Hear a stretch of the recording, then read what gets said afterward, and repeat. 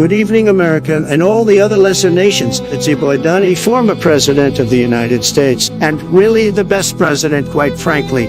I'm here tonight to tell you not to be like China and instead donate to the OCA podcast. But don't just take it from me, the greatest and most loved president of all time. Listen to these other satisfied customers. I think of the host of the OCA podcast as my 5.5 additional children, and like a good American father, I support them by donating to their OnlyFans. If only I had started donating earlier, Uncle Ben might still be alive. I've never met my real dad, but that's okay. Because after donating all my savings, the host agreed to be my new dads. I punched the change out of his coin purse who'll donate to the podcast. No, not my coins! Yes, your coins. It's time to donate to the Patreon. All right, the OCA podcast needs my money more than my sister Serenity. Donate today.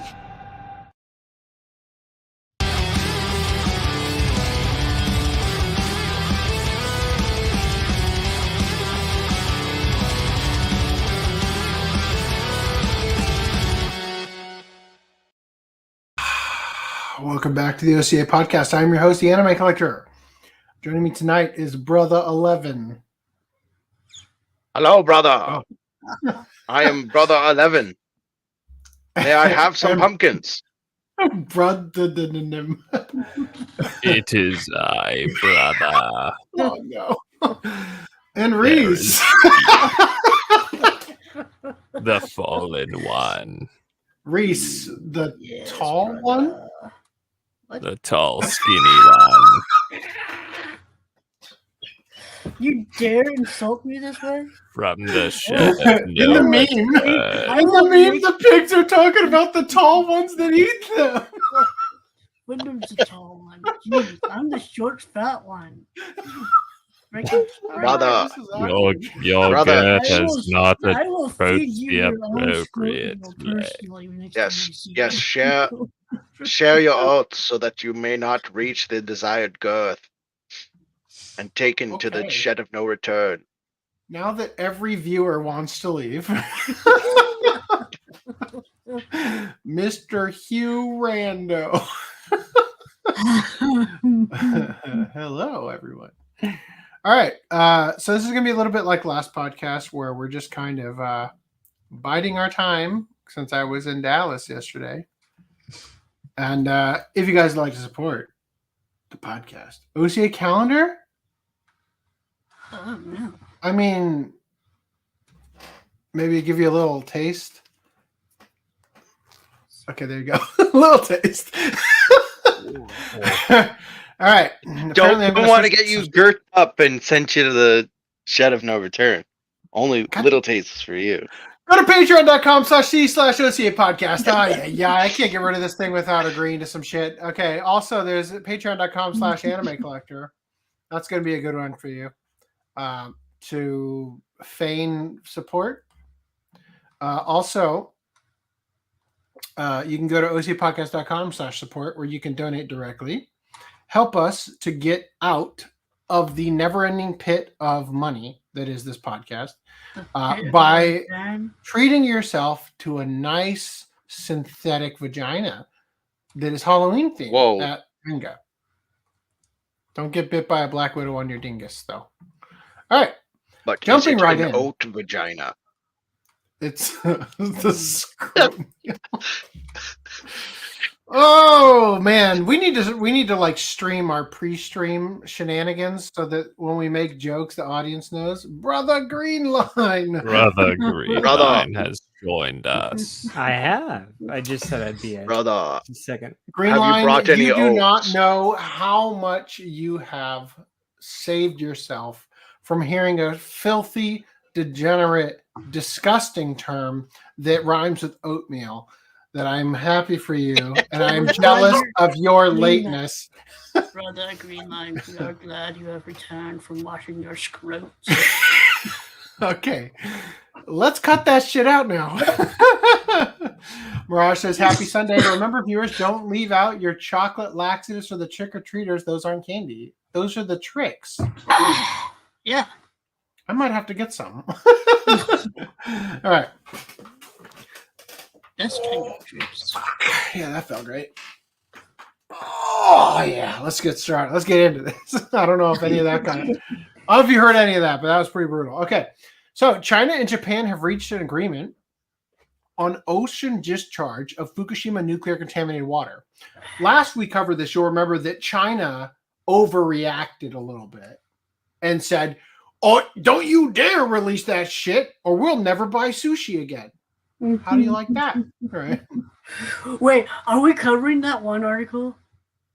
That would have been a perfect follow-up. Which one? The Bay. The one Can you private chat me something so that I don't sit here pondering like an idiot? I can private chat. All right. So the competent departments of China and Japan. Which departments? The competent ones. What the fuck does that mean? Have recently conducted multiple rounds of consultations on the discharge of nuclear contaminated water from the Fukushima Daiichi nuclear power station into the ocean. It was announced on Friday. The Japanese government unilaterally started the discharge of nuclear contaminated water from the Fukushima Daiichi nuclear power station into the ocean on August 24th, 2023, looking at the private chat.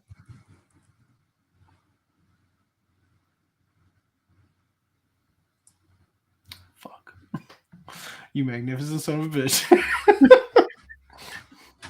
One moment, please. God damn it.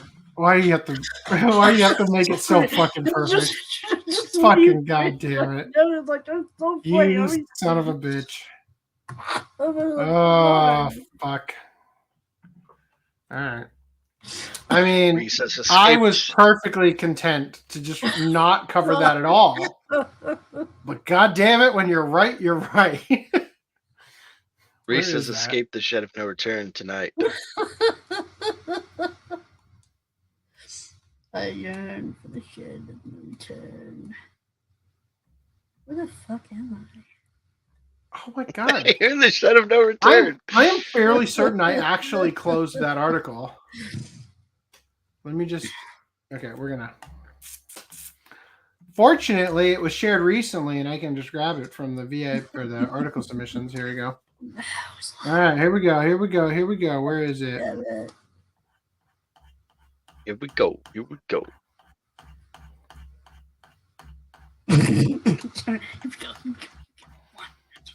One, two, I can count 2, 3, I can count 3, 4, I can count more.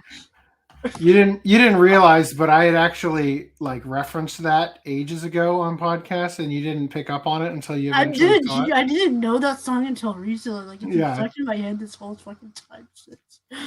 I can one comes one comes down through 1, 2, 1 comes out 2, 3 comes out 3.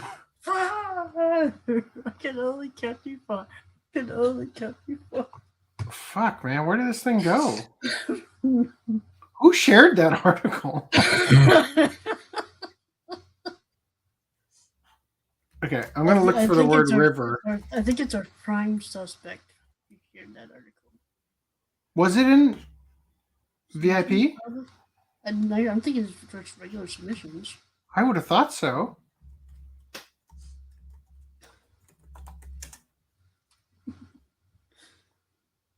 All right, here's what we're going to do.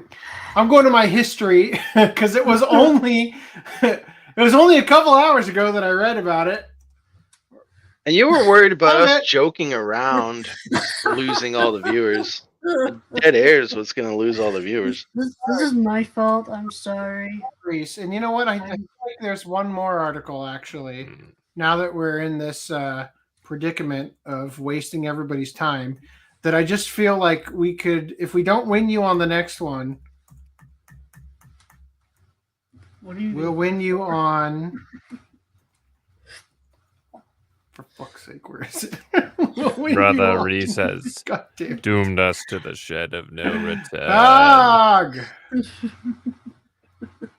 Brother. Okay, fine. I'm going to grab that one from there too, because history is the only way I'm going to fucking find this thing. All right. Brother, why have you given us no oats? We would like oats. Yeah, this article 0 oats out of 10. I got it. Maybe it's 0 scoots out of 10. All right, moving that over. Just remember, everybody, it was Reese who did this to you. All right, here we go. Oh, could the dolphin from last podcast be a product of the dumping? Yeah. Yes, it could. Very astute observation. In the same vein of mammals that live in the water, I invite you to stay tuned for future articles coming up in the near future. Don't worry, Mirage, that's already in there. Don't worry, those are also in there. All right. So the Japanese government unilaterally started the discharge of the nuclear contaminated water from the Fukushima Daiichi nuclear power station into the ocean on August 24, 2023. As one of the most important stakeholders, China is firmly opposed to this irresponsible move and has urged Japan. Who wrote this? Who wrote this? Is this EnglishNews.cn? Seems like a biased Chinese name there. Okay, I think. Where was I? Seriously, firmly opposed to this irresponsible move, and has urged Japan. You watching Cool TT? There's your calendar. This is November and December coming for you. All right. Yeah, stakeholders are red flag, right? No, you can't release it into our water. As one of the most important stakeholders, China is firmly opposed to this irresponsible move and has urged Japan to seriously address concerns in and outside of Japan to earnestly fulfill its obligations to turn off night shift. Its obligations to give full cooperation in the establishment of an independent and effective long-term international monitoring arrangement in which stakeholders can participate substantively and to accept independent sampling and monitoring by China.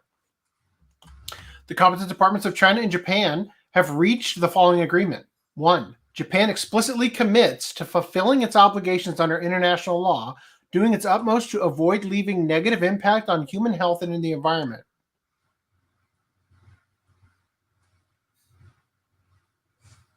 The fuck does that mean? Were they previously like, no, fuck all y'all, we're taking you down with us? Was that how it was going before? That was the attitude of Japan? And then after a stern talking to from Big Brother China, they're like, okay, we won't harm the rest of the world. Conducting continuous evaluations of the impact of the marine environment and marine ecosystems.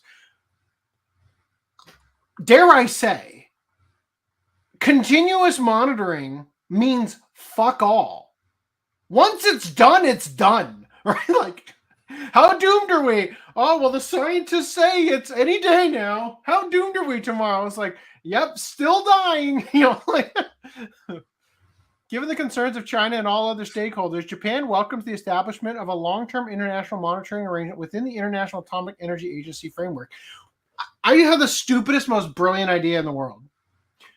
Could you, in the future, build a giant freezer around this water, freeze that shit, then airlift it to like Antarctica, stick it right in the goddamn center, right?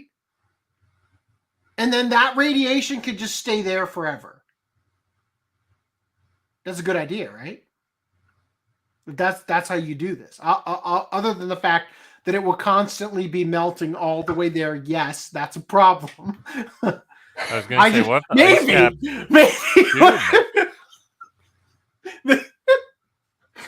The stupidest fucking idea.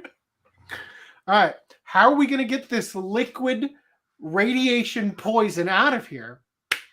Well, I've got some Jell-O mix.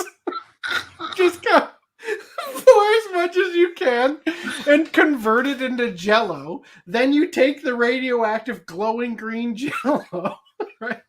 Launch that shit into the sun. Problem solved. I just like the idea that they do that. They send it out into outer space. It hits a planet, right? It radiates the planet. The people there are pissed. And they come and they beat the shit out of China for making the decision to force Japan to do it this way. So given the concerns of China and all other stakeholders, Japan welcomes the establishment of a long-term international monitoring arrangement within the International Atomic Energy Agency framework covering key stages in the discharge of the nuclear contaminated water, and will ensure that China and all other stakeholders can participate substantively in the arrangement, and that these participating countries can carry out independent sampling and monitoring as well as inter-laboratory comparisons. Both sides agree to continue to have constructive, science-based dialogue. What were they talking about before? Anime-based, clearly. It was like an anime-based talk about titties and shit. No, he's saying that because what were they talking about before? Mythological-based dialogue? Well, if we could convince Odin to come down and take the radiation, we wouldn't have this problem. Oh my God. Science-based dialogue with a great sense of responsibility for the ecosystem. Excuse me. It wouldn't be Odin. It would be Poseidon. Okay? Let's at least stick to the proper gods, okay? I'm so sorry. Let's be accurate. Not Poseidon. It's Poseidon. We already have women on the flashing cliff signaling to Poseidon. Please, Poseidon, take a look at our pussies and then remove the radiation. Bro, his trident should be called the Poseidon. Okay. This is the weirdest start to a podcast I think we've ever had. All right. So they have agreed to have constructive science-based dialogue with a great sense of responsibility for the ecosystem, the environment, and human life and health to properly address concerns over the discharge of the nuclear contaminated water into the ocean. China states that it has taken temporary emergency precautions against aquatic products of Japanese origin, according to relevant Chinese laws and regulations and WTO rules, World Trade Organization. After China participates substantively in the long-term international monitoring within the IAEA framework and the independent sampling and other monitoring activities by participating countries are carried out, China will begin to adjust the relevant measures based on scientific evidence and generally resume imports of Japanese aquatic products that meet the regulation requirements and standards. I am honestly like, this happened. When did the Fukushima disaster happen? It was like 2015, right? Do you guys remember when this started? Somewhere around there. 2014, I think. Was it 2011? 2011. So it's been more than a decade. The fuck have they been doing? Has not one person thought, okay, goggles on, take a little cup, put some Jell-O mix in it. This could work. Come on. Surely you could grab all the Jell-O in Japan, dump that shit in there. You've got the perfect containment. Jell-O never reliquefies, right? I don't know. I hate Jell-O. I think this is a solution, and it would be even funnier. Imagine Jell-O does. Fuck, man! Can you imagine if you did this with the Jell-O, and then you set up balloons, and they went over to North Korea, and then you just dropped radioactive material in the form of Jell-O on an already starving population? As morbid as that, it would be fucking funny, right? Yeah. All right. Anyway, so what did Reese want me to cover after the radiation exposure that the water has gotten, and that the Chinese don't want to eat fish that were in it? Oh, Palm Bay released nearly 500,000 gallons of sewage during Hurricane Milton. Quote, river of poop. Now, the fact you did it during Hurricane Milton is the biggest crime here. Because if you had done it at any other time, that water would go into the river and out to the ocean. But when you choose to do it during the hurricane, when the water has houses underwater, That shit is in your living room, right? Yeah. And when potable water is an absolute necessity. Oh my God, right? Unbelievable. It says here, Palm Bay, Florida. The city of Palm Bay is under fire for dumping almost 500,000 gallons of sewage during Hurricane Milton. Where was that sewage? That it was just being held like a Japanese radioactive facility before then. Well, having not seen this article, I assume what happened is that the water treatment plant said, when the storm comes in, we're going to get fucked. So instead of flooding our facility, we're just going to dump the water.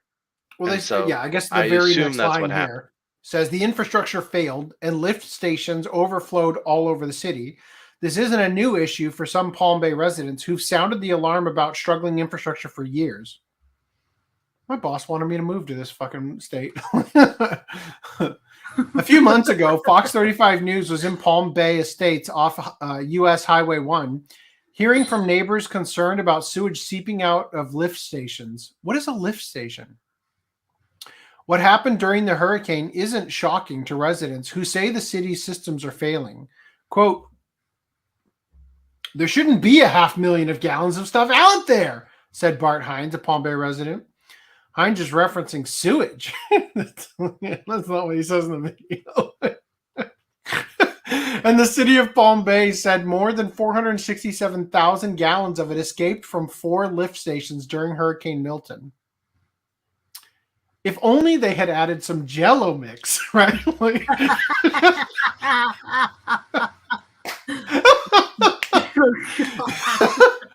It frustrates me more than shocks me, to be honest with you, said another resident.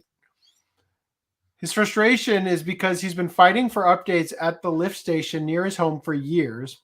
Fox 35 first reported on the issue back in May. These homeowners were fed up then, showing Fox 35 pictures of dirty water and dead fish near their homes that connects to Turkey Creek. One woman said, quote, it's disgusting. You see actual turds floating. That's why they call it Oh, no. So another individual said the water behind her home was, quote, a river of poop. This new hurricane failure with sewage is fueling new frustrations from Palm Bay residents. Can you imagine? Can you fucking imagine if Ron DeSantis was the lead against Kamala Harris and this was happening in his state? We'd be fucking done for.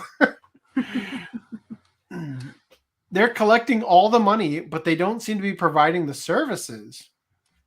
The city of Palm Bay tells Fox 35 they're working on fixes. A spokesperson says, quote, current and near future improvements for wastewater include over $32.6 million of approved projects, including upgrades to multiple lift stations, lining pipes to help with infiltration, and intrusion of stormwater, installing permanent bypass pumps, and adding Jell-O mix, right? No, and building a new wastewater reclamation facility. Neighbors want to see improvements happen faster because they say the current systems aren't cutting it. Everything gets swept under the rug, and it's just totally frustrating. Damn. Yeah. So if you want to see a quick little...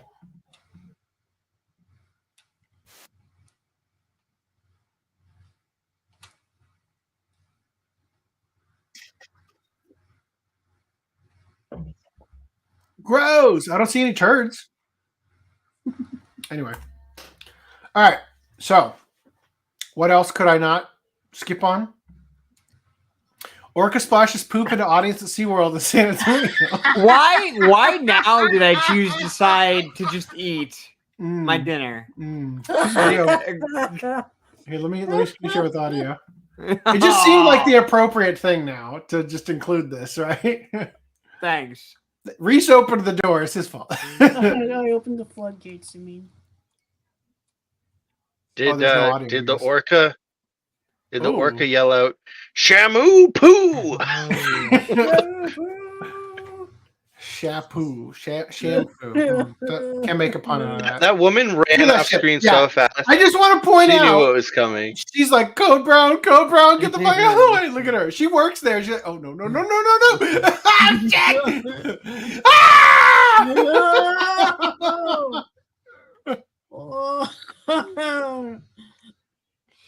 He's like, yeah, you like that? Yeah, enjoy the show, motherfuckers. Is this that like U.S. general that dresses as a woman?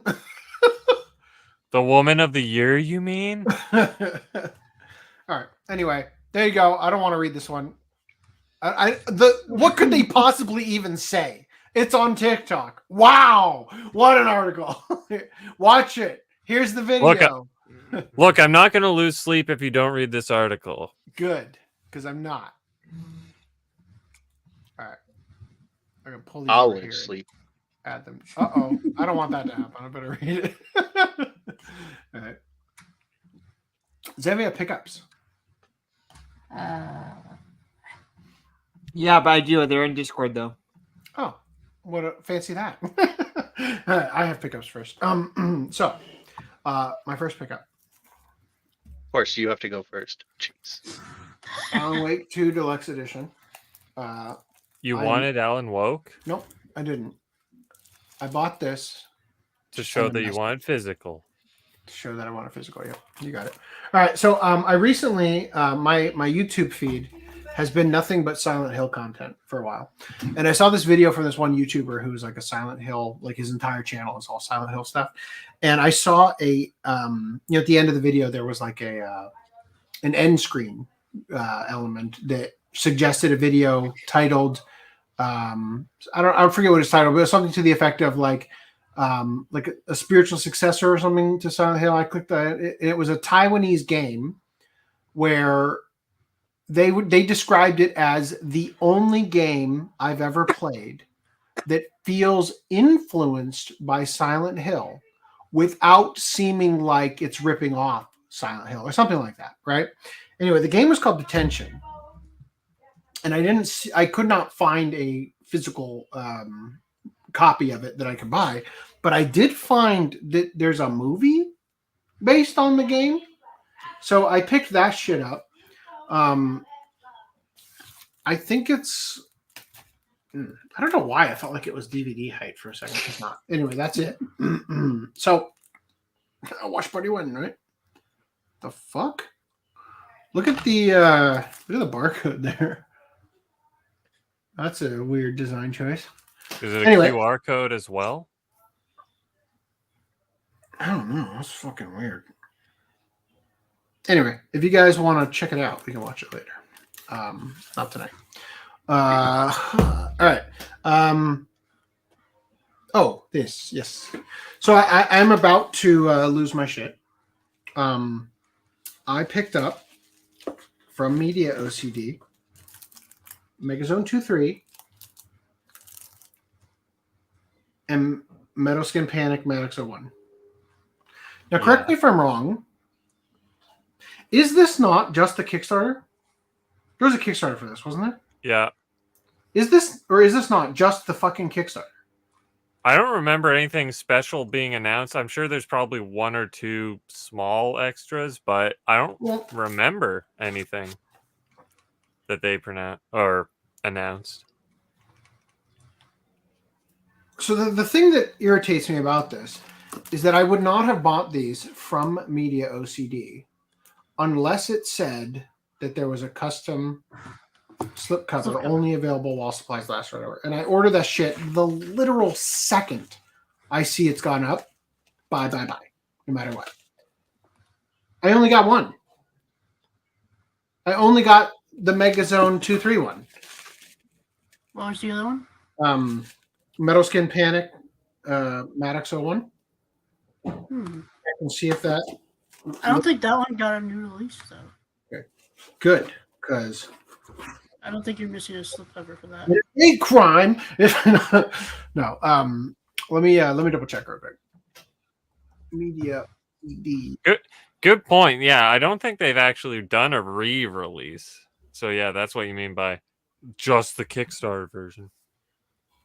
Let me just check real quick. Okay, so it doesn't say. So you're just an idiot and double dipped. I don't know why I bought it. They have it listed Megazone 23, Megazone 2-3 Blu-ray - old version, so you know. Yeah. But it also says out of print on it. Okay. Fuck, do I need to pre-order this Bubblegum Crisis? God damn it, you whores.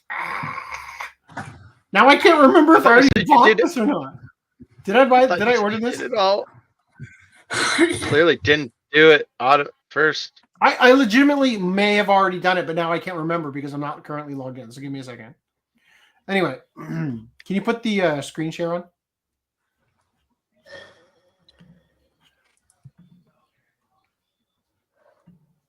Is it on? I can't. I'm not on that window. I can't see. Okay, it is cool.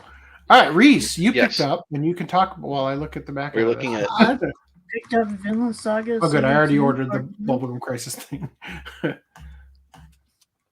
You ordered Vinland Saga Season 2, Part 2. Yes. Sorry, I'm trying to take it out of my cart so I don't accidentally buy it the next time something shows up. Okay, cool. You got Vinland Saga Season 2, Part 2. Nice. Anime Fan 007 picked up Goblin Slayer 2. He does not let anyone roll the dice. Oh. And Bleach Thousand Year Blood War. Wow. Part 2. That was quick. Enriv says, been in a real Tales of mood recently. Decided I want to complete the collection. Don't have everything, but these were the two I got recently. Nice. Tales of the Abyss and Tales of Zestiria. Correct me if I'm wrong, but didn't the Funimation Zestiria come with that OVA? Which is like the get it with the collector's edition of the game. Sorry. I don't know. Yeah, you're wrong. Don't know. I'm wrong? I just assume you are. Brother, you're wrong. No, brother. No, brother. Wrong. Sorry, I got adding another game to the. I mixed memes with brother. You know. All right, Sonic X Shadow Generations, but why though? Adding to the games that I'm not going to play collection. I want to play a game where they incorporate Sonic as a flavor character. Look, if they added guns to this, I'd consider it.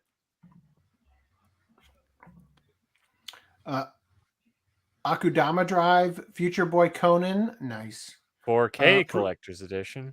Fruits Basket, After the Rain. Fuck, man. Pray for me. I got my Facebook ad account back. And I'm about to launch ads for my business. Fucking finally! And when I do, I desperately want to quit my job. And I want to move into a magical place that has bookcases again. And I want to get my shit out of my storage unit. Because quite frankly, although I'm sure I bought it, I can't remember if I have Future Boy Conan. I don't know. I'm so sad. All right. Well, that's the UK release for Future Boy Conan. There is no 4K in the over here yet, right? No, I thought there was. Nope. Blu-ray only. Damn. He picked up Hells. The Japanese version for some reason.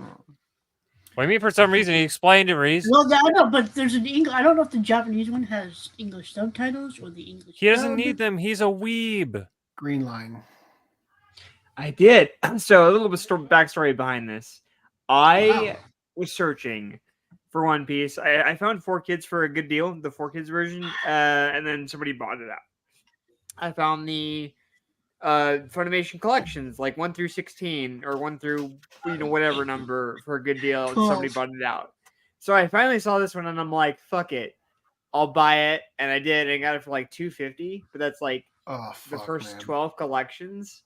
Let's and hope I'm it's not 100% bootleg. taking them out of these cases, by the way. What? Okay. Where did you buy this from? eBay.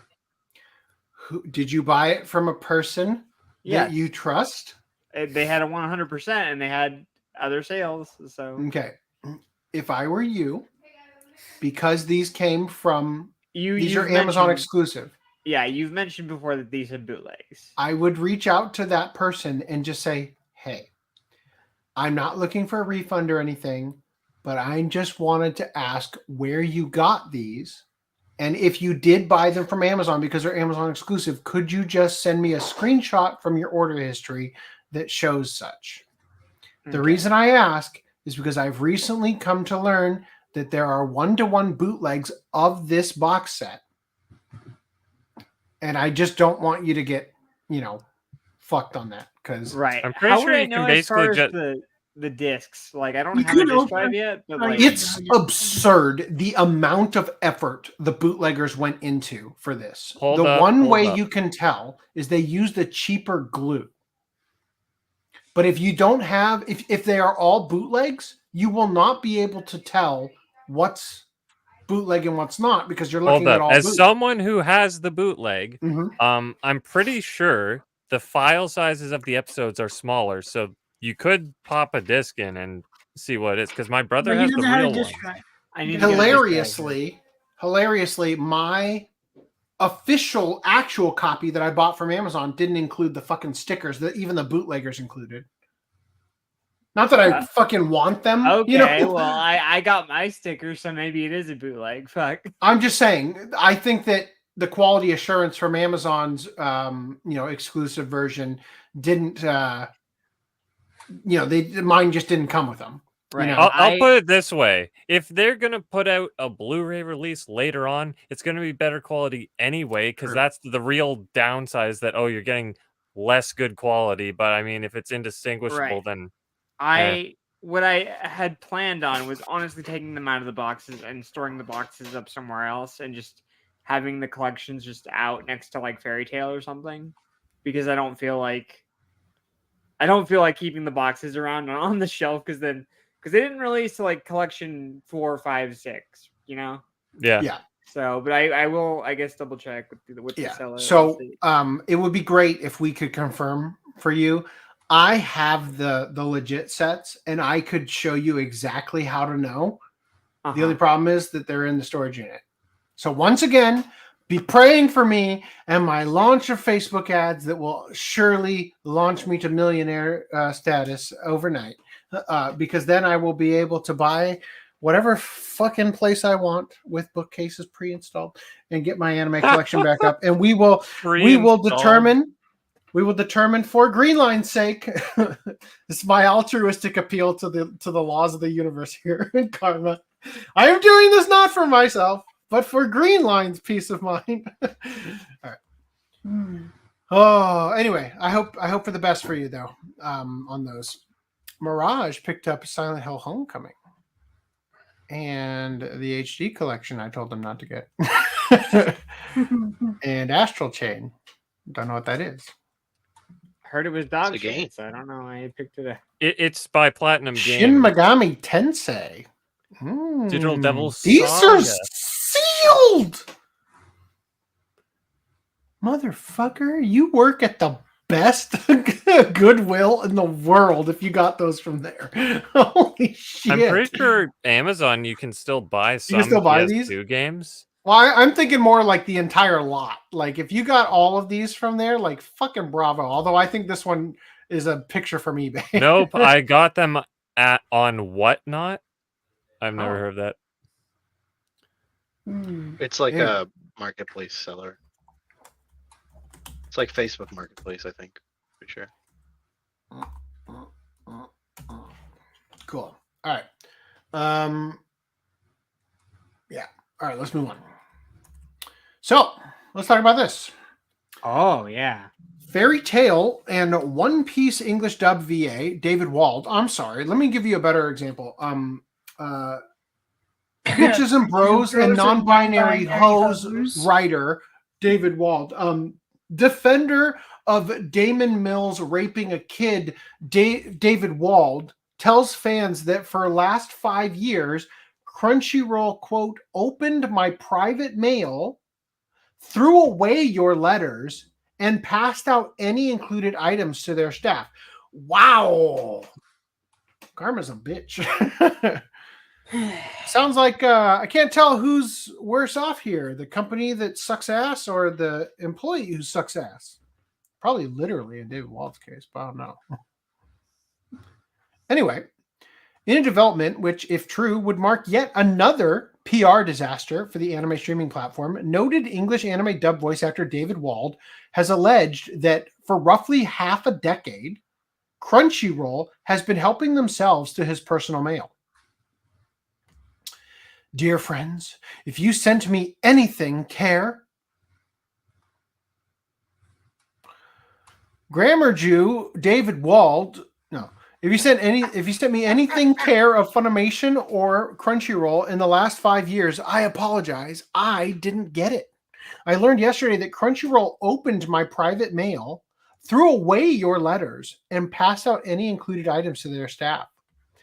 Dear fellow workers at Crunchyroll, below is a photo of the complete contents of one of the packages addressed to me that was opened and distributed to employees. If you ended up in possession of any of it, I would very much like it returned to me. Yikes. You got to imagine like how he found out, right? Like a fan must have like sent him a message and said, "I sent this to you." Yeah, the fan reached out with the tracking number, and when he said I didn't get it, they sent him a picture of what was in it, and this is it, right? And then he investigated, I guess. So Damon Mills comes out and says, "Are you serious? So serious. Possibly never Are you more telling serious." Me? Are you telling me that I too potentially have mail that has been gone missing? Are you telling me I have stuff? What if this entire policy started because Damon Mills's accuser was sending mail to Crunchyroll? Oh fuck.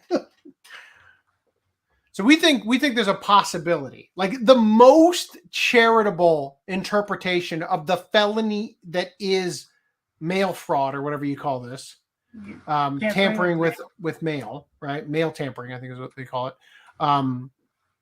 The most charitable interpretation is that because of how badly things happened with Vic Mignogna and how much the brand suffered so severely that they had to rebrand as Crunchyroll under the guise of being bought out and replaced, that they have chosen not to let fans engage with voice actors, with them facilitating the handoff.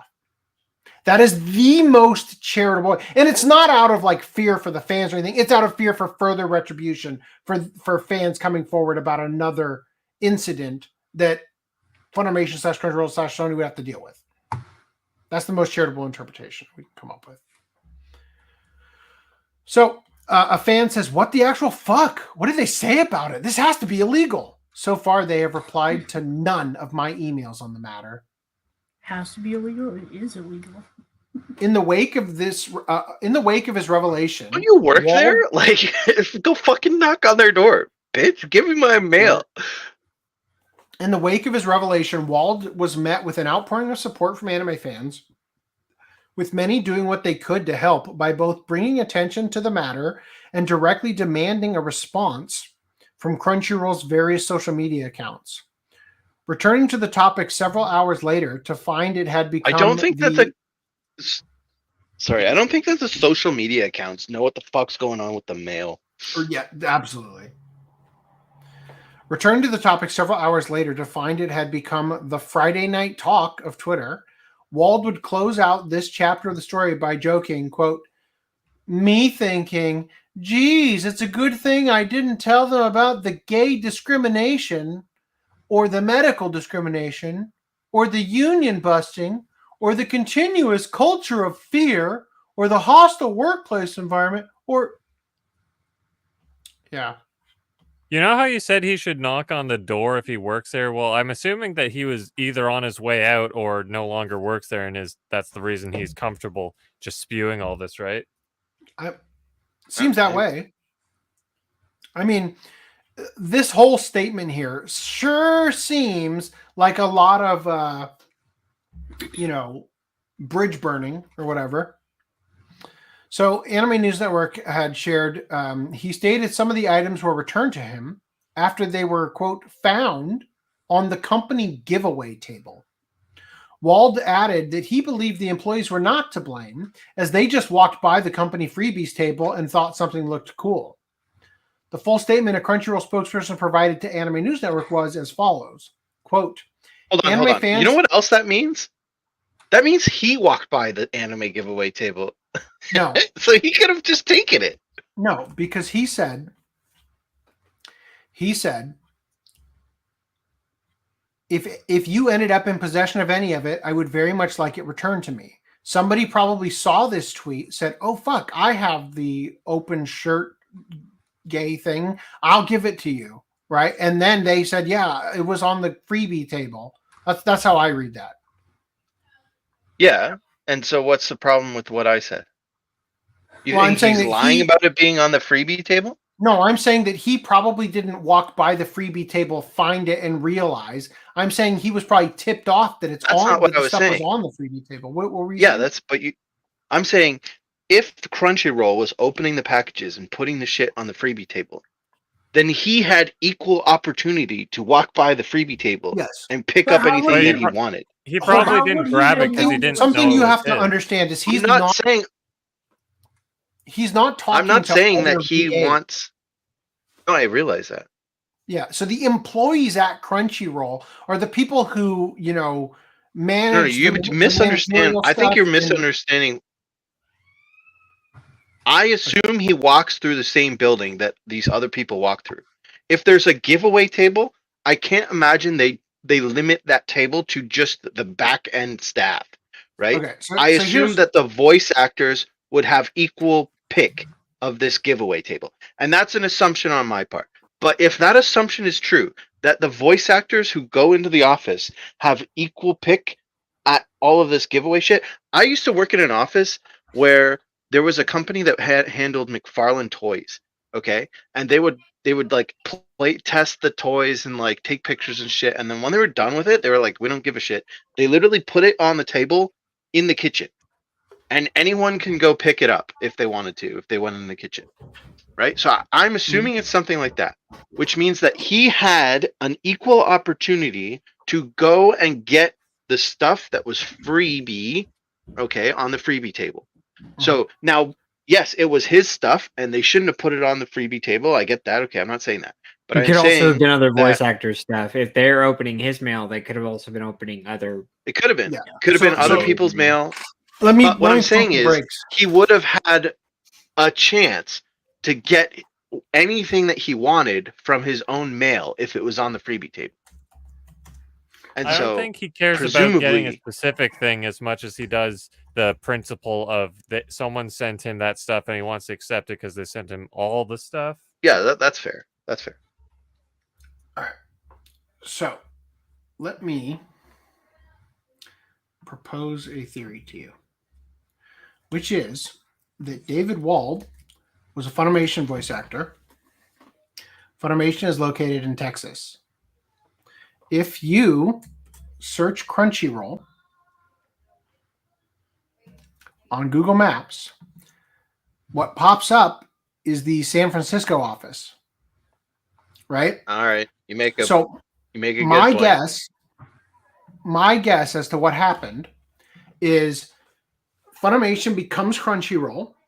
People now don't send mail to Funimation. They're sending it to Crunchyroll, a place that he is not being on a daily basis going to. Now, it's possible that Funimation's location in Texas is still being used and maybe is branded on the outside as Crunchyroll, but if you search Funimation Global Group in Grapevine or whatever it is still popping up, right? So if they're sending they shit sent to it to Crunchyroll, it's California, probably that's going to different. California, not to Texas. And so he is almost certainly in a situation. And the other thing is, nobody at the San Francisco Crunchyroll place, nobody there is voice acting. That's not people that he interacts with on a daily basis that would tell him.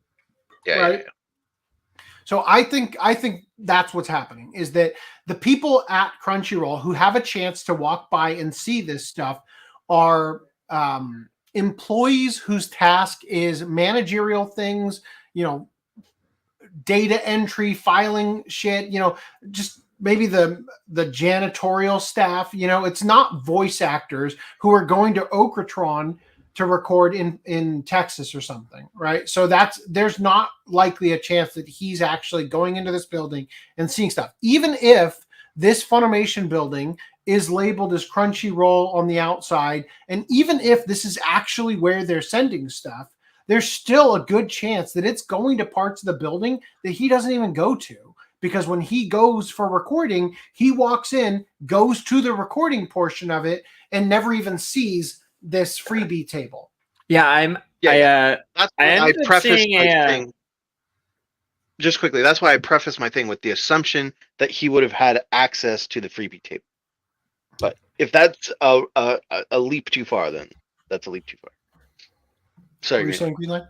I was saying it's somewhat unrelated, but I was watching YouTube and I saw a panel of like voice actors, mainly the Texas ones, talking about like various other shows that they were working on. It was recent, and they mentioned about the building. I believe it's upstairs actually is where they work and record.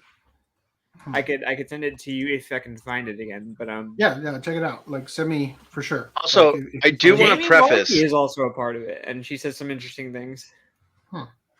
I do want to preface that I don't think it was right. I'm just saying, if he had access to the table, which may be a big if, then he could have got anything he wanted from the mail. Yeah, he could have walked away with Damon Mills. Gifts.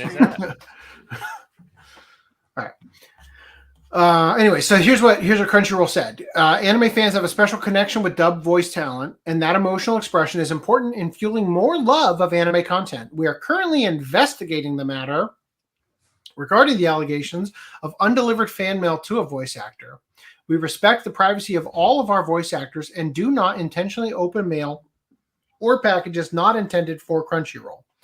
Any fan mail should be sent directly to talent and their management. So there you go. Any more thoughts on this before we? The fans should have got his own address. I don't know why they're sending it to fucking Crunchyroll. That's stupid on their part. I mean, if you send it to Crunchyroll, David Wall or something like that, I don't think that's unreasonable.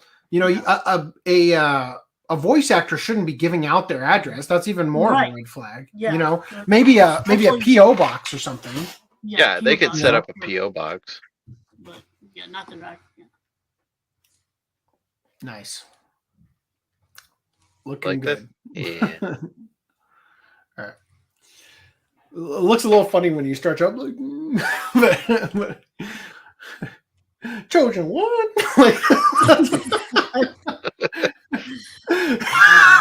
Anyway, all right, let's go to comments. That's happening.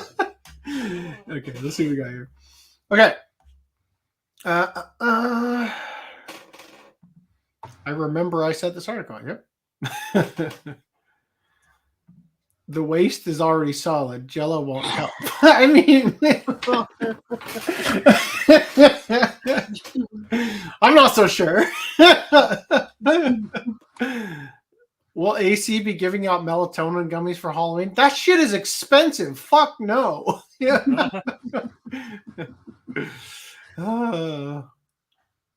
Let's see.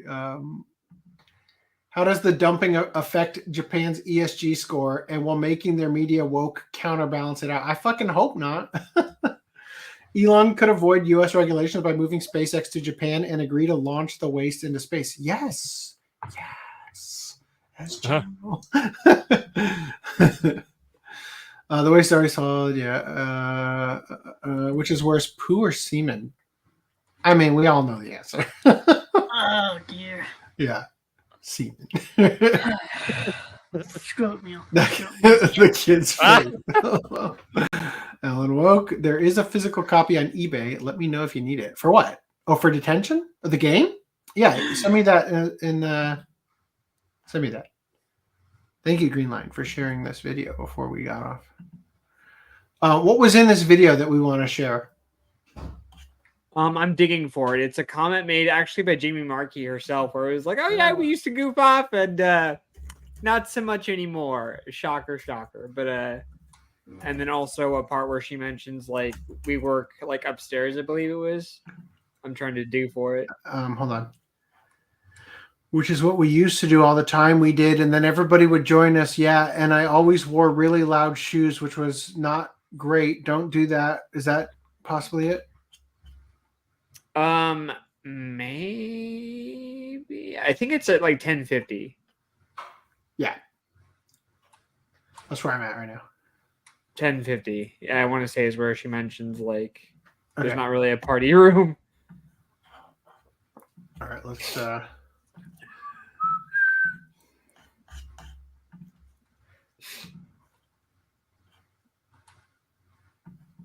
Lot up at the Crunchyroll studios. There you go. Okay. Is there like a room where, is there a certain floor on the Crunchyroll building where it's like just hang out? Like, how Google headquarters has like a playroom? I don't think they like that. The whole studio No? is on one floor. Oh, okay. Yeah. I did not know that. Yeah, it is decidedly not like Google.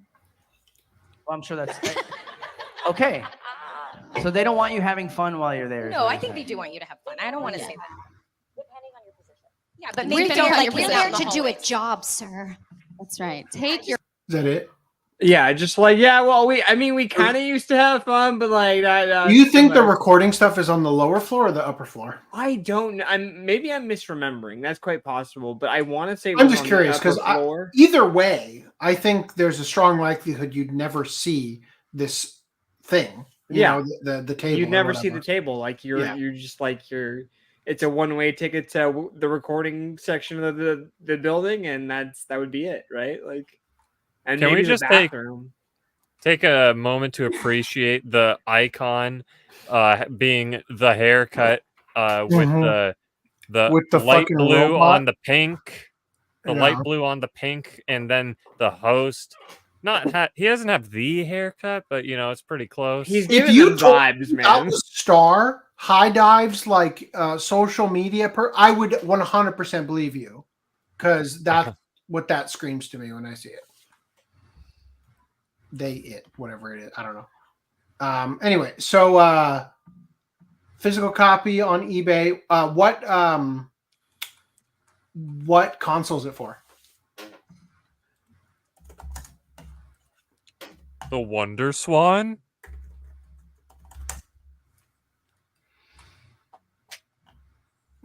Because wait, I see a region-free Steam PC key. PC Master Race, then. But that's not a physical copy. It's a Steam key. Oh. Wow. There's some pinups coming up here that have nothing to do with detention. Yeah, if you can link it to me in Discord, that would be awesome. All right, and if it's for PC, I will not be able to play it. So, all right, didn't OCA cover detention for involving Winnie the Pooh Easter egg? Well, I can look, see if we did. That's as easy as searching. And did you know? Actually, hold on. Did you know that I added a search function on the website for people who aren't logged in? So now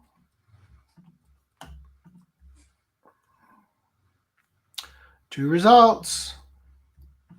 Oh, that's great. That's not a thing that we censored for the actual version on the podcast. Oh, that's interesting. That embed. Okay.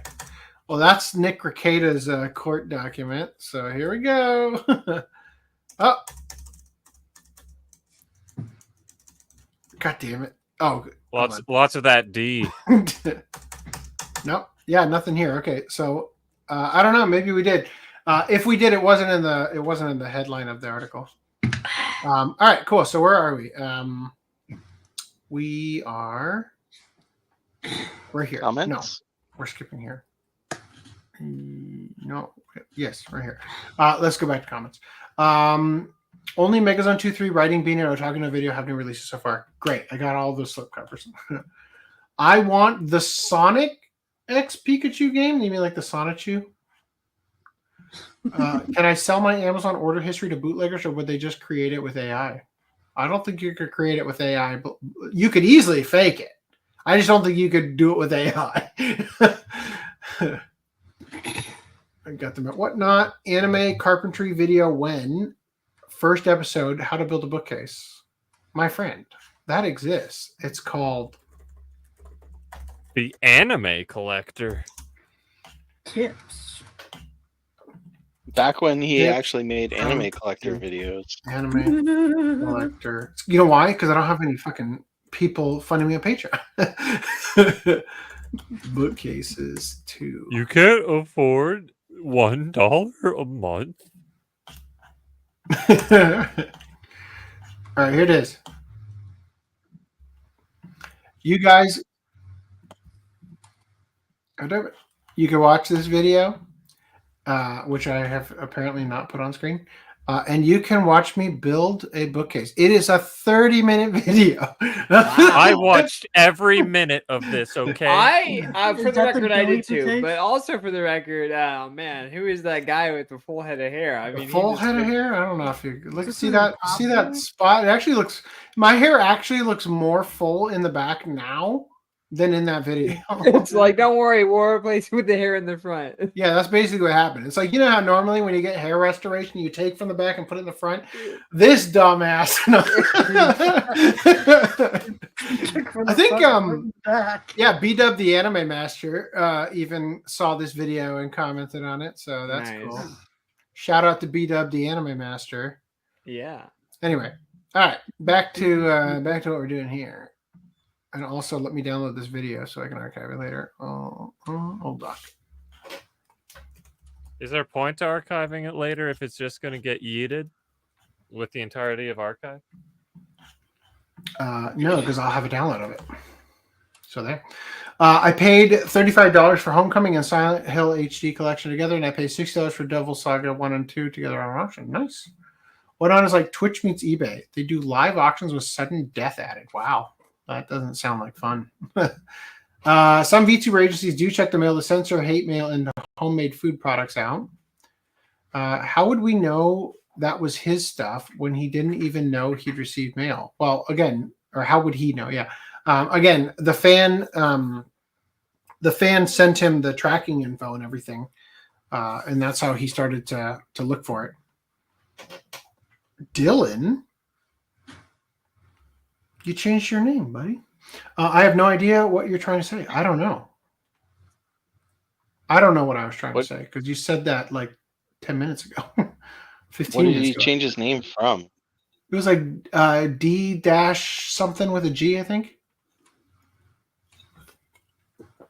I recognize the avatar. Anyway, Randy's forgetting the part where they trash the letters. Yep. AC is forgetting the part where he said it's been happening for 5 years. So I think what he means by that is the merger. Yeah. I think that he's referring to Funimation. once it became Crunchyroll, and as opposed to Funimation, is when all of a sudden this stuff started. He started to not see anything. I'm not forgetting that they trashed the letters. I said it was bad. I didn't say it was good. Oh, he wouldn't have been able to get the letters. Yes, you're correct. Whatever was written, it was lost to the ether. I'd say someone who's a big enough fan of voice actors to send a package of free stuff to them probably knows whether they're based in California or Texas.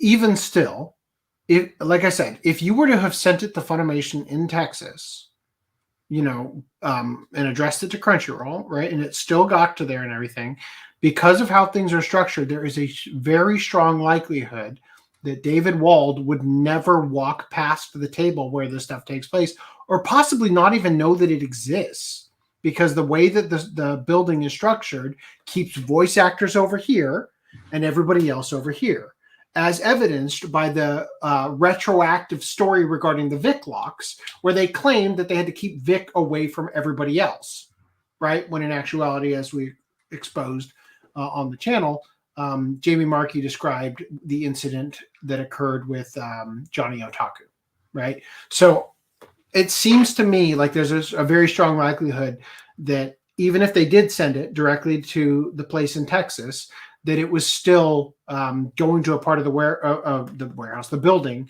where David Wald would very likely not see it, not have any reason to go over there in the mail sorting room area. You know what I mean? Where it leaves there and goes to the table out front of the staff entrance versus the talent entrance or whatever, because they keep things separate like that. They have offices and sound booths in Houston and Dallas. Yep. Should have got a P.O. box. Yeah, absolutely. It's Dallas and Fort Worth, not Houston. I don't know. Lesbian fade haircut. Yeah. The icon, the logo icon. Yeah. Do you already go over Kickstarter news? Nope, that's next. My bad, AC. You were right. There isn't a physical copy of Detention, but the Switch download isn't that expensive. Huh. Cool. Hey, you hush. I'm already getting gray hair at age 37. I wish my hair was like yours. LOL. I would much rather have gray ass hair instead and of have hair. Same. I have dark hair. My family is already giving me grief for my gray hairs, and I'm like, I do not give a shit as long as I get to keep my hair. It's pretty like hard to tell because of how low resolution the webcam is, but I've got a ton of gray, like you can kind of see in my beard. Yeah, my beard's got the gray hairs mostly. It just kind of like the way that it looks on camera, it kind of meshes. You already have gray hair? God damn. Yeah. But by the way, AC, the Steam version is for PC and Mac. So yeah, but I'm not going to bother to play the game. I saw 2 seconds of a video about it and thought, oh, that sounds interesting. I just want to see if it exists. Maybe I'll buy it if it's on PS5. Oh, it's not. But there's a movie. Oh, I'll check it out. Whatever. That's it. That's as far as I'm going with this. If I watch the movie and I'm fucking hooked, sure, I'll find a way to play the game. But let's take it one step at a time. All right. Oh no, not the mail the mail sorting room. Oh no. 5 years. So even when it was Funimation, it was happening. So the address mismatch was not related. I don't know. I don't know where he's coming up with the term. Guys, I don't even care about this topic. Sort by alpha and beta. My hair is more gray than my dad's, honestly. Oh. Mirage. How confident are you? Never mind. My beard went gray at 22. The George Clooney silver streak, my dad calls it. LOL.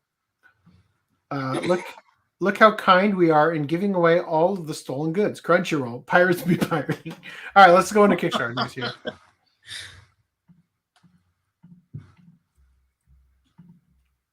All right.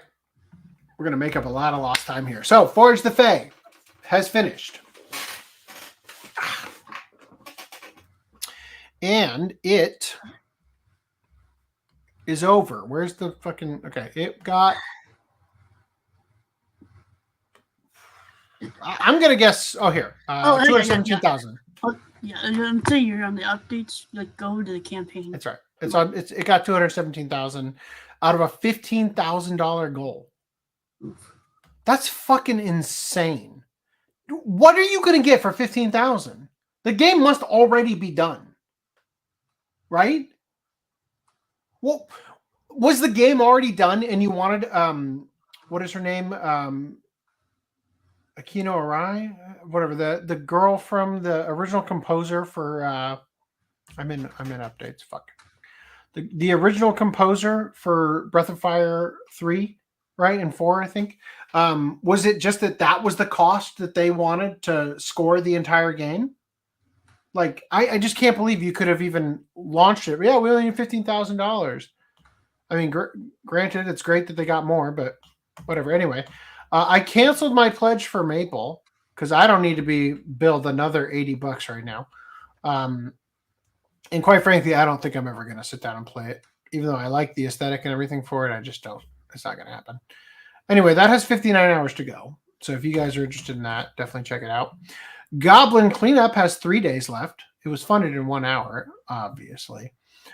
Still don't see anything regarding physical games. Whatever you're going to get is going to be digital only. So I'm not backing it. But if it gets a physical release, I might.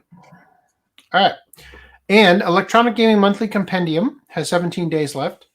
I do want to point out, I read a little bit about it, and by a little bit, I read one thing about it, and it says here, as a companion to the Electronic Gaming Monthly Compendium, and with the support of our Kickstarter backers, we're also embarking upon the Ultimate Preservation Project, a special Electronic Gaming Monthly digital archive built from a mix of print production files and magazine scans.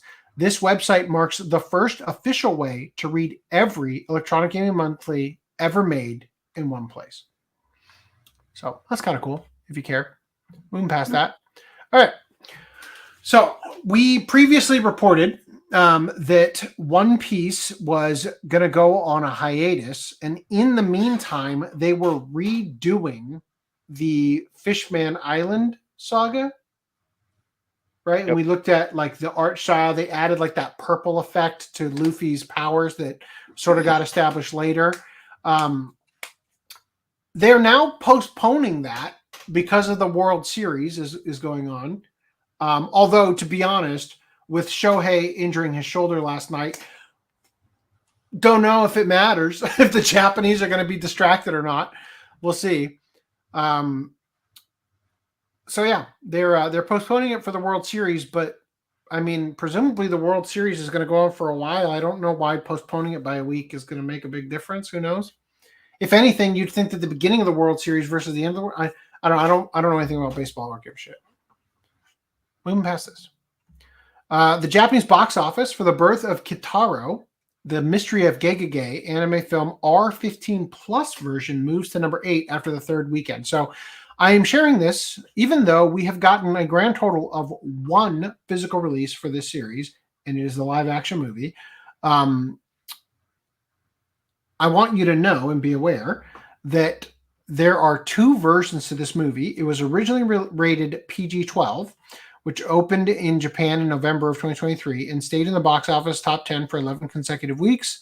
However, they re-released it this year with the R15 Plus version, the genuine edition, which ranked which ranked in 8th place on its third weekend. So, just a heads up, there is a more adult version of this movie if you look for it later. All right. Also, just a reminder, this is a thing that exists. Nintama Rantaro unveils a character intro video. Which, who cares, right? I just think it's really funny. The guy looks like he's a stoner. And I just hope for lines like, "That's like the way of the samurai, brah." You know, like shit like that. The whole way through the movie, I would laugh my fucking ass off the whole time. All right, moving past this.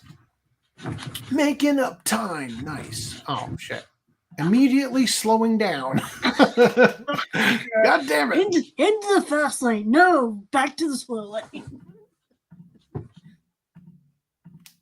All right, that is the shortest games news has ever looked in the last couple of years. Thank fucking God. Yeah. All right, so here we go. Western activists are excited over the idea that Netflix's Ranma 1/2 reboot will crack the egg for a new generation of transgender people. What does crack the egg? Match. Why would Ranma do that when Senpai's and Otoko Noko just came out? Right? I don't know. Okay, so to maybe they think that one's not good, but Ranma's good. Maybe because that character ain't trans. Neither is Ranma, though. To the surprise of no one, Netflix's new adaptation of the classic gender-swapping comedy series Ranma 1/2 has revealed the insane depths of the Western transgender activist movement's more diehard acolytes.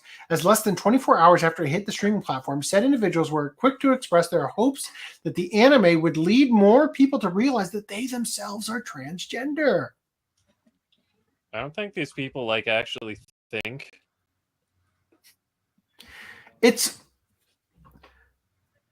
There's something about this form of mental illness that they aren't satisfied unless it's weird, for example, the gay movement, like being gay.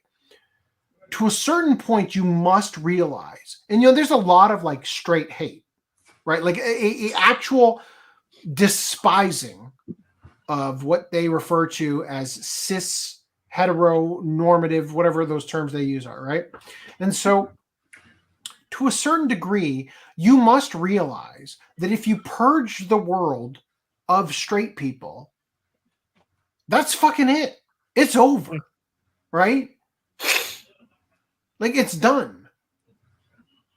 So naturally, you would at least acknowledge, and I think, up until recently, the gay community was at least able to conceptualize the idea that we need straight heterosexual sex to produce more people that may turn out to be gay later, right? You at least acknowledge that. This is even worse because you're taking people and neutering them. Oh. Right? Like, and it's like the joy that I feel that more people have accepted that they're in the wrong body. And it's like, it's really what it is it's fulfilling your delusion that you didn't make a horrifying mistake if other people also make that horrifying mistake. Right? Adapted from Rumiko Takahashi's iconic manga, the same name, Ranma 1/2 centers around the 16-year-old Ranma Saotome, a fledgling anything-goes type of martial artist. As part of his training, his father, Genma, takes him to China, where they proceed to test their skills on the cursed Jusenkyo training ground. It's terrain full of cursed springs that will transform a person into whatever creature first fell into it and drowned. Leave it to a woman to drown.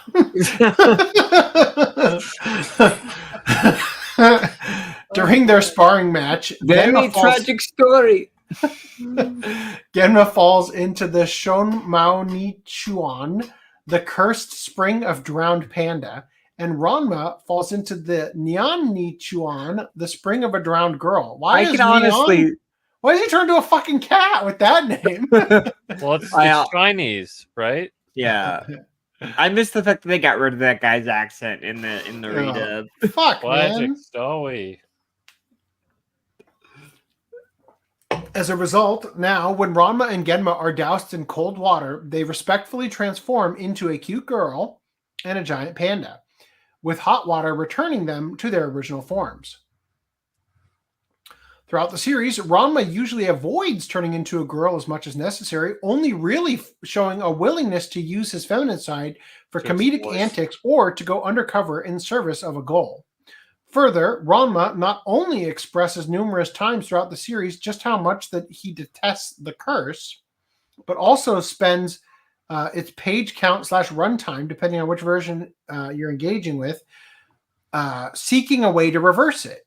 Yet, despite the hero's clear disdain for his curse, a large number of Western fans, many of whom themselves attribute their own transgender awakening to the series, have taken to pushing the narrative that due to its depiction of Ranma as sliding between both his male and female forms, Takahashi always intended for Ranma 1/2 to be a trans allegory. Sometimes pattern recognition in humans is a curse, not a benefit. As such, when MAPPA's anime remake hit Netflix on October 5th, transgender activists showed out in full force to share their excitement of the idea that the series would crack the egg for a new generation of transgender people. For those unaware of just what the phrase crack the egg is referring to, eggs are what transgender activists call individuals, usually those who don't fit into gender stereotypes, such as tomboys or feminine men, who they believe are either unaware or in denial of their trans status. And cracking the egg is essentially a shorthand for making someone realize that they are transgender. In light of this framing, some activists believe it is their duty to crack these eggs, usually by way of exposing an individual to transgender-related media or just vehemently insisting that they are until they agree. Gaslighting. Nice. I love how they're associating what is it? Oh, I'm seeing this person change into a girl or whatever, so that equals like, oh, I must be trans or something. It's like I'm pretty sure they were just getting off to the idea of like, I don't my gotta God, feel it. he could turn 100%. into a girl. That would be so sexy. Bruh. Yeah, how come Naruto Sexy no Jutsu didn't awaken all the trannies? Right? Right? Because it was sexy, not ugly. It was exploitative. I mean, I doesn't- remember reading the Ranma manga once upon a time and opening it in the comic shop underneath my church to the page where Ranma is in a battle, throws a bucket of cold water on his head, and then flashes the guy that he's fighting in order to get them to be distracted so that he can win the fight. Just saying, that's a little exploitive, is it not? Right. She. Come on now. She.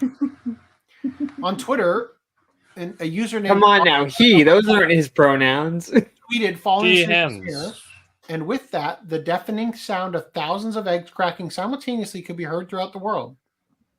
What the fuck does that even mean? Sound only you hear, huh? It's going to crack more eggs than, well, probably this show being piratable in the 2000s. I mean, maybe they mean cracking the literal eggs of the women that are gonna neuter themselves. And the guys, too. Welcome Guys don't all have to the Crack eggs, Egg Society. But okay. I mean, you have Crack balls. Are you suggesting You mean people have scrotes? scrotes? I just claimed mine. Netflix. Oh, no. How the turntables. Yeah, I just references that don't need to be made. Netflix about to be making omelets. We had a whole theory as to why your shower took so long. It involved nurses Actually, my dedicated to shower washing your peen. ended relatively quickly. It was a matter of waiting for dinner, which didn't arrive until right as the podcast started. So. I gave you the benefit of the doubt by saying it takes a long time to wash your full noodle. Yeah.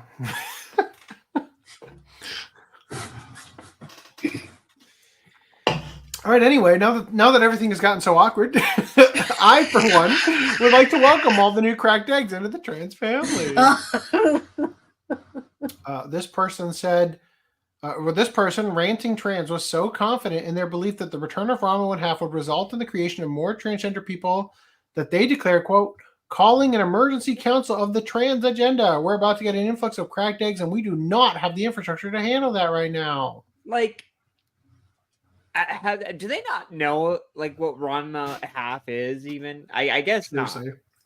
I guess not, because They would probably dislike it if they were like all about like promoting transness or whatever. Yeah, because this person's like not confirming their gender; he's refusing his gender and all this stuff. Whatever. like part of the It's story not is like the hey, final can I get a episode, cure for he- this fucking curse that I've got that turns me into a woman? Yeah, it's Are not you like at the end fucking he serious? says, "I am going to remain as my female form." Okay. Actually, I I've just- decided. I can't. What? This community is too fucking weird. Please consider donating your Blahaj, a blue shark toy made and sold by IKEA, which the online transgender community has adopted as a de facto mascot. Yeah. You ready to see it? Stealing somebody else's mascot for your own. Why That do you sounds think it's their familiar. mascot? Because the mouth looks vaguely like a scar. No, I'm guessing it's because those are the trans flag colors. Oh, right. You're Wow. right. I if I squint really hard, Again, I pattern can kinda see recognition is supposed to be a blessing, not a curse. Yeah. I remember one time, and I mentioned this to Footnum. I'd have to find the article, but I remember like somebody brought up the fact of like Rumiko Takahashi was asked one time, like in a fan letter or like in an interview, like would Ranma be able to give birth? And she was like, "Why would you even Why would you even think about that? Like, I don't even know what you mean by that. Like, she was so confused and so like taken aback by that comment. Oh, that Rumiko Takahashi was? Yeah. I just wonder why there's not a Naruto porn parody where he orgies a harem of sexy shadow clones, right? Why doesn't sure that there exist? is. Come on. I'm sure I could find the doujin. Find it and put it in the Discord. I don't believe it fulfill exists. his childhood dreams, okay? So they said, please consider donating your blahaj and thigh highs to those less fortunate. Wow. Anyway, this is the reason we're not watching. Yeah, sharks are predators. Oh my. Whoa! That makes perfect sense now. So you know what you said earlier about like the gay people realizing that straight people need to exist to make more gay people or whatever. Mhm. Well, was it Tim Pool's always said how all these lefties or whatever promote the trans, so they're gonna sterilize all of them, they won't breed, and then 100%. literally everyone is gonna be like right wing or whatever. Yeah. And you know, honestly, it's like at the end of the day, this National isn't selection. What? Well, this isn't the thing that's making me not want to watch the remake. It's the lack of the hilarious nuances stuff and stuff. Yeah. And the Skittle nips that that don't exist anymore. Skittle nips.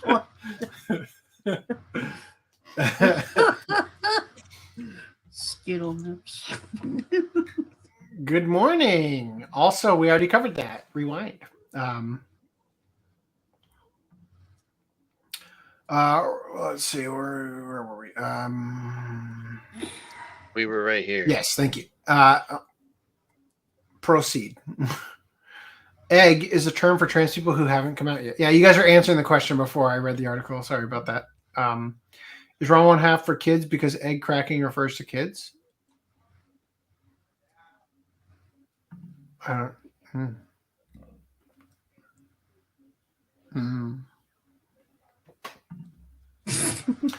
These people are worshippers of death. Yes, one might say that. Ranma hated being a girl, and he was never given a choice.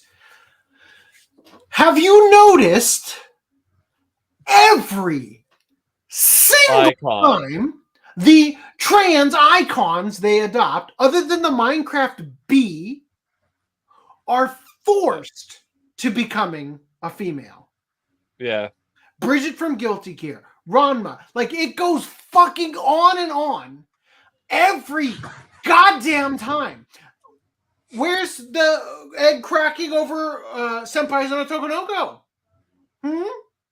Is it because he's not being forced into it?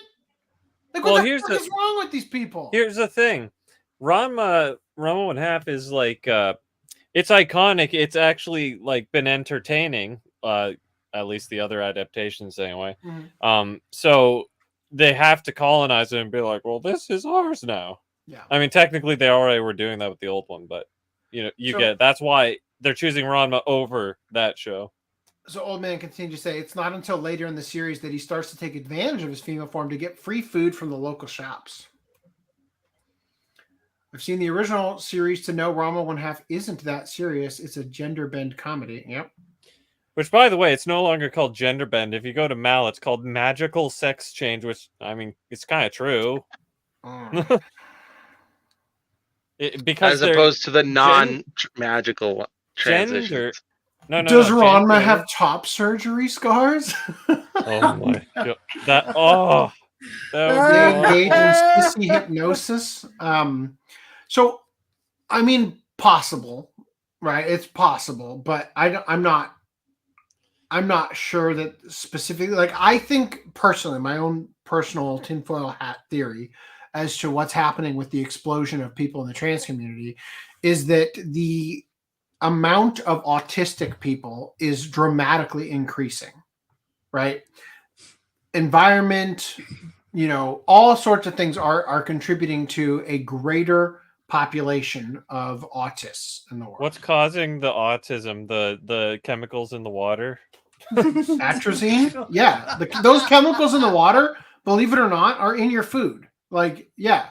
So the thing is, though, that autistic people, and this is the thing that I observed this when people were communicating about it on 4chan. They were talking about the fact that they believed when this started to pop out, and it seems to have launched as a psychological operation, like a psyop against the people, right? For social engineering, that they believed that the autists would have put an end to this. That this would have been the thing where the autistic community would have rejected it whole cloth, because the autistic community weirdly is super fixated on binary things, right? And rules are super fucking important. So weirdly, the S&M community, like autistic people are huge into S&M, right? Slave and master dynamic and stuff, because there are rules in it. Right. This is something that's been observed that's quirky and weird about it, that they gravitate to that form of sexual expression because of the rules specifically. So people assumed that autistic people would not embrace transgender ideology because they believe in hard, definitive lines of male and female. But what happened instead is that it was easier for people when you are autistic. When you read this shit, it clearly sounds like the people frameworking this whole thing are absurdly autistic, right? And it's because they view gender as being hyper male or female. Oh, well, feminine men, femboy types, they so don't it has fit, to autocorrect therefore they're women. to... Yeah. So what ends up Right. happening is that if an autistic male is not what he's deemed as masculine, because he grew up, let's say, for example, when I grew up, the sort of masculine role models, especially in movies, were like Stallone, Schwarzenegger, you know what I mean? Like, so you have these like hyper masculine men.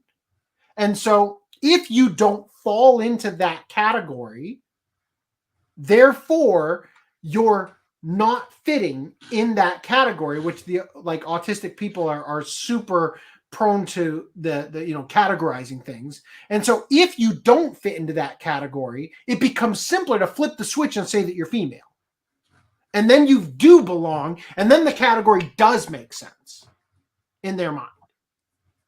Like, this is just something that's been observed. So yeah, I'm sure the sissy hypno stuff that's been all over 4chan has probably contributed to some degree, but I think it's the greater contribution to the rise in transgender individuals has to do with the fact that people who do not see themselves as, what their perception is of the gender, right? Masculinity, they don't see themselves as masculine men, therefore I'm not a man, is how they view it. I think that is a greater contributor to the rise in it. And I would argue that you would be hard pressed to find somebody who is transgender who is not also autistic. I just don't think it's probably 0.5%, and the community is already less than 3%, probably less than 1% of the Earth's population. Anyway, does Ranma have top surgery scars? Ranma's two forms only highlight the differences between male and female. Ranma is weaker in his female form, but everybody treats him nicer as a girl. That time I reincarnated as a triggered pronoun. Nice. If a woman wears thigh highs, they get upset because they're less for them. I thought it was because of the male gaze. If a woman wears thigh highs, they get upset. You mean transgender people get upset? I don't understand that. Guys dressing as a girl was a common comedy trope for many decades. Rumiko Takahashi just took the idea to its ultimate comedic form with the Japanese twist. So Ranma is a magical girl? Oh.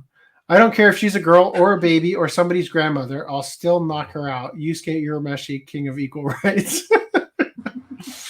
The more buzzer beaters babies lead to more trans. What is a buzzer beater baby? I'm not Probably following a nice way of saying autistic.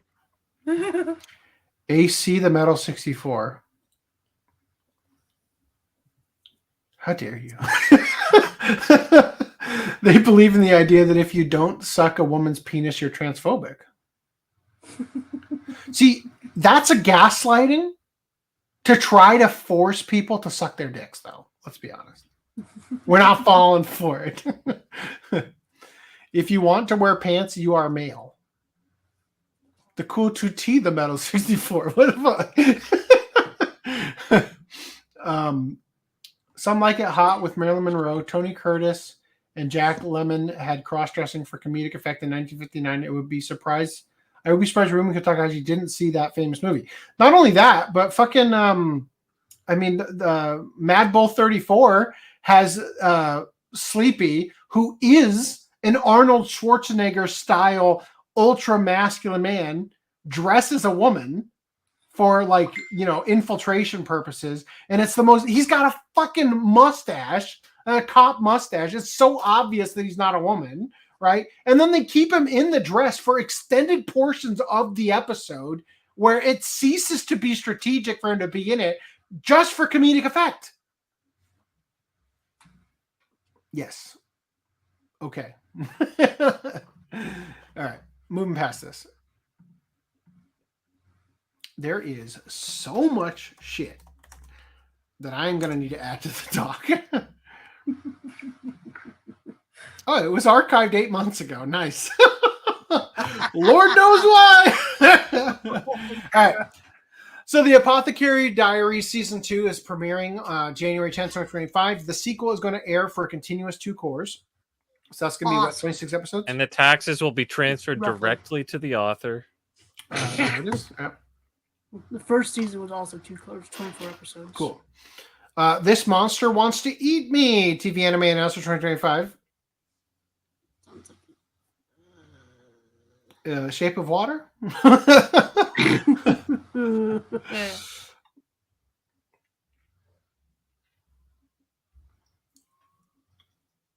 Seems like they want to eat you too. Which one's the monster? Yeah. Hinako, a high school student with a dark past, lives alone in a town by the sea, haunted by a constant sensation of drowning. She can barely go through the motions of her tedious life until the day a monster tries to eat her. After passing out in the struggle, she awakens to find she's been rescued by a beautiful mermaid.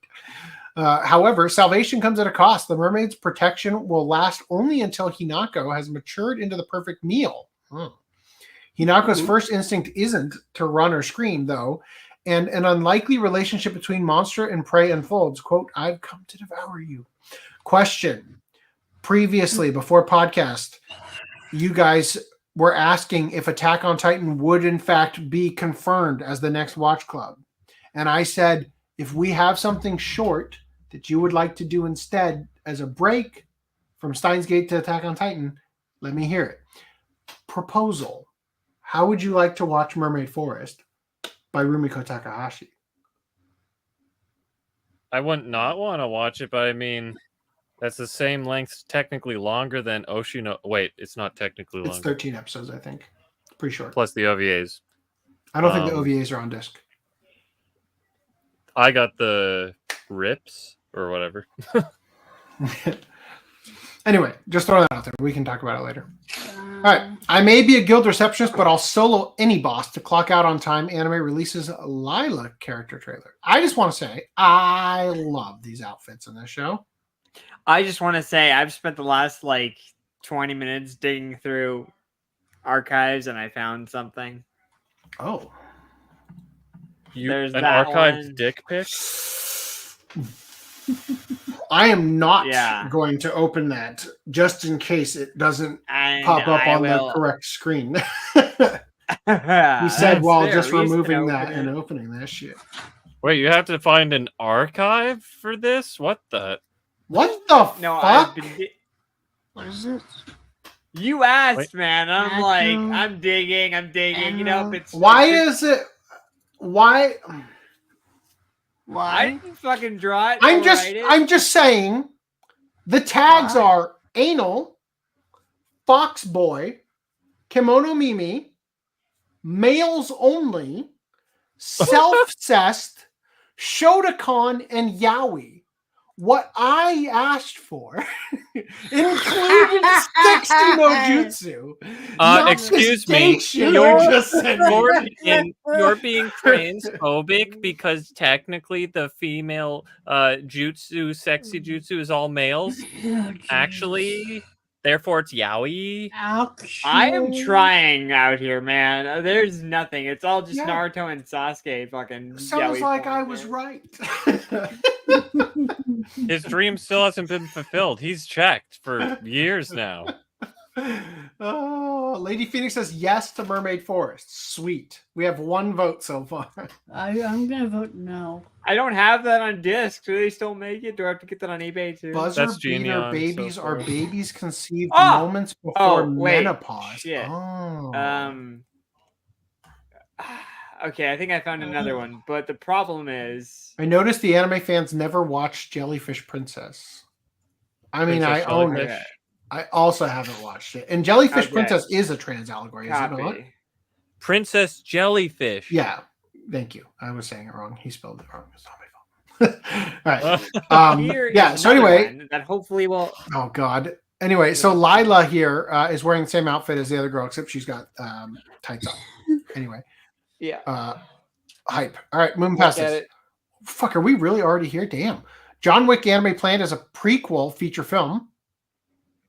Who asked for it? But okay, I don't understand why they keep making I this mean, bullshit. In an If you interview, Studio Good. Mappa and Shinichi Watanabe and Chad Stahelski working on it. then if we fucking get like- that, Yeah, that's and Lazarus. and fucking what's his name from Netflix? Adi Shankar has nothing to do with this. Nobody in his family, going back 1,000 years, has even had a distant relative attached to this. Then yes, it could be fantastic, right? In an interview that the Hollywood Reporter entertainment news source posted on Tuesday, John Wick franchise co-creator and director Chad Stahelski revealed that the franchise's planned anime will be a prequel feature film. I mean, I can't imagine it would be a sequel, according to the Hollywood Reporter. It will show. So wait a minute. Does that mean it's going to take place while his wife is still alive? I think like they were talking about, like it takes place while he's doing the impossible task. Oh, okay. Is that before he meets his wife? It is, right? And that was the reason his wife was the reason he took it on to get out. So Okay. Oh yeah. To show part of the impossible. Yeah. So I want anime waifu Mrs. John Wick to be so fucking hot. Be like, I understand why he's so mad about the dog she left. Like, Yeah, I've seen her in the film. She wasn't like that great. She was like, like a 5 or a 6. Mirage says John Wick watch party when? You haven't seen John. Damn. The man says I watched Mermaid Forest many years ago. It's much more dark in tone than most of them. It is, and it's really good. I really enjoy it. And it has a fucking awesome theme song too. So I Randy ask will know. again, do I have to dig for this on eBay or something? Well, you will if you want to buy it, but what is it? In fairness, I did suggest Oshi no Ko, but he wants Maid Forest. I'm just throwing Kobayashi's Maid Forest.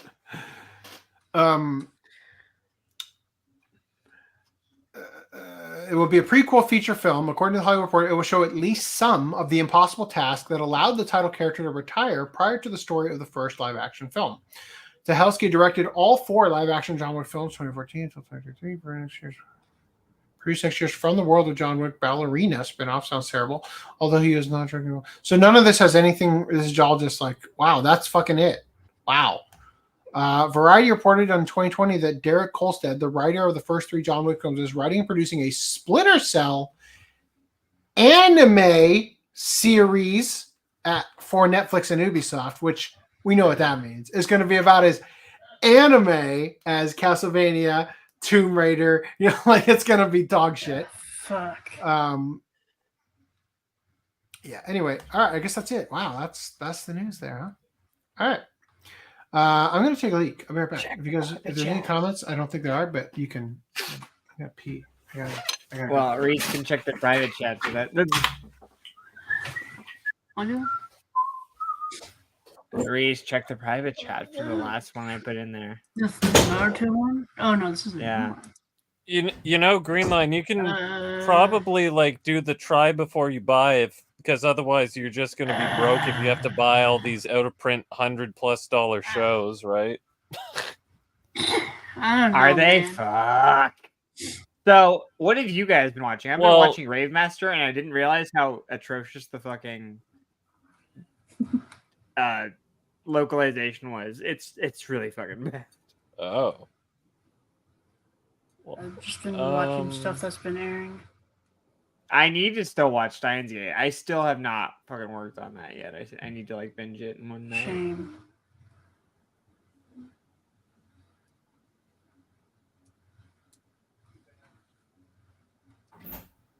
Well, anyway, yeah. I mean, I'll do the thing that you recommend, which is the trial and error, and make sure I like it.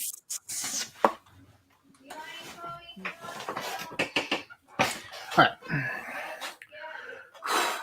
No more unauthorized generative AI, says 26 anime voice actors and actresses who speak out against unauthorized generative AI. So the voices of Frieza, Spike Spiegel, and Edward Elric have something to say. But wait, it's the Japanese VAs, so you don't even know what they sound like. This week, Koichi Yamadera, okay, you probably know who he sounds like from other stuff. Romy Park and Ryusei Koichi Nakao. Yamadera, that's the voice of Spike Spiegel, and also Zenigata. Thanks. It's almost like I just read that.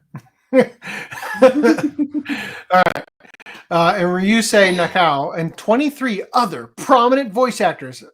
So prominent, you chose not to list them. Great. Voice actors and actresses announced a new project they're collaborating on. If that sounds like a way too large of a cast for an initial cast reveal for a new anime project, you're right. Because they aren't announcing a new animated TV series or a theatrical feature, but instead a collective stance against unauthorized use of performers' voices by generative AI.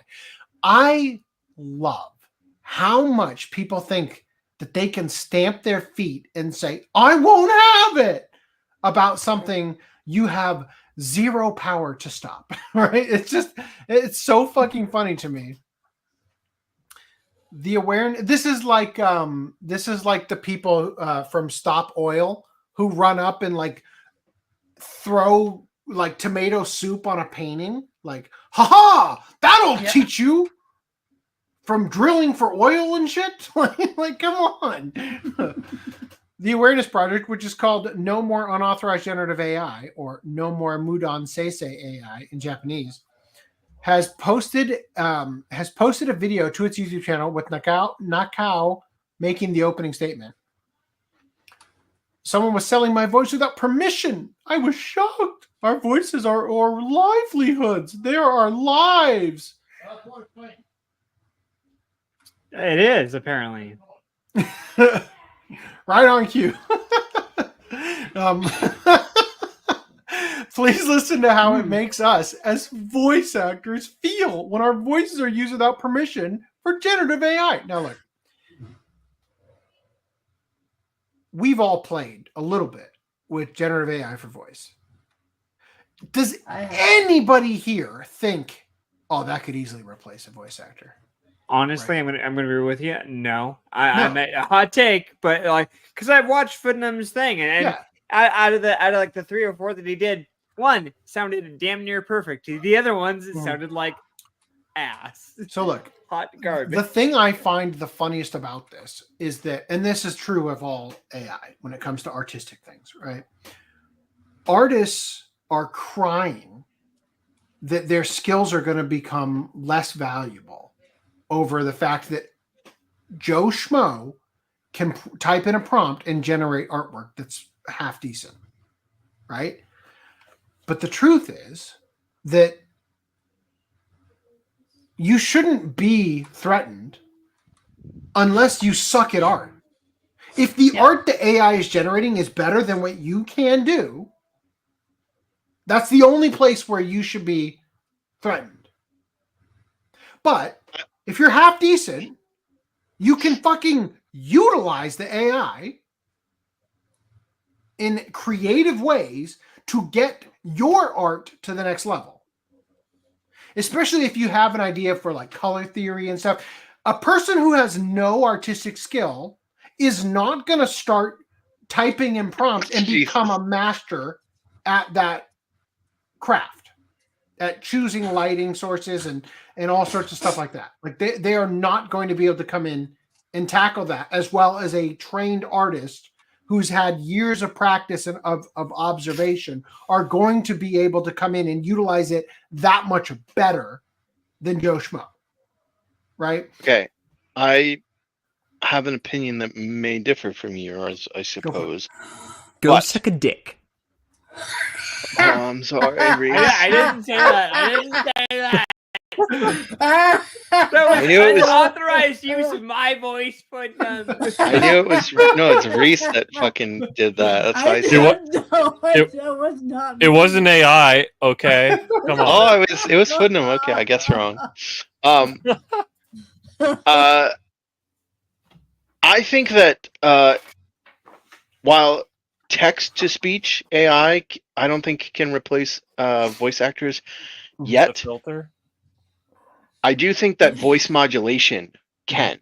Yes, and I so agree there with is a legitimate worry that someone famous would have their name sold on their identity using a less famous actor playing the actual role, right? So just like for the face swaps, right, where they have a less famous actor and they face swap the more famous actor, right, in movies like the Star Wars movie and stuff.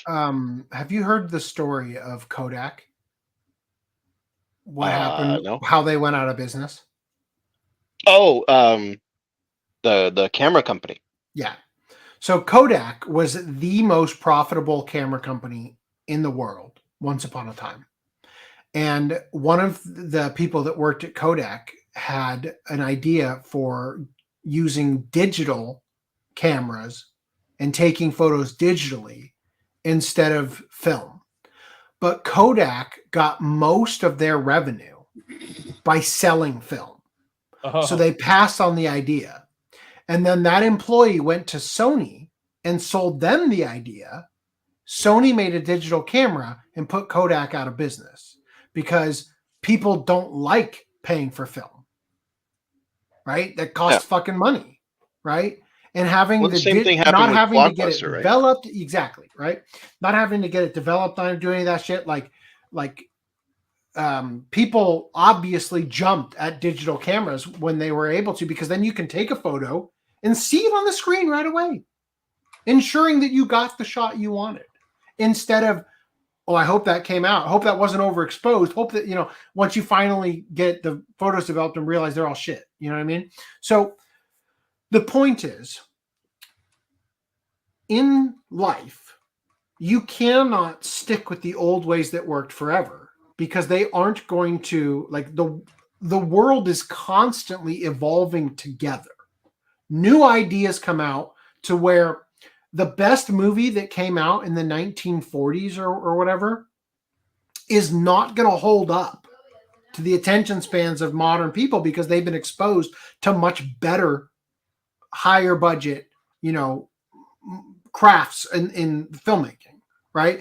So when it comes to this, it's like, yes, right now, AI voices can't compete with somebody actually evoking emotion and tailoring minuscule little things to the actual performance they need to give in each instance.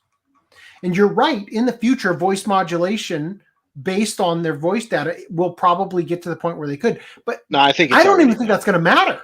I don't think it's going to matter, because what's going to happen instead is that a person who right now is a nobody, that person's going to become the voice that everybody's using, and they're not even going to need you. You don't fucking matter in 2 years. Yeah. They're not going to need your voices, Miss 23 people or whatever who are doing this. They're not going to need you at all, because a synthetic voice or a voice trained on thousands of voice actors, right, is going to provide a better range that people want to use, the one that people are gonna it's gonna become like the hip new thing, and it's not. It's gonna be 100% synthetic. Well, I mean, we've already seen that happen with TikTok, right? Yeah, with the Jesse Like, voice and whatnot. Yeah. The voices Absolutely. on TikTok have kind of become their own characters. Yes. To the point where they have names. Yeah. Yeah. So I think that just like TikTok, the voice modulation currently, right now, the technology currently is good enough that it can be used in a production, maybe not a Hollywood like a blockbuster Hollywood, but like indie Hollywood. It can be used. It's good enough. And especially for like smaller or shorter things like commercials, I think that it's good enough right now that it's a threat to someone. But I think the bigger threat isn't so much the voice, because it's not like they're going to walk around and say we want to outlaw people doing impressions of us. That's not a thing, right? And some people can do impressions that are dead on. Damon Mills is Frieza. I don't think so as much, but the voice for Po in Kung Fu Panda, the TV show, nails Jack Black.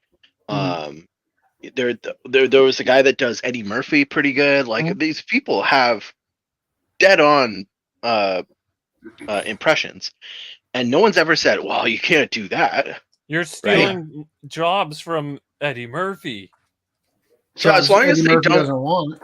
Yeah, as long as they don't advertise the show with the person's voice as a selling feature, using their name when they had nothing to do with the movie, then I don't think that they should give a shit. I don't think they should be entitled to give a shit about it.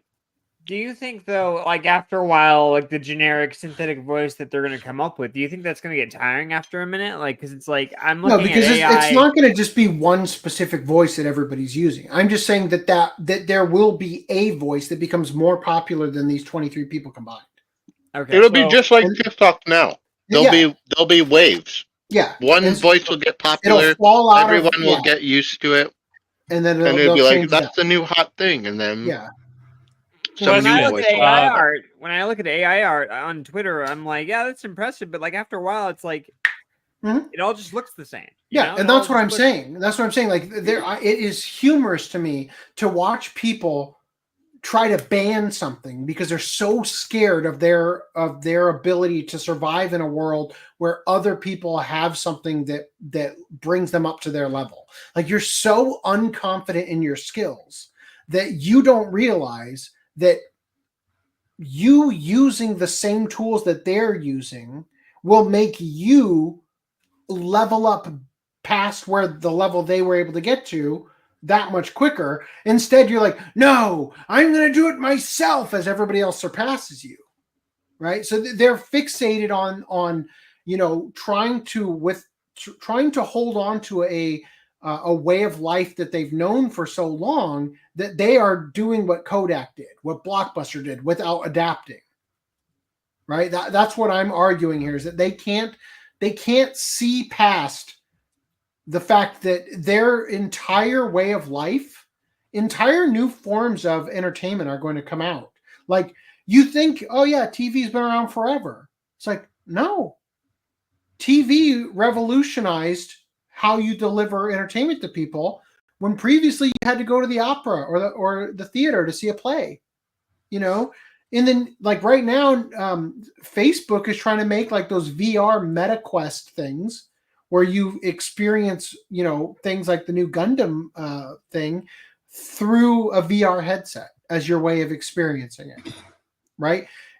People are not realizing that you don't get to hold on to the same career forever in perpetuity, like it's never going to change. And the only people who are going to survive that are people who adapt. And instead, these people are stamping their feet. And the thing that's really funny, I don't know if the article is going to bring it up or not. Do you guys remember we covered, so last podcast, we talked about Masako Nozawa and all them selling their voice to Koifon. and how they were going to use it specifically for non-anime related things. So it was going to be like, like GPS navigation with Masako Nozawa's voice. That'll be in Chinese and Japanese and all these. Like that was the idea. Before we covered that, we covered a different guy who sold his voice for an ethical way of using it. Basically, like get it from me.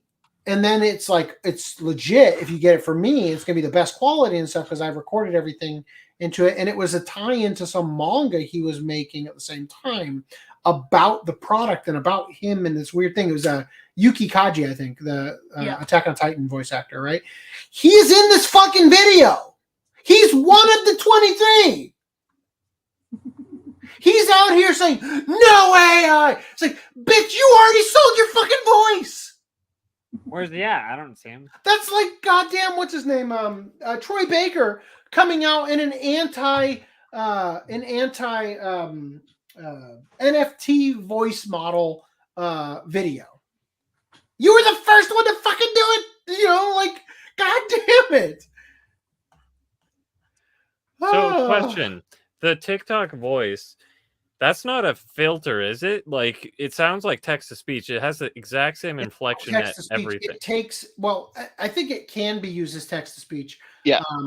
For sure it can, actually. I know for a fact it can. But I'm just saying it has the same inflection every time. I doubt every individual is like, this is my daily routine. Yeah, but actually, if you speak into the video, you can have it apply the voice on top. Yeah, there's two ways you can do it. Instead of your voice, your original audio gets replaced. Literally, you can pick. You can say text to speech, and some people will have the entire script, and it'll just read it out. And the AI, like the narration ones, engine, that's what they typically use. Yeah, and the text to speech engine will pick the affectation of all of the, emotion or lack thereof. And then there's the filter, which is the same process. It uses the same voices. It's just it keeps all of the speaking of the original person, and if they have like an accent, you can it depending on how strong you do it, it can try and take out the action. Although you don't have a choice on that on TikTok, but in other voice things you can. But maybe you'd have to show me some samples of them using it that way, because I did, you dick. You don't remember. This was like years ago when you did your dumb video. You'll have to show your video me. Wasn't dumb. I liked your video, but I did an example right now. Well, what? No. Or So sorry, not right now. The only reason that I even know the voice is called Jessie is because Farah used it in her TikToks against Vic and described on podcast when she came on that she used the Jessie voice because, quote unquote, her voice is too iconic or something, whatever excuse she gave. That's the only reason I even know that that's something you can do and what it's called. Because I literally made 2 videos, one with the text-to-speech engine and one with me talking. Actually, no, I didn't use me talking. I dubbed over My Hero Academia. I took the audio from a My Hero Academia episode and ran it through the AI. Anyway. I just need a refresher so I can listen to it while keeping that in mind. Okay. Yeah. It's been years. Anyway, point I'm getting at is like, I don't know. Well, I think it is already at a pretty good point because there are outright songs that have plankton singing them and stuff. All right. Green Line has delivered. Contains a female Naruto, and it says self-cessed. Thank you, Green Line. Thank you. You've done. You could have waited until after Footnum was done talking to bring that up. I could have. Oh wow! Just admit you're rude. I don't want to talk about what Footnum's talking about anymore. Shut up. It was Footnum. too important. Well, Green Line sent it at 25 minutes ago. So. Really, Green Line was the one who's been waiting this whole time. Yeah, exactly. Thank you. Go suck a dick. Yeah. So exactly anyway, what I said.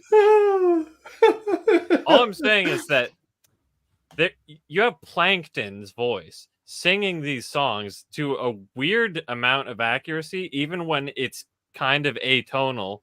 And then I listen to the original song, I'm like, what the hell? How did they do this? Well, obviously I know how they did it, but I'm just saying, if you have a model that you've given enough training data, so it's got the like live feedback of you speaking, I feel like you can probably actually pull it off, and it's not like a asterisk like, oh, it's jank. Like, it would probably be good enough for Hollywood, even when Ranma is like, I don't think it would go that far. Okay, so we've already sort of talked about that Pocari Suite, I think that one article we covered where there was an ad for the Pocari Suite bottle, like the water or whatever, the drink of whatever it is, the juice, I don't know what it is. And they built the entire ad using an AI generated model for the woman. In Japan, they are so fixated on celebrity gossip and whatnot that they would rather use a fake human than a real human, because that real human can hurt their market share. Now, I would argue that there's a certain degree of value in the drama, and that without a real person that people are going to stalk on the internet and shit, you're actually going to miss out on some of, like what they would get out of using a real person. But as I'm saying, Japan is so fixated on that. There will come a time in the future where they will use almost exclusively synthetic, crafted, not trained on these voice actors, but like real 100% synthetic voices as a way to get away from the fact that their market share tanks every time one of their voice actors does something like Toru Furuya recently, right? Where he like forced his mistress to get an abortion and beat the shit out of her or whatever, right? So I think that in the near future, in the next 5 years, entire movies are going to come out of Hollywood and especially out of Japan, where everybody in it is completely synthetic. I think that's a very real likelihood. What do you think would be a appropriate move for the voice actors then? Just to be like, okay, full send and then pack it up. I don't know. Like if I was in their position, I would be like, I don't know. I'd try to like market my voice to the AI as far as like, okay, we can figure out some sort of way to like charge them for the use of an AI voice. Well, again, that's what Troy Baker was trying to do with the NFT. Like that was the only possible way to do it properly, is the smart contracts embedded in the NFT and all the stuff with the blockchain you could theoretically do. Mm-hmm. But because NFTs became a quick cash grab and people use them the wrong way, it's fucked, right? So I think personally, look, as I said, I think there will be completely synthetic, 100% of every aspect of it was a prompt in the near future. Movies coming out. However, and this is a big however, the novelty of that will wear off quickly. If you're presenting people completely synthetic things, 100% generated computer, no voice trained data, just a synthetic amalgamation of everything that currently exists, it is going to eventually run out of favor with people. And they will return, just like how CGI, when it first came out, was super impressive and stuff, and then it fell out of favor. And now people are longing for films filmed with 100% with practical effects. Yeah, I was going to mention that. Yeah. Right? So that exact thing is going to happen again with AI. But what's going to end up happening is the pendulum is going to swing too far into the AI realm where they start releasing stuff that's 100% synthetic. And then as that falls out of favor, what's going to happen is it's going to swing back. These people who are scared for their livelihood are going to have their jobs return, right? And they're never going to go away. The job's not going to disappear just because the industry decided to try to see if they can make a movie on a shoestring budget by just typing shit into a computer. right? So that it's going to swing this way, and then it's going to come back, and then it's going to be a mesh of what we currently have and the completely synthetic route, right? And it's going to get even better because they're going to be able to use actors on screen. Like, honestly, the people who are going to get fucked the most are people in my shoes, the VFX artists, right? Because the amount of effort needed to produce the VFX is so astronomically high that the AI is going to be able to do it better, right? And you're just going to need an artist to craft the concept and then train the model on that and then use that to generate the effect on the character so that they look accurate. And Random 11 was showing me a couple weeks ago, Adobe now has, for the next version of Photoshop, they debuted this feature where you can take a composite with a person who's not lit the same at all as the scene you're trying to composite them into, use generative AI and instantly change the lighting on the person to the point where now they look like they fit in that environment. Yeah, all the manual airbrushing you used to have to do is one button click. Adobe recently released a one button click wire removal, right? And now all the things I've seen for it so far have been, oh yeah, you've got a nice, beautiful, photo where you're looking up at these skyscrapers, but there's like power lines. So one click and all the power lines disappear. But fuck, man, frame by frame removing wires from movies? I mean, that job just got so fucking easy. Like, that's most of the production cost. Not most, but that is a significant portion of production costs. Just clean plating things. Why don't they just get rid of the wires when they shoot? There may come a time where AI is in camera. Like, you're filming and it's already applying things the way that James Cameron filmed Avatar, where he was able to look and see the blue people from his thing in the viewfinder because they rigged up the motion capture that way. I know what you mean, but iPhone already does that to an extent. It's just iPhones. iPhone cameras are iPhone cameras are already applying using AI model in camera. To do things like skin tones and other like small detail, like trying to bring out the small details and stuff. Right. Well, and this is the same thing as the pinch to zoom that got where they tried to insert into the Rittenhouse trial. Yeah. Right. Is that like that algorithmically is a computer generated image showcasing, like zooming in and claiming that looks like Kyle Rittenhouse is not admissible in court because the pixels aren't actually there. They're being synthetically generated when you zoom in, and you might think you're seeing Kyle Rittenhouse, but you can't prove in court that what you're looking at is Kyle Rittenhouse, right? So anyway, let's keep reading the article here. So they said someone was selling my voice without permission. I was shocked. Our voices are our livelihoods. They are our lives. Please listen to how it makes us as voice actors feel when our voices are used without permission for generative AI. Says Nakao, followed by 26 members of the project. Okay, it's 26. I've been saying 23 this whole time. 26. It's 23 more than the thing, so it's still actually probably applied when I said it. Members of the project shouting in unison, "No more unauthorized generative AI." Fuck, man, that's so effective. That is just as effective as saying stop oil now. That is so effective. Nobody is going to give a shit in 1 year what you think about it. Not one person. These feelings are expanded upon in a press release from the group, which says, quote, readings and songs that we have no memory of recording and our voices themselves have been uploaded to the internet, sometimes being offered for sale. Our voices. So full stop. I'll just say, I do not agree that these things should be for sale. Right. I agree with them that they should not be able to have people sell their voices. I 100% agree with that. The only person who should be able to sell your voice is you. I do agree with that. Our voices are our livelihoods. They are our lives, an important part of who we are that we have grown up with.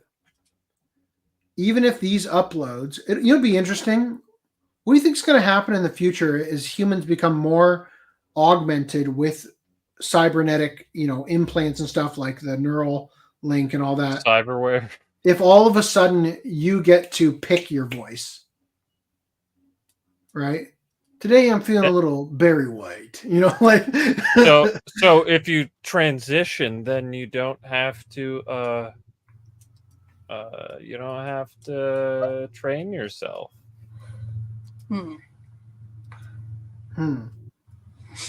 I'm curious. I need to use the Jesse voice on the "It's ma'am, it is ma'am." Let's see if it sounds any more feminine.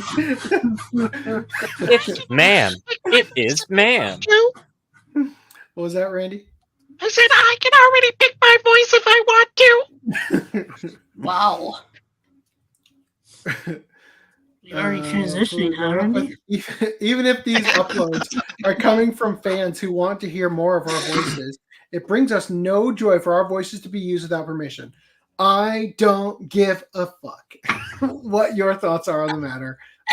I could give 2 shits, right? Again, in a perfect world. Well, I won't say that.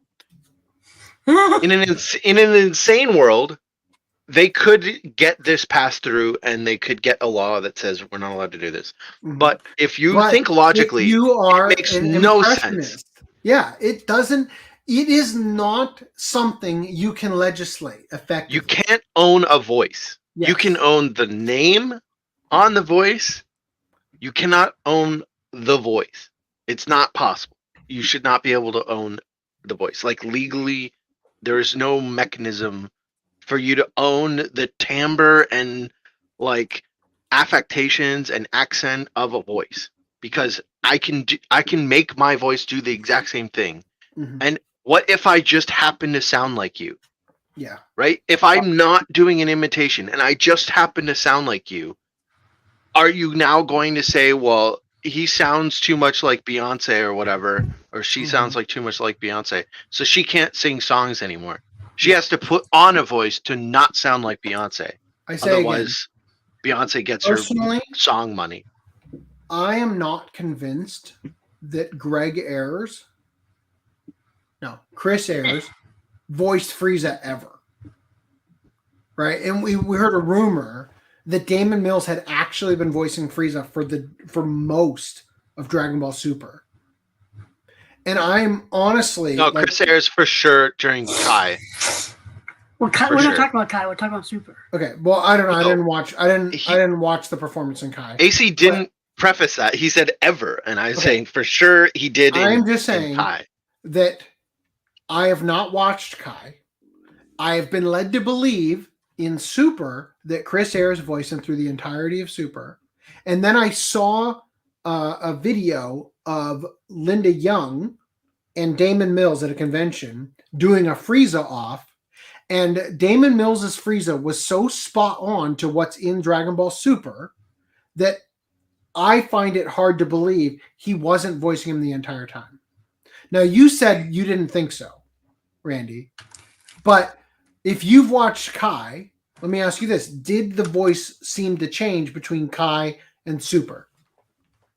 I haven't watched any part of Frieza in Super. The only time I've seen Frieza is in the Broly movie. Okay. And I'd say yes. I'd say there is a difference between Kai and the Broly movie. But I don't know if Chris did the Broly movie or if it's claimed that he did the Broly movie. So they claim he did the Broly movie, but one of the rumors especially was because they made a big deal, like it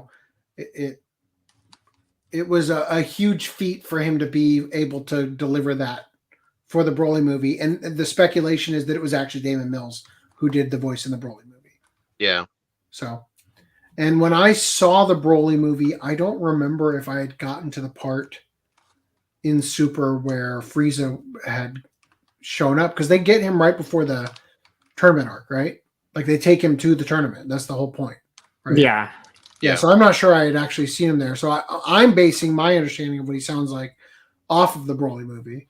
largely. I mean, I eventually watched the rest of Super and fucking hated most of it. But anyway, regardless, getting back on topic here. So they said new technologies are likely to bestow great benefits upon humanity in the future, but at the same time, we want all of us together to broaden our perspective to consider each other's feelings, what kind of culture that future will have, and discuss how those technologies will be used.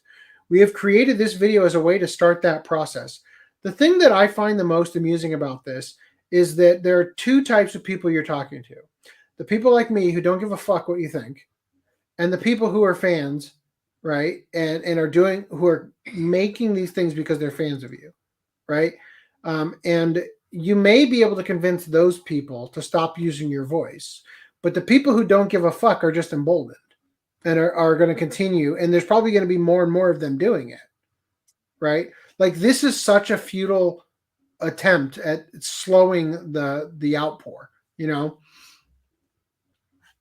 Rather than hurtful words and retaliation, we hope to create cultural rules through peaceful discussions with the involvement of experts in order to see eye to eye, to protect the fertile soil in which good works can be created for the next 10, the next 20 years. Again, you're done. Like, you're not going to continue to be the voices that you were. Like, and this is the thing. A lot of these voice actors have been voicing characters and like at the top echelon of society for 30 plus years, you know? And so they are concerned that way of life is coming to an end. Tough titties. That's every technological advancement ever. Adapt or get the fuck out. No more unauthorized generative AI statement comes less than a month after Aoni Productions, one of Japan's highest profile talent agencies for anime voice actors and actresses, said it will be entering into a partnership with AI company Coafont to create AI versions of the voices of a number of its performers, including the voice of Dragon Ball's Goku, Masuko Nozawa, for applications in non-acting projects.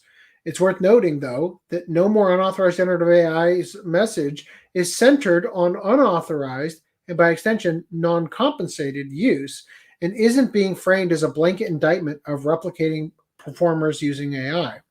The complete list of voice actors currently part of the project consists of Michihiro Ikemizu, Yoji Ueda, Yuko Kaida, Yuki Kaji, who we talked about previously, Tomiya Kataoka, Mika Kanai, Kujira, Shuhei Sakaguchi, Chika Sakamoto, Shunsuke Tsukuis, Yuko. I'm not even going to read all the rest of these. It doesn't seem like they're actually going to give us anything but the names. So the members plan to release individual videos expressing their personal feelings on the unauthorized use of voices for generative AI as well. So look, just so we're clear, I understand how difficult this must be for them. I totally get it. This sucks. This got to suck royally for being in this industry. But the stamping your feet and demanding that people stop doing something that's actually not harming anybody, you know, the only place where I would grant that it's, you know, of value to be upset is when people are stealing your likeness, stealing your voice, and monetizing it in some specific way, like very specific ways, you know, where I could see, yeah, kind of a dick move what they did to you. But largely, this is just people having fun, trying to express their creativity and using, you know, the avenues available to them. And your whining and complaining is going to change fuck all about that. Any thoughts? No. There was one case where I was like, that's a dick move. Mm-hmm. And that was this guy had done some voiceover work for a company, like not like anime or anything. Like I think it was like a commercial line, like doing commercials or something. And apparently the company wanted some alterations done to the script, and so they needed the lines re-recorded. And they asked the manager to have, or the production company that was handled, like the guy worked for some production company and the people that were making the commercial hired the production company. And so they asked the production company, like, can you have him record these lines? And instead of getting him to record the lines, they just used an AI and created the audio of the because it would have cost more to bring him back into the studio and actually pay him. Yeah, totally. Yeah. No, that's fucked up. Yeah. And that seems like a real. And just so we're clear, in a situation like that, where the industry is fucking over a person, look, I'm telling you, in the future, completely 100% synthetic voices, that have been trained on how human speech and like the way that we talk and the inflection of voices has been trained on the data of everybody that they've got, right? But the actual creation of the voice is 100% synthetic. It is a creation, like the way that when I touch a pen to paper and I draw a tree, I'm drawing that based on the observation of what trees look like, right? That when the AI has observed enough trees, that it then is able to create one from scratch that is not actually based on anything. Like that's the way the future is going. Currently, in the present, people who should be in the position to hire and pay and whatever the artist could be, cutting costs by taking what they recorded in the studio and doing exactly what you said. And I totally 100% agree. That is a dick move, and that is who this should be geared towards. That is who this should be held against. But it would be very hard. I don't know how. Yeah. Well, I think it'd be easy to prove. I think it would be hard to carve out a rule to say that specifically is illegal. Have you seen Die Hard 4? Is that the firewall one? Yes, I think so. The one with what's his name? Where Justin he has Long. this, Justin Long. Yeah. So you've seen this movie. You know the part where he drives the cop car and jumps out at the last second, and it goes up and takes out the helicopter, right? Yeah. Or sorry, I think Fire Sale maybe. Anyway, yeah, I know what that means. So in that scene, and they used it in the trailer, there's a line where Bruce Willis is like, "You're gonna try to fucking kill me," or something like that. And he like as he jumps out of the car, right? Like he says it, and he jumps out of the car. That line was not recorded by Bruce Willis. It was recorded by the director of the film, doing his best Bruce Willis impression. And he says so in the commentary of the movie. So I'm just saying, like, and for audio engineers whose job it is to take the audio recordings of every scene from a movie and cut together the best takes and remove, that subtle background, frequency that sometimes will come in, or like whatever, or fix like the popping or what, like they have a very difficult job to trim stuff and cut it into what it needs to be for a movie. Oftentimes, like for example, I took an audio for animation class when I was in college. It was the only one class that we had related to audio, and the guy teaching it showcased that although voices sound distinguished and like discernible, like there's just differences between them, the KS sound is universal. Yeah. So one of our homework assignments or in-class assignments involved somebody saying like, "Welcome to the show. I can't wait to hear more about your book." And you cut it right at the come, and you insert the other person's voice, right? Yeah, and so the guy responding to that doesn't skip a beat and says, "Yeah, I'm excited to show you guys what I've got in works for my books." So they took the "ks" and put it after the guy who said, "We're so excited to talk to you about your book." So it sounds like books, and it sounds perfect. Like you could take it from anywhere. Sometimes I do that with Greenline's audio. Yep. I mean, dude, I find it very funny actually. I watched a video about editing audio, and I was tickled. Like it's like 10 secrets to editing audio. Like in fact, actually no, I bought a course. Dog just fell down the stairs. I bought a course on editing professionally, and I'm tickled at how many secret tricks they're trying to teach me that are things I figured out on my own, because it's just like the natural thing you would do when given bad audio or bad video or whatever, right? So and that's the kind of thing that's in there, you know, like taking good. I was gonna say there's some instances where the end or the beginning of a sentence has, I don't know, say an S or whatever, or a k, and it's going way too long, so I just cut it short, and you cannot tell that that's an artificial beginning. And 100%. also, I'd like to add that as someone who's, you know, a veteran in the space of replicating people's voices, I'm game on now. I can agree. Yep. So anyway, Quilty T says unauthorized. I hope they stick to that standard as more actors give authorization. Yeah, no, let's not. Kamira anime was bad. I don't know what that is. Skipping. Okay.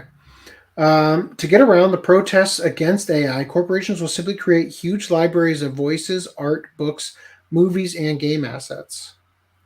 Nah, I don't think so. So I think so one of the things that I find the most, Kodak, going back to Kodak, Adobe used to sell, and you still technically can buy from it, but they have a stock image service, right? Adobe, what do they call that? Is it Adobe Firefly? No, that's Whatever the it AI, is. right? Regardless, so similar to Shutterstock and whatnot, Adobe has a service like that, and then they roll out generative AI, and that shit is not valuable to them anymore, because nobody needs to buy it when they can generate it in Adobe Photoshop for free, right? But what they get to use it for is train their generative AI on all the stuff they paid for, right? So I think that's kind of what Old Man is saying here, is that AI corporations will be able to get around a lot of this stuff by just paying for people to create what they need, you know? They will buy large, or buy it like this, right? They'll buy large libraries of media and buy artist rights in perpetuity, forever owning the art. They did say unauthorized use. Yeah. Yeah, I know. I was agreeing. Voice actors can be replaced by sound alike. Oh, you're referring to when I brought up Yuki Kaji. Yeah, I'm just saying I think it's funny. I think it's funny that that he's included, right, in this thing, you know, and he has a vested interest in being included, because it's like, don't get the fake ones that people are selling, buy mine, you know. Yeah. Buy the Voice official actors version. can be replaced by sound alikes, but not by robots. Yeah. You can say that all you want. It will happen. If Farrah's voice is iconic, then the girl AC heard was Farrah. So I still have that in here, right? Shut the fuck up. Oh, I lost. Oh, here. Okay. Yeah, fuck that. I'd rather use the self checkout. Hilariously, I actually go out of my way not to use those. AI already is in camera. Yep. No pictures should be admissible in court, since even printers do post processing. It's an interesting theory. I think I think you're missing the point when it came to the Kyle Rittenhouse thing. The thing about Kyle Rittenhouse is that they had like drone footage or like helicopter footage, and in like 1/10 of the whole thing, there was a little tiny silhouette, and they were suggesting that if you pinch to zoom to bring that to full screen, that you could almost make out what might kind of sort of be Kyle Rittenhouse. That's different from having, you know, the vast majority of the image showcasing the crime, right? When it was that little tiny bit in the corner that you'd have to zoom to full screen to even see what was happening. Well, here's the thing. You'd have to place him at the scene and everything, and it's just impossible to prove it was him to begin with. And the thing they were even accusing wasn't even good. If you have a 4K like video or whatever, you're not going to say, well, that footage of you getting raped is unadmissible because, you know, there's post-processing that happens when you upload to the iCloud. Yeah, it was a very specific situation in the Rittenhouse trial.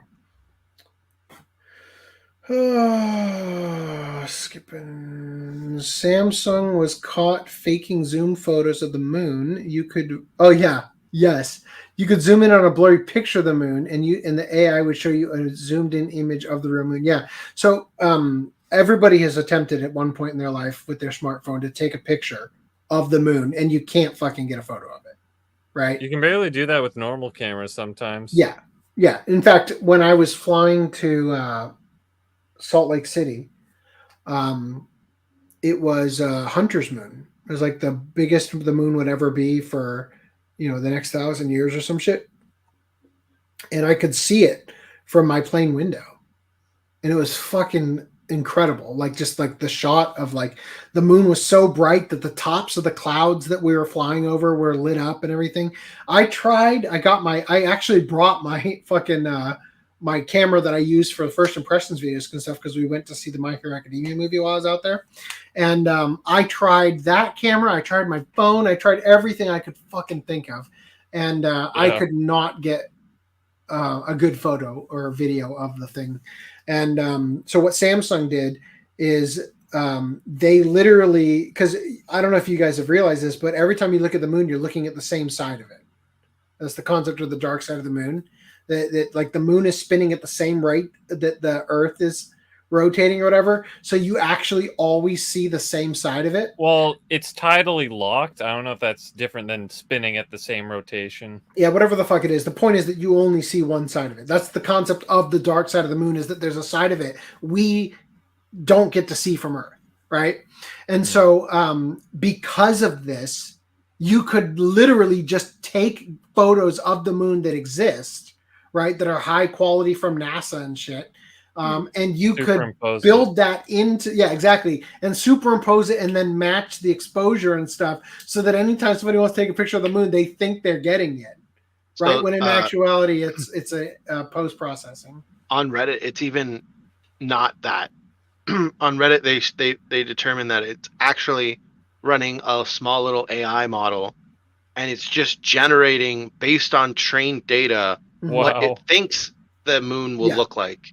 So it's not like just stamping the picture of a known moon. I'm just giving a but it's example. It's using basically stable diffusion or something like that to generate what it thinks a moon would look like from its training data. Wild. What a wild future we're going to be in. We should watch Standalone Complex in the near future after Assassin's Creed. What the fuck? Attack on Titan. Assassin on Titan. Anyway, so they should be for sale, but they can't name it as the actor's voice. Yeah. Oh, referring to like if you're selling a voice trained on somebody, you can't sell it as Arnold Schwarzenegger's voice, $10.99. It's I mean, you mean how voice arguable. AI said president voice or whatever for was it Biden? Honestly, that would be arguable for me, whether or not like the seller of the voice could label the voice as whatever. As long as you're not breaking a trademark, I don't think that it would be an issue to say this is like Donald Trump's voice. Yeah, but I think personally, if you're training an AI model on stuff that doesn't belong to you, then it should be released for free or used for your personal use. I don't think you should sell people's voices like that. I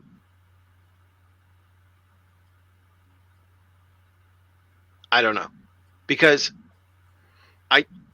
you can't own a voice, so why would you be able to own the AI that can make the voice? Why do we own Stable Diffusion? It's free, right? To be fair. Yeah, but this is the point about the monetary aspect. That's what we're getting at. yeah. So other models are paid though, right? So as the artist, if the artist doesn't own or have any say in the sale of Midjourney, I don't think the voice should have any say in the sale of 11 Labs, right? And so putting the label on the voice product saying this voice was trained on this person's art or voice audio recordings, because even as the voice, you wouldn't even necessarily own the audio recordings, right? Because potentially someone else owns the audio recordings of your voice. So I don't think that if we're going to say that Stable Diffusion and Midjourney are fine for art generation by trading off of public data, then I think that 11 Labs or any audio based generation should be okay training on publicly available data for someone's voice. Right? I think so. First of all, again, Stable Diffusion is free, right? Yes. So that's an example of it. The original Stable Diffusion is free. God, Reese, what is happening to you? So if you sold Stable Diffusion or something like that, and it was exclusively trained on one person's artwork versus an amalgamation of a bunch of people's artwork, then that's different than selling a voice, for example, trained exclusively on Arnold Schwarzenegger, than a voice trained on a bunch of people with an Austrian accent, including Arnold Schwarzenegger. Well, sure, yeah. A model trained on multiple voices would be a different, yes, but I don't see how training a model on just Arnold is different than training a model on just Picasso. I'm talking about specifically selling that thing. Yes, that is what we were talking about. Yeah. So when it comes to Midjourney is not trained exclusively on Picasso's artwork. Midjourney is trained on an amalgamation of thousands of different artists. Sure. Nothing stopping you from saying, I'm going to train a fine-tuned model from Stable Diffusion, though, and turn around and try and sell it. Yeah, nothing's stopping you. I'm not suggesting you that I can stop you from doing it. I'm suggesting that personally, morally, I think it's unethical to sell something exclusively trained on one person, versus I think that once you dissipate it over the course of thousands of entries, that it loses its ownership and becomes collectively owned rather than being the property. I don't know so much about the audio models for the voices, but definitely the Stable Diffusion models are trained as fine-tuned models of the general Stable Diffusion, right? Yeah. So there is incorporating all of the training of general Stable Diffusion 1.5 in the fine-tuned models. You know what I mean?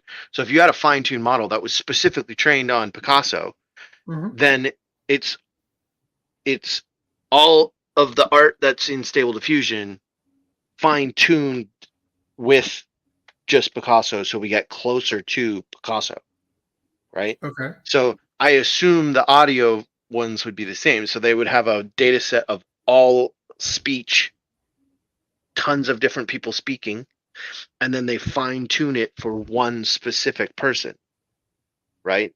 Sure. So I don't see the moral ambiguity there to say, okay, well, I have recorded this person and I'm going to train a model just on this person, and now I'm going to sell access to just this voice. Because it's still not. Well, one, you still, although I'm not sure if I even care, but it's still not just accessing just recordings of that person's voice. You're including all of the work from the other model, like the general model training for just human speech, right? And then on top of that, you've done the training, and someone else could turn around and do the same training, which is generally what is stopping people from selling these things.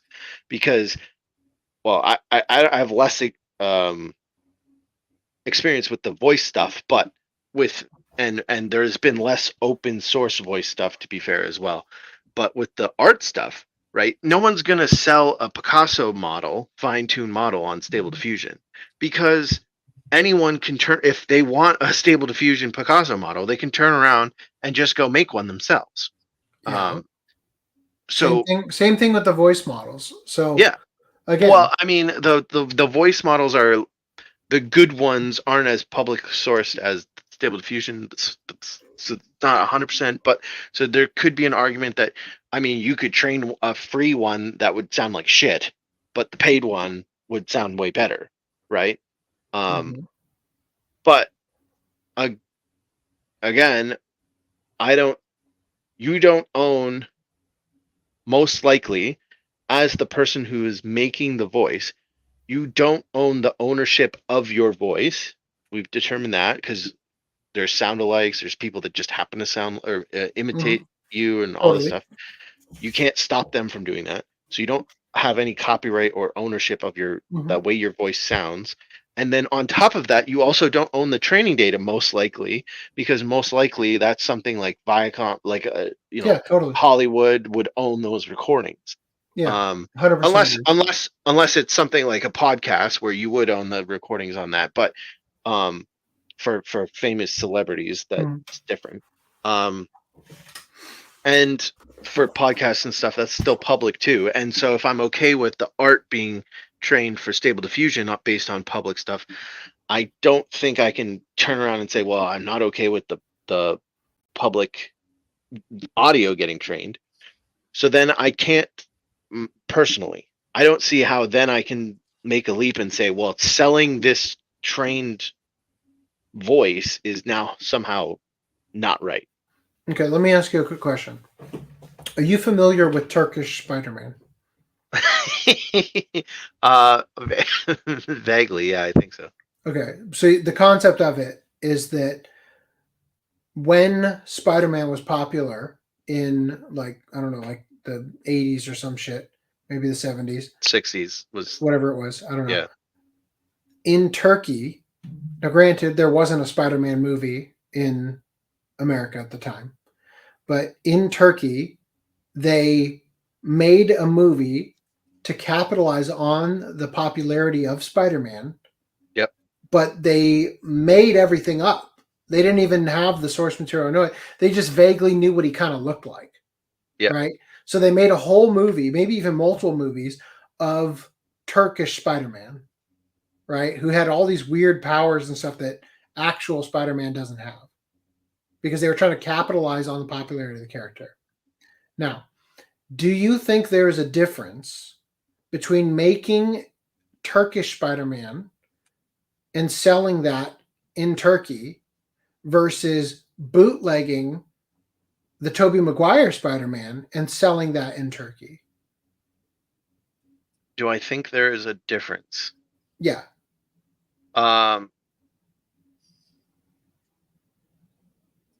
If you are calling it Turkish Spider-Man, if they're not calling it Turkish Spider-Man, if you're calling it Spider-Man in Turkey, right, and you have the logo and you've made your costume mostly match the American version, then I think that is copyright, but it is more transformative than just copying the Tobey Maguire movie, obviously. Sure. Obviously, if you make a one-to-one copy, stealing the intellectual property that is the entirety of the Sam Raimi Spider-Man film, yes, it is different than if you, from scratch, build on top of the concept of Spider-Man and create something and sell it in Turkey, right? So Sure, likewise, yes. I'm suggesting, Although both are illegal, but yes. yeah, both are illegal. Yeah. But I'm suggesting that training a voice model on somebody's voice It's like Turkish and Spider-Man, then but selling bootleg. it rather than making it freely available, that there's a difference there, right? That Well, I the see what you're saying. freeware or the crowdsourced version of things versus trying to profit specifically off of celebrities is special. And this is the best thing about this, is that in the long run, it's not ever going to really be a problem that somebody is going to sell, let's say, an Arnold Schwarzenegger trained voice, because there won't be a market for it when a simple Google search will reveal, oh, look, 10 free Arnold Schwarzenegger voices, because it's so easy to do. This is what I'm saying. Yeah. But I don't think that should stop you from being able to sell it. And I don't think that it's bad. I am not like, there's a fuck ton of shit that people are capable of doing, stuff that's legal even, that I find to be unethical. All that means is that I'm not going to do it. Well, sure. You can. I mean, unethical might be a reach, but you can have a personal preference of saying, I don't like that, and you don't want to support that. But I don't see how, me personally, I don't see the moral difference. Your analogy of Turkish Spider-Man is different, because in that case, in the one case you're sort of bootlegging Spider-Man, and in the other case you're 100% just copying Spider-Man. In the case of voices, right, you're training off of a select a curated list of audio samples that you think are going to make a good AI, right? Okay, so I guess a better example might be the difference between if you in the 90s bought a CD and you burned a copy of that CD and gave it to your friend versus burning copies of the CD and then trying to sell it to your friends. Yes. All right. I just want to say we could talk about this all night. Can we? I was just feel gonna say, we should wrap it up. I'm having computer issues. First, Firefox crashed, and then Chrome crashed. You guys, my entire screen with it. Oh, look, at this rate, you guys are both going to transition, okay? With the amount of detail. All right. I just want to say, I see your issue with the CD thing, but in that case, the artist owns the thing that you are copying, whereas in voices, you don't own the thing that you were training, right? So that's and it's not an aspect of ownership. I just think that like common human decency is such that you aren't going to try to profit off of a person's intrinsic, human characteristic, right? Like that you specifically get to profit off of somebody else's, God-given traits or whatever. What is the what traits and rights do we have that are Satan given? Your libido. Satan owns your nipples, Putnam, so that's true. Old man says, I wonder if Disney is creating AI for all the properties they own. Disney would be the first to fire all their artists if they could, as long as it made them more money and increased stock prices. I have to. I know we're trying to move on, but I have to propose one more hypothetical. Go ahead. Right. So you don't like it if you are taking someone else's voice and making a copy of that and then selling it. What if you are making your own voice? Can you sell your own voice? Yeah, why would that matter? Yeah, okay. Now, what if you can do a 100% perfect imitation of Stallone or whatever? Okay, so if you could do a 100 perfect imitation of Stallone, yeah. So this is kind of like the Halloween store where they sell obvious like ripoffs of the character, but they call them something slightly different. And if you can do a perfect Stallone impression, and then you don't sell it as actual voice of Sylvester Stallone, and you sell it as Stallone style or Rambo, like you come up with a Halloween store style name for it, I would be less certainly I would be less inclined to have a problem with it. See, I don't have an issue with you calling it a Stallone voice. Well, actually, maybe if it's a difference. It's a difference if you are saying that it is, like, for example, I just missed out on that bid on eBay, right, that we were talking about before the stream. Somebody was selling the street signs used in the filming of the Silent Hill movie, and it says on the listing does not contain green use certificate of authenticity. No COA included, right? So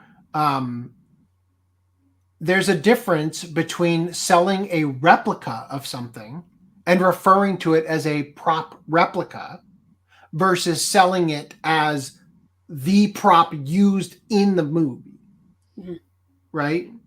Yeah. So when it comes to a Sylvester Stallone voice that's you doing an impression, and even if it's perfect, I still think, Stallone style voice or whatever is in that case, I wouldn't even have a problem necessarily with you referring to it as Sylvester Stallone voice, right? It's the taking an actual, like literally just ripping, for example, an audiobook for which a person narrated it themselves and training an AI based on that and then turning around and selling it is the part I find to be unethical. Yeah. Okay. So Kotuti says NFTs gave them all they asked for, but they called it cringe. So RIP. I saw the Hunter's Moon. I don't know what it was at the time. Yeah. If they can sell movie star voices legally, it could be a $1 billion industry as long as they have exclusive rights. Branding is everything. That would be the thing, exclusive rights. And I don't think that legally you would be able to have exclusive rights because I don't think that a voice is something anyone should be able to own. Like, it's not a thing that you can own. Therefore, no one can have an exclusive rights. Yeah. The only thing you could have exclusive rights over is the naming. Right? And I agree with you on the concept that they should not be a person should not have ownership over the sound waves that leave their lips, right? I agree with that, right? I am totally 100% okay with a person taking the audiobook, training a voice on it, and then using the voice or even providing it available to people for free. The part I'm saying that I have an issue with, and again, I don't have an issue with it to the degree that I'm going to stamp my feet and say stop oil now or whatever, right? I'm just saying that personally, I think it's unethical to try to sell that. Yeah. Right? That's it. That's all I'm saying. Yeah, and I'm moving past your argument. We discussed that. I'm just talking about in terms of a $1 billion industry. I don't think it'll ever get to a $1 billion industry unless we also determine that you can own a voice. Yeah, like we have to get past that hurdle first. Agree to disagree? We're not even arguing anymore. I'm talking about. I'm literally talking about the audience members' comment, dumbass. So JT Vega says Japanese tokusatsu Spider-Man exists. Was that in the same vein as Turkish Spider-Man, or was that actually that was an official license thing? That's what I thought. Yeah, but I thought it'd be really funny. There was an effort to include tokusatsu Spider-Man in Into the Spider-Verse, but I don't think Turkish Spider-Man made it, did he? No, I don't think so. It's funny we are arguing about the use of Spider-Man when he is hosting. It's close to home. I don't see a problem with selling Arnold's voice as voice 9. If they call it voice of Arnold, I find it unethical because you are selling the brand, not the voice. Otherwise, I argue back and forth only to finally agree on my comment. Okay. I think that selling it as Arnold's voice would be fine. My personal opinion. I'm not trying to argue, but just my personal opinion. Selling it as Arnold's voice is fine because no one thinks that. Well, in a world where we don't own voice, we know that Arnold didn't necessarily have anything to do with the creation of the voice. It's just a descriptor of the voice, right? But then taking that voice and advertising it in a movie where you've used that voice to create something creative. Oh, so claiming that the synthetic voice is the real deal when it comes to that's a no-no. Movies like animated movies starring Arnold Schwarzenegger, when actually it's synthetic voice bought on the dark web of can't even if it was legal, I don't think that you should be able to go buy Arnold Schwarzenegger voice from 11 Labs and then use it in your movie without Arnold's permission and then advertise your movie that is a voice from Arnold. Separate, ethical quandary. We don't need to start here. But one thing I do want to say, previously you brought up voice imitation. You talked about the voice of Poe in the TV series version of Kung Fu Panda sounding exactly like Jack Black. And you mentioned Eddie Murphy, for example, has really good impersonators for things as well. So I'll just say that as the hierarchy goes, the people at the top of the hierarchy in terms of entertainment, what they're selling isn't the voice. It's the personality behind the voice. Yeah. The personality that created a marketable, I don't want to say attractive, but like a sought after or desired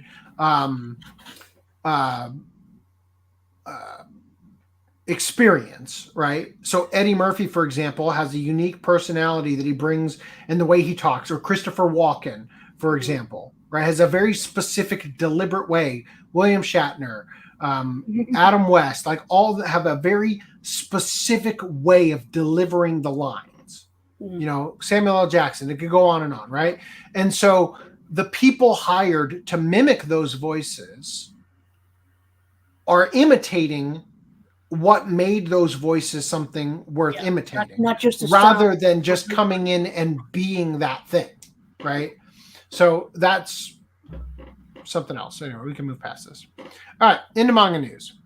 Love Bullet Volume 1 is going to receive a reprint after a successful fan campaign. So the fan campaign, if you remember, we talked about this.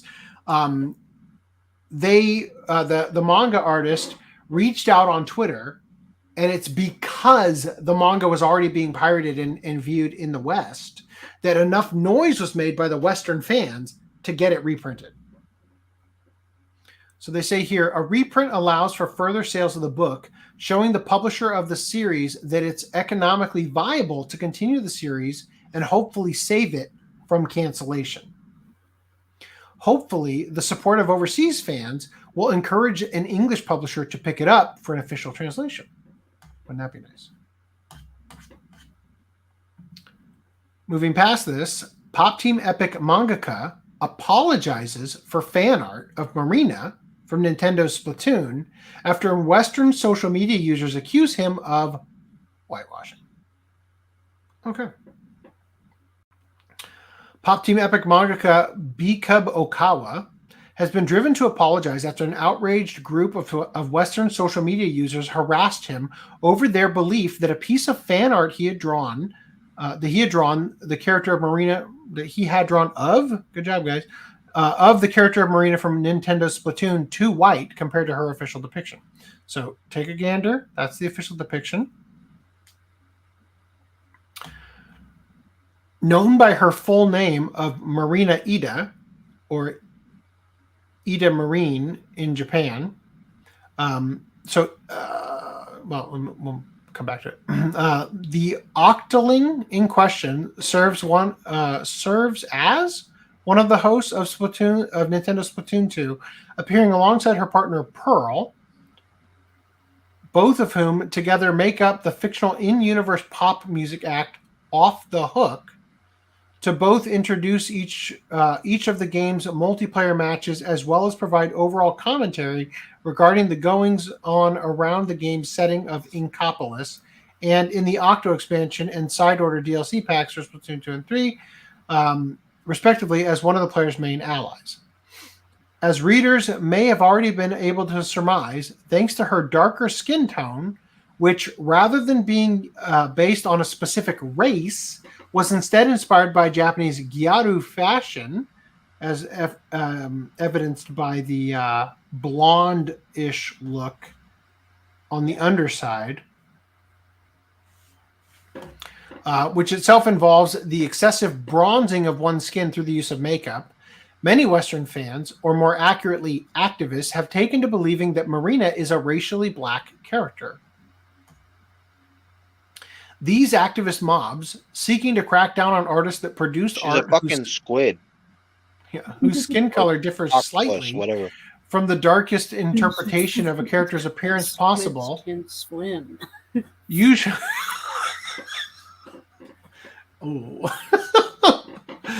usually originate from Western social media users and have infected numerous fandoms, including Genshin Impact, Pokemon, Steven Universe, and even Sonic the Hedgehog. And it was under the influence of their own headcanons that many of them recently decided to self-appoint themselves as the Nintendo Art Police and set their sights on Okawa. On October 10th, the popular mangaka shared an original illustration depicting Marina simply standing in a cute standing pose while using one of her hands to slightly hold up one of her hair tentacles. So if you were Japanese and you interpreted this as gyaru, right, gal fashion, I can 100% see drawing this and choosing this color palette. Same character. Because in your mind, you interpret this as what you see on the street when you see a girl dressed in gal fashion. That's what you see. You don't see an African-American, Black Lives Matter flag waving, terminally online individual. You see the gals that you see on the street because you live in fucking Japan. And this is a perfectly reasonable representation of the skin color that you may choose in that situation. And that's the bronzing look of the gal fashion, right? This character seems a bit darker, also in shadow, but seems a bit darker than this depiction here, which looks closer to the gal fashion. I don't know, maybe if as the games progressed, because this is from Splatoon 3, perhaps they leaned more heavily into what the Western fans perceived it as. I don't know. But I'm just saying, I think it's perfectly reasonable to think this is how you could perceive it, right? As soon as he posted this, he found himself absolutely inundated with harassment over the fact that, in his critics' opinion, he did not draw Marina acceptably dark enough. According to numerous Japanese Twitter users, one of, if not the first individuals to kick off the storm was Nutmeg Knight, who at the time of this article's writing has since locked their account, who shared a comparison between Okawa's art and the darkest part of Marina's official Splatoon 3 render and tweeted, okay, so this is so this is from Splatoon 3, which still seems like a different shade than the reddish bronze from this one, which is Splatoon 2. Yeah, so let's see. Why did you lighten her skin color? The eyedropper tool exists. That's not how artists choose color typically. This is genuinely so pathetic, LOL. You have so much art to color pick / reference from, and you still do this shit? Embarrassing. Why is she white? White? That's white now? Her tentacle looks whiter If than you aren't dark as night, you're white now. Come on. Why is she white? This shows what people don't that people don't know how to use the eyedropper tool, or just uses it but makes her skin lighter. She's just an octopus. Okay, See, they clearly used the eyedropper tool and picked the exact color of the character from the official artwork and purposely chose to make it lighter because they're racist. That's what happened. However, However, the people on Twitter that I saw a few weeks ago who are being retweeted by other artists, it's like, yeah, I'm gonna draw this My Hero Academia character with black skin Deku's or black, whatever. Tanjiro's black, everybody's black. It's like, that's perfectly fine. That's coming in. Actually, I'll show right now. No, not that. Ah, hey. If someone tries coming in and attacking Meme Thief's race saying, you're white, you wouldn't understand or some shit. So this person is black. This is sure. So if whitewashing is bad, why is it okay to blackwash Asian characters?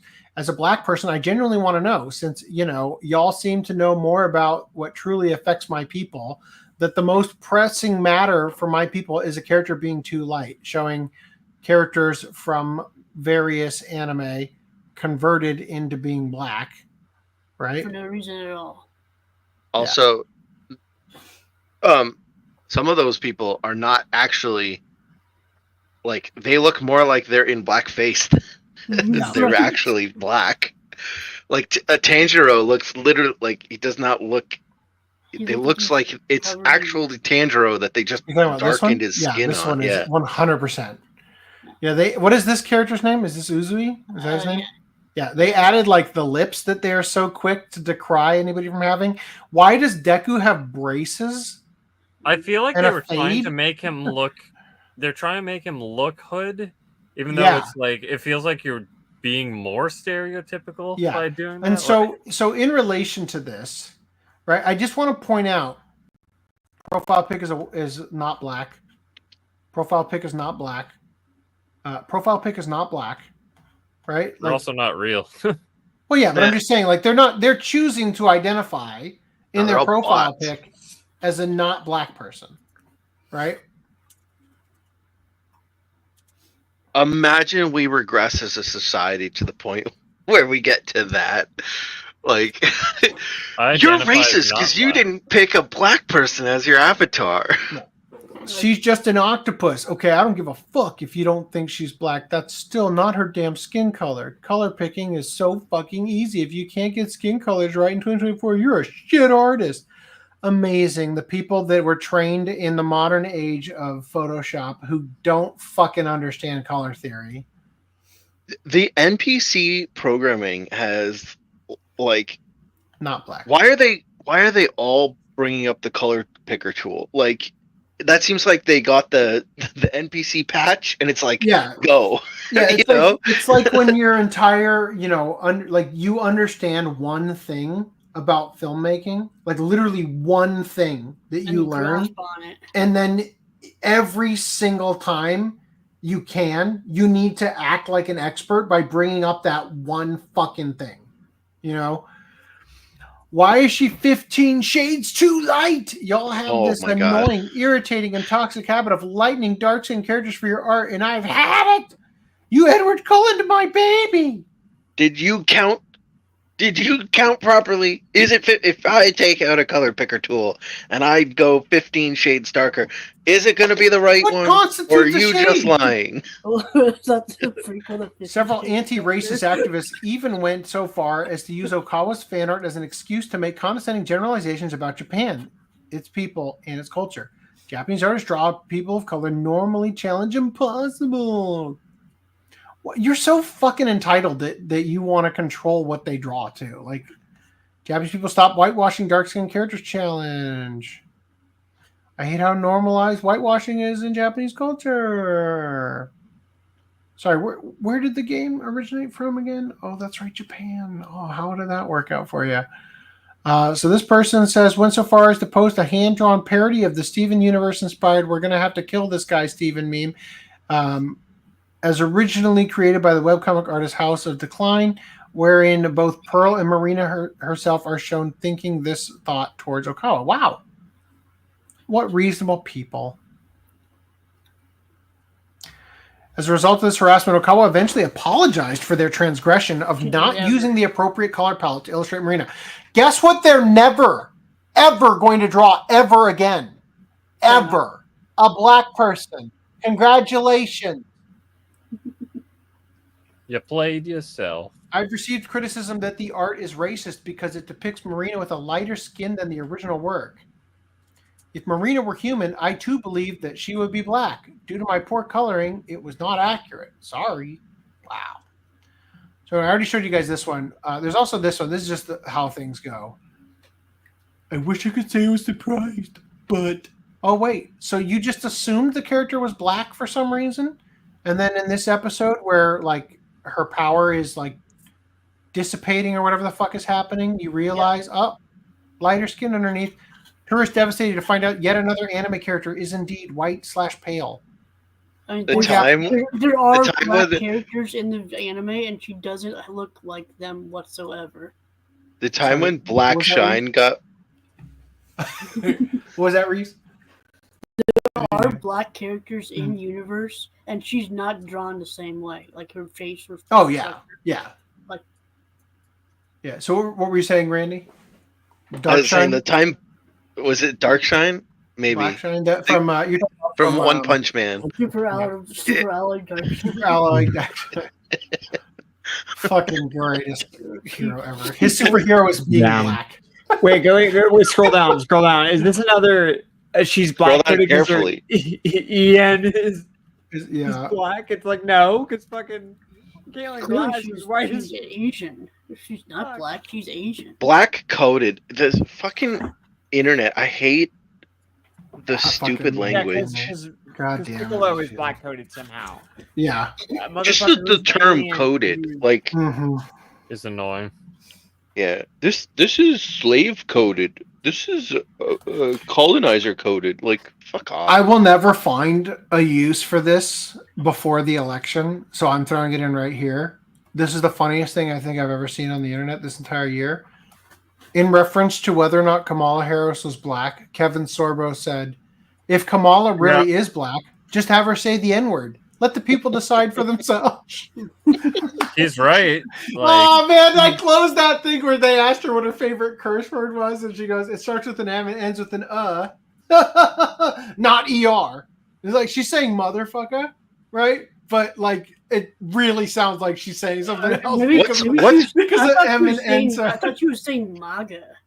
No. There's MAGA might have happened, but there's another. What's the Indian Hindu swear word? It's like Mata Chod. That ends in a D though. Okay, never mind. Oh, she's so remarkable. Anyway. All right. In other news, Ranking of Kings mangaka files defamation lawsuit against a social media user who basically accused them of being both far right and a child predator. The internet is a wonderful place, filled with people I never want to meet. In a move that will hopefully inspire a positive shift in the current state of online Discord, Ranking of Kings mangaka Sosuke Toka has responded to a Twitter user who made wild accusations against his character, with not a simple block, but rather with a full-blown defamation lawsuit. Reese, count yourself lucky, all right?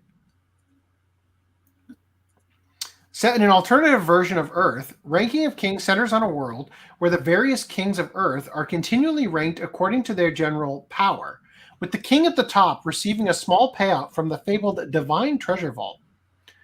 Though deaf and often looked down upon, due to his extremely small size, Boss Kingdom Prince Boji dreams of one day taking the seat atop the Pantheon of Kings.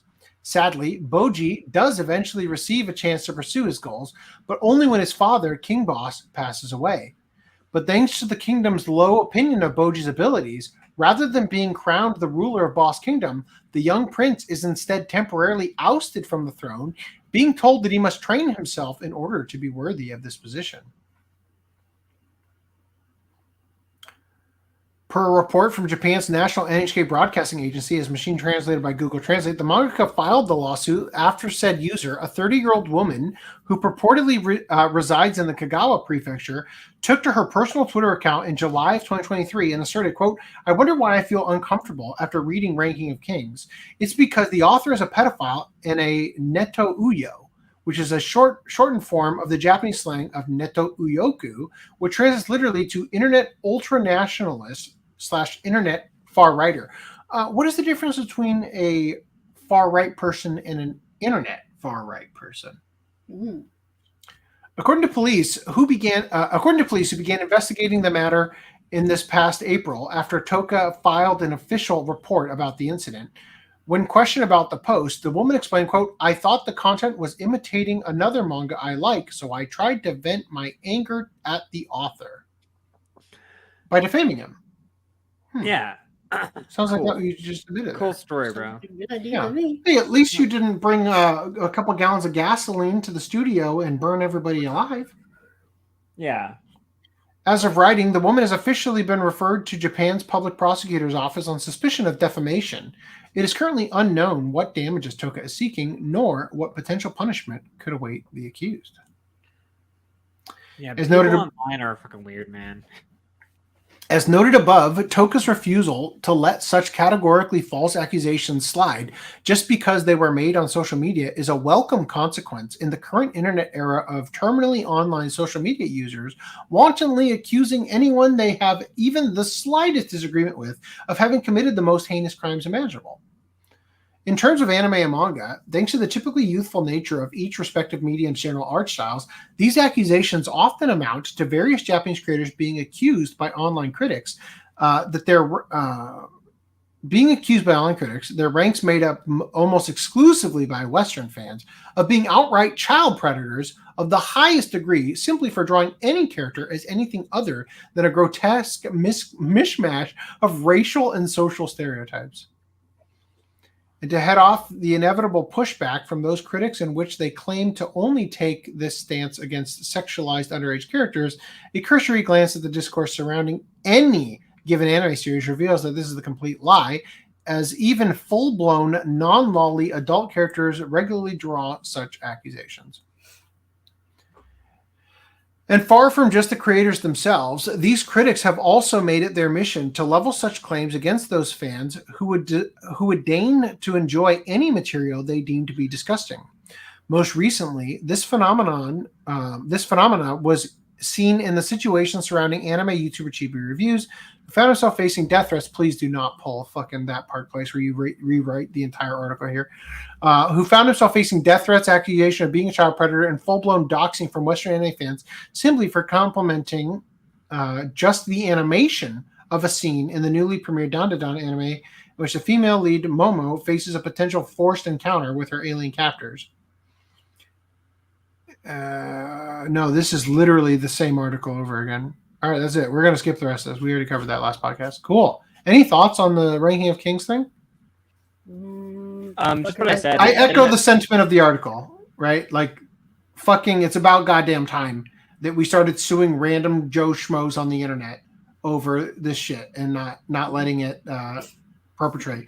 It's about time people face consequences for this shit, right? Yeah. Cool. Move on. It's unfortunate that generally these people don't have any money. But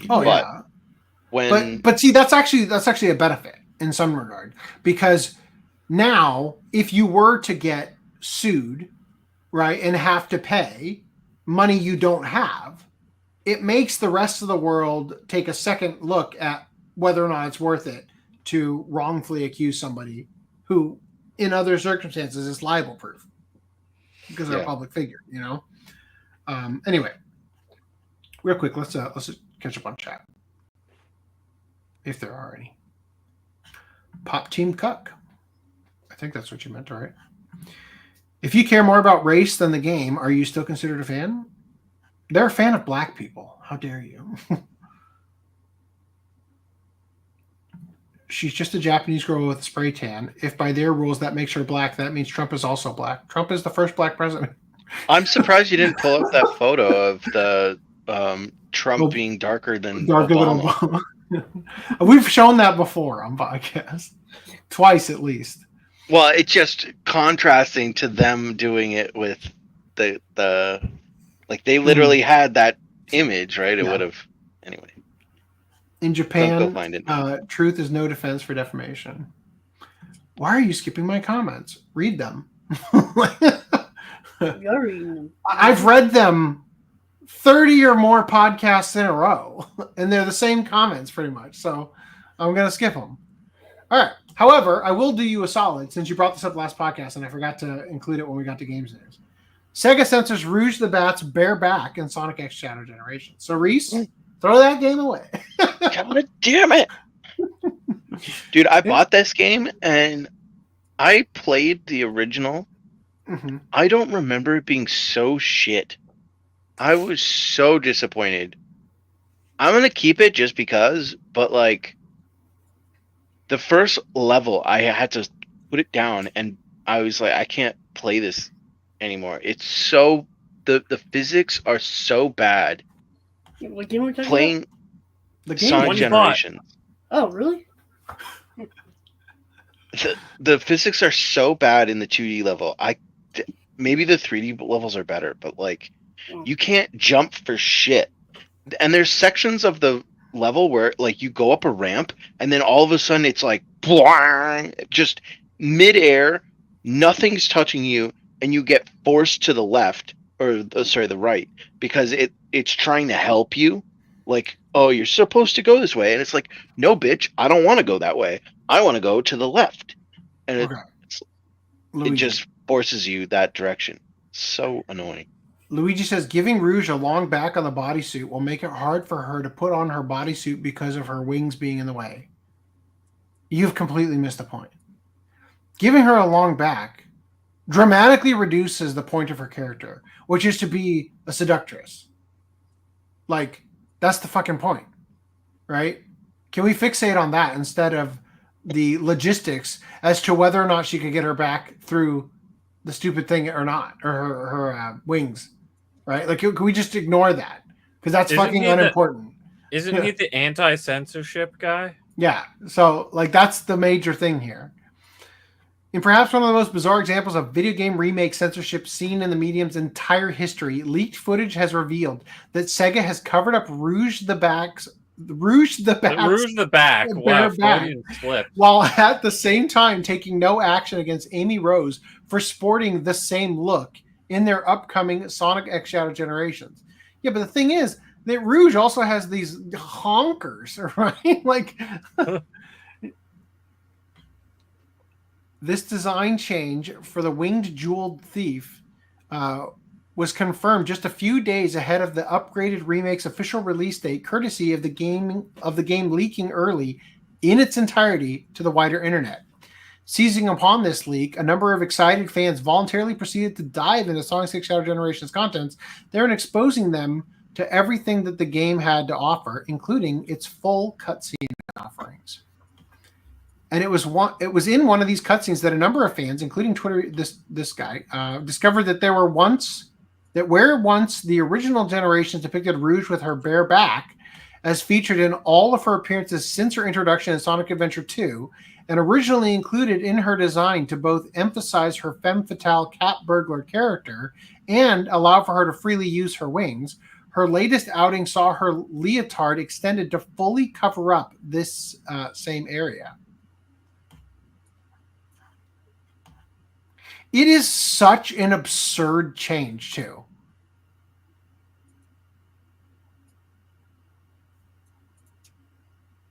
I don't know if I even think that it was intentional, to be honest. You don't think it was an intentional change of the model? No. Because it's just solid black, I think it was probably just a, like, when they redid the model, and they had to do the UV for the model, they were just like, okay, well, we'll color this all black, and didn't realize that actually in the original model it was skin. I can't decide if her ass looks better as this, especially if Amy has the same type of thing going on. I don't think I agree with the statement they made about Amy. We'll get to Amy in the article in a minute. Hey, I don't mean to be that person, but can Sega stop doing this? I didn't think they'd censored Rouge further, but they've even covered up her back now. It looks so bad. It is impossible to put on with her wings, and nobody likes it. Stop being cowards. I love how that's the, like... A lot of people are real fixated on that, huh? Further, this same design change has also been applied to Rouge's appearance in the currently airing on YouTube anime tie-in series Sonic X Shadow Generations Dark Beginnings. Well, that's probably why they did it then, actually. Notably, according to her depiction in the series, while her back is now covered up, her shoulder line still remains exposed. So they literally just moved the fucking line from right here to up here. That's actually worse too. From like, I know it's funny, but like just from a functionality standpoint, to have the line like just above the wings versus just under, yes, yeah, it's fucking retarded. Like go up to the neck, okay, that's fine. Yeah. Go under the wings, okay, that's fine. Just above the wing line, that's weird. That's a little weird. Because especially in art design too, you don't want like lines lining up. Yeah. Like they teach you in art school and well, depending on like if you have like you can intentionally make like a shape of a person, like their arm line up with their leg, right? But you don't want to, if you're doing it on purpose, that's one thing. To like draw the focus of someone through like, because as your eyes scanning a character, right, they're gonna go. You can only focus on a tiny portion of the character at one point. So your eye scans the character, and as your eye is scanning whatever artwork, generally an artist tries to make it so that your eye is attracted to one specific point of the piece, and then parts of that work. I have been sitting on a binder all fucking night. Nice. Parts of that work help focus your eye to scan the piece in a specific order, right? Yeah. So lines kind of make sense in that way. But you don't want to accidentally line up your hand with the background tree, right? Yeah. To make a solid line, because that looks weird, right? Yes. So to have a line just chop her wings like that, that's weird. So I've been fixated this podcast, and I've been doing it like for the last couple podcasts, trying to get us to line up with the edge of the screen share. And I think I finally did it tonight. Like we are pixel perfect with it. Because previously we were off by a single fucking pixel to the right. I fixed it tonight. Finally. Oh, goodbye, Reese. Anyway. It changes if there's more or less people, but anyway. Oh, does it? Yeah. Doesn't appear to. Maybe if there was one more, it might. Yeah, okay, maybe if it's one more. There, let me present extra camera. It's not a big deal, just move on.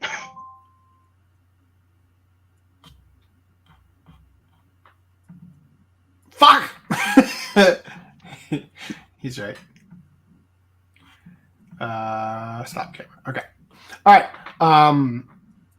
Where was I? What I'm saying is changes that do not affect the gameplay should have been scrapped to begin with. They had to redesign the character model to make it 3D. Well, was the game not 3D before? To make it HD 3D. Like, you saw the model. Yeah. It was like... The original one was low poly as shit, yeah. They also wrecked Amy's character because of how dare a female be the joke character. The altered dialogue on Knuckles implies that classic Sonic 8 Angel Island. Even if the original version is offered, I am not supporting Sega at all. Okay. This is the same defects that said Rivet from Ratchet and Clank was too sexual. Oh. I love this. Also, the male animal characters are all naked. Hypocrisy. I demand full dong on Knuckles and Sonic and Tails from now on. What was it? Nipple equality? Yes. Well, no. You already have the full dong. They're saying have Amy and what's her face? Rouge. I actually think she has less feminine curves. Personally, like I think this looks better, just generally speaking, than this. because this is a fucking mess. But this is meant to be seen at a much smaller, scale most of the time, and they have to exaggerate and emphasize the curves in order for them to read, right? So I'm not sure that I agree that she's actually made her more feminine. I just think she looks more appealing because she looks softer and rounder rather than the low poly mess. Were you saying something for them? I kind of was. Yeah, can you? But can you continue? No. So you're saying show them the dong, show the dongs, and it's like, well, no, he's saying have Rouge and Amy be clothless, naked as well. Yeah. Yes. But honestly, I guess the dong was your priority. If they did by that, all means, if you want. If they did that, I don't think they would have needed to censor. Right? Well, exactly. First of all, because Amy has no tits, right? Whoa. And Rouge the Bats are arguably not much more than just, emphasized by the heart shape. I don't know that. I'm not sure. I'd have to see. And quite frankly, I don't want to see. Like, I'm actually not attracted to Sonic characters at all. That's weird, right? But you want to see Knuckles' dong. I do want to see Knuckles' dong because I think that'd be funny. Right? I want to know if it's going to have, like, how some of his tendrils, sometimes they draw him with, like, the white ring on the end. I wonder if they're going to give him, like, a little cock one of those, All right, anyway, continuing here quickly. While the idea of Rouge showing any amount of suggested skin was seemingly deemed too risque by Sega, curiously enough, the company did not give the same attention to Amy Rose. Here's the thing, though. Oh, I see. Okay. So that is supposed to be her bare back. I was wondering why her bare back wasn't the same color as her arms, but then again, Sonic's aren't, right? Sonic has a blue back like that.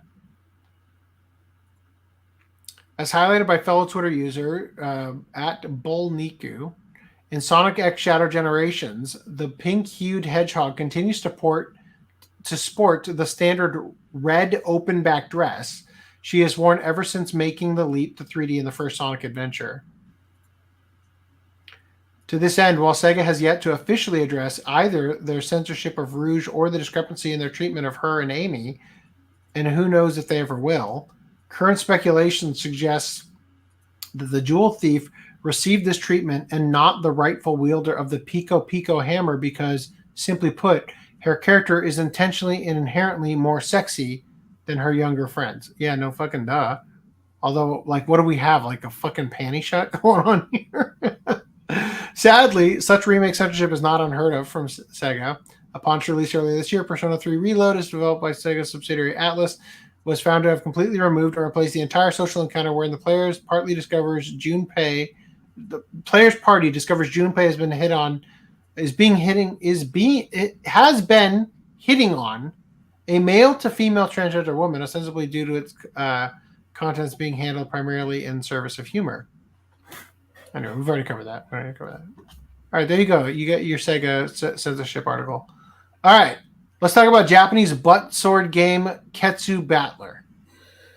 Yeah. Let me just show you the trailer, even though I don't remember if it was copyright flagged, but we're gonna risk it. Actually, let's not. We're still gonna risk it, but I'm just gonna upload the stupid thing instead because I have it right here. And I'm trying to remember what the other thing I also test downloaded was, and I can't. So I'm just gonna put it in there. Movies, 4K video downloading.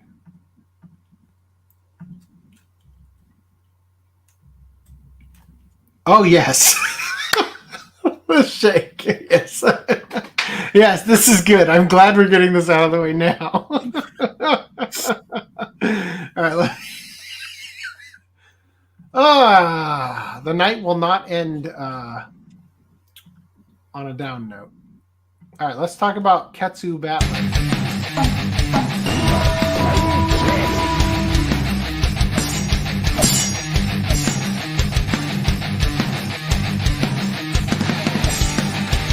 Such gameplay.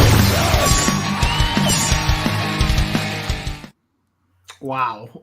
That doesn't look like they literally just threw a couple assets in Unreal and barely animated anything at all. Whoa. They threw a lot of assets, okay? You missed the point. There's a lot And they shoved swords up those assets. You understand? You play this game by sticking the Joy-Con in your pants. You missed it entirely. The fun isn't to be had looking at the screen. The fun is to be had reverse humping your friend's ass. Like, yeah, but then it won't accurately replicate your motion of your asshole. You just gotta learn to twerk better. all right. Anyway, move past this. Mages unveil Steins Gate reboot game slated for 2025. So, who's happy? Rather than just release it as a DLC. The new game will be based on the original Steins Gate game, but with revamped graphics and some elements added to the story. Oh, Ruka's trans now? What? I swear they already did this. I don't think I so. swear they've already done a remake. Well, they did Steins Gate Elite or whatever. Yeah, but that was anime. Yeah. This is based off the original illustrations from the original visual novel. Steins Gate Elite keeping the original art, keeping the original artwork for the and remastering. Elite, hold up. I think he's saying Elite used like Elite anime style. The anime style artwork rather than Elite uses the anime for everything. Oh. So it says here, but with revamped graphics and some elements added to the story, other details about the game will be announced at a later date. But as teased by the visual above, Yōtei is returning for the new title's character designs. So the artwork is still going to be generated by the original artist, at least. Yeah, it's basically just getting a new coat of paint and some added features. Huh. Well, I love it when the company tries to hype me up to sell me something I already own. Anyway, all right. I saw this. We're going to cover it tonight just to get it out of the way. Sucker Punch gutted and repurposed Ghost of Tsushima sequel for Ghost of Yōtei, according to Endymion. All right, so the latest rumor comes from Endymion, who first shared that a source informed him that, quote, Sony Japan is pissed off about being kept in the dark over the sudden changes of the game's narrative. Now, we previously covered this, the rumor, and we've talked a little bit about Endymion's coverage regarding Ubisoft stuff. And my theory is that his Ubisoft informant seems like a person LARPing who is sharing stuff we already know or stuff that we would believably think could happen and would also believe that that thing would be removed from the game in these several months before it finally comes out.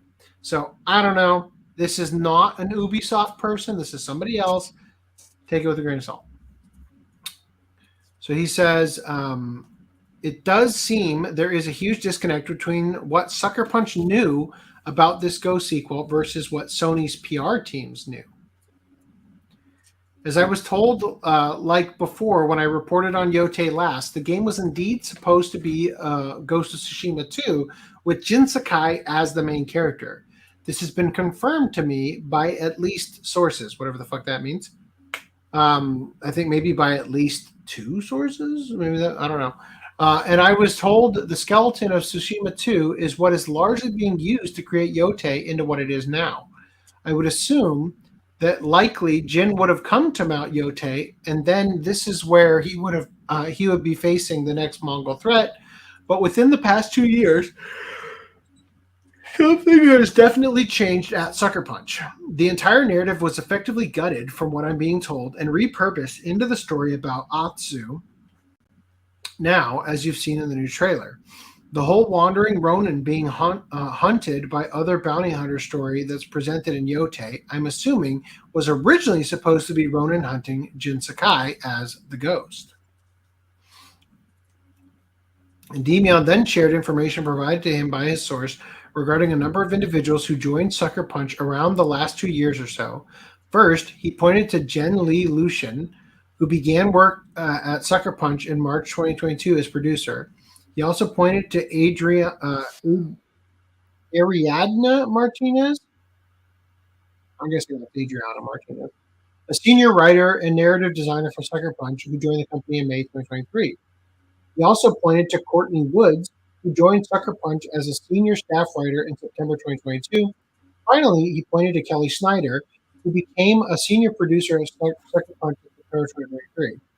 Given when these individuals joined the company, Endymion stated, quote, "As you'll notice, as I showed these other examples, these writers and such, they all came onto this project rather late in production on Yōtei, almost as if the game was something else entirely before it became Yōtei." On top of all this information, Endymion also shared that Sony is currently deciding what to price Yōtei at and how to promote the game going forward. As I was told, currently Yōtei is being considered at Sony to be pushed as a spin-off title in the Ghost series instead of a mainline game. This was not the original plan, as I've been told, however. The game was meant to be the next de facto installment in the direction Sucker Punch was going to take this series. Keep talking. Next, he detailed. Okay, it fixed itself. Okay. Next, he detailed, quote, "The way Sony is currently looking at Yōtei is they might advertise the game as the Miles Morales game, if you will, when compared to something like Spider-Man. We're talking it might not be as big as Tsushima was. It might also cost less money as well at release when Miles Morales did when it launched on PS5 day one." Endymion had revealed much of this information in a previous video, where he also claimed that Ghost of Yōtei would likely get delayed to 2026, a little over a week after Sucker Punch Productions senior communications manager Andrew Goldfarb declared the game would arrive sometime in 2025. Endymion said at the time, quote, "I was told do not expect Yōtei in 2025 at all. Apparently, the game's nowhere near being done." The game is nowhere near being done. Oh, all these people came on so late in the game. It's almost like the game was something else to begin with. It's like, I don't understand. Like, at what point was the game close to being done, and then they brought people on who then refitted it, and now it's not close to being done because it's a completely different game? Is that what you're trying to articulate here? If this game comes out next year, I'm not listening to another word this guy says. Yeah. Like, I really don't. I don't know him personally, so I don't like to say I don't like him, but like, he seems like he is just posting news for the grift. Yeah, he reminds me, and I do not say this lightly. He reminds me of Perfection during the Vic Mignogna lawsuit, right? Meaning that, and Perfection was far worse than Endymion. I don't mean to disparage him in that regard, all right? Fortunately, I think because of people like Perfection, movements and whatnot, like whatever you want to call this, Gamergate 2.0 or whatever, have gotten better at not being so quick to jump on every little fucking rumor, right?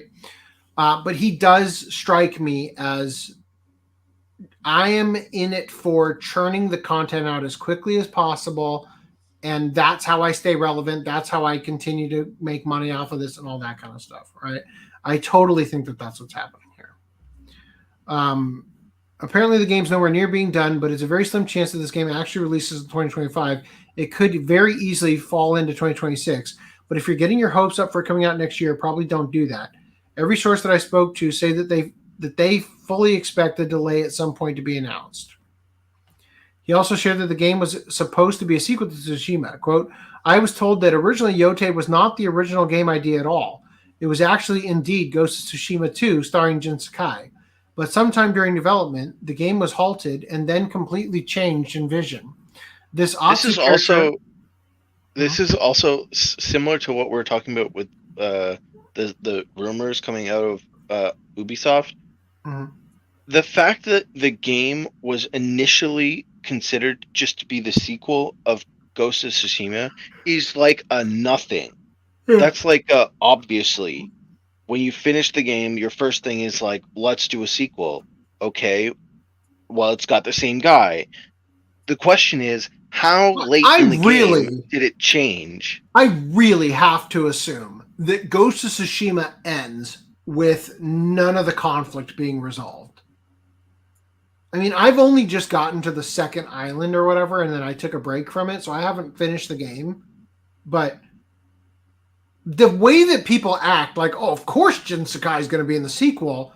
It's like, does he not avenge his uncle and shit by the end of the game? From the people I've heard talk about it, it seems like his story was done. That's what I can't imagine it's not. Like, I think it is far more likely. It seems much more marketable to do another Ghost of series as an anthology like this. This actually seems like a great idea. Yeah, but I'm just talking about in terms of like how credible this rumor is. The idea that they initially started with the idea of, well, we'll just do a sequel and it'll have the same guy. Mm-hmm. So we have to create a new reason for him to be in the new game. Let's start brainstorming. Oh, we can't figure out a new reason. Let's change up the character. Yeah. I could see that happening in the span of maybe a month. Yeah. That doesn't really mean anything to me. And that's not a very like juicy bit of rumor. Like, they were going to do it the way you wanted it, but some DEI guy came in and changed everything. Yeah, like, that's not the narrative, right? And here's the thing. When we covered that article that was saying something to the effect of, like, fans are split on, the sequel or whatever, and it was, like, a bunch of YouTube comments, maybe one or two of them was overtly negative. The other ones, I'm like, this doesn't seem negative. Like you're presenting it as though it's negative, but it does not appear negative on its face. In that article, there were also a bunch of people like Vera, Heel versus Babyface, a bunch of people like that. Endymion, if I recall correctly, was literally the only person who came out and said, oh, leave it to Sony to take another franchise built on men and insert a woman, or whatever the fuck he said. So, like, that was the statement he made upon launch. So he has a vested interest in defending that statement by claiming or interpreting rumors from, his inside sources, telling him things that feed into his bias. Right? Yeah. So it makes perfect sense to me why it would be like this. And again, I think that he's being almost honeypotted by a bunch of LARPs, giving him information that can't necessarily be proven untrue. And it like feeds into the LARPers, ego that they get to say something and it becomes a talking point. Like it's an intoxicating thing. Even the release date, they say the rumor is, well, it's pushed back to 2026. But then they couch it in, quote, it's a very slim chance that it'll come out in 2025.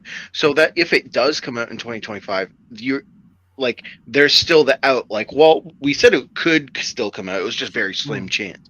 It's like, well, no, if you're an inside source and you're telling me anything of substance in a rumor, I have to have like predictive power with your rumor.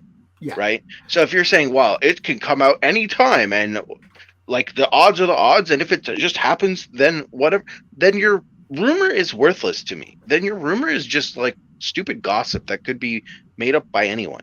Right. So real quick, JT Vega says he could tell people it's a rumor. So just this isn't specifically what you're saying.